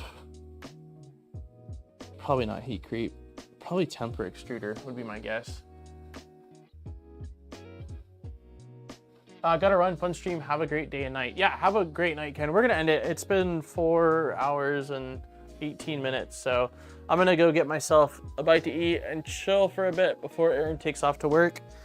But yeah, next week's stream will be just a print and chill stream. I have no idea what the state of the Positron will be in by next week. Maybe I'll have it working flawlessly, or maybe it'll be right where it is right now and we'll be troubleshooting the extruder. But the build's done. Now it's just working out a few little kinks and then, you know, just doing some printing. So I'm very happy to see it alive and that it seems like everything worked as far as the assembly goes. Like I said, minus whatever, you know, whatever's going on with the extrusion aspect of it, but it looks fantastic. And yeah, I'm just excited to have this thing done. We'll do one last little look. You need to print a pony. A pony. So there she is. I really, really like how it turned out. I think it turned out gorgeous. So yeah, well, we just gotta get her printing good now, and then I'm looking forward to just a little staring at it like I used to do with just regular 3D printing when I first started 3D printing. So, all right, on that note, we are gonna call it. Thanks everybody for hanging out and bearing with me as we searched for screws, which seems to be the theme of lately. And yeah, thank you everyone that hung out. Thank you for our members and our gift memberships and the donations, and for Polymaker sponsoring the giveaway. Congratulations again to our first time Polymaker winner. I will email you within 24 hours, but I'll try to do it this evening. And I think that's all I got for now.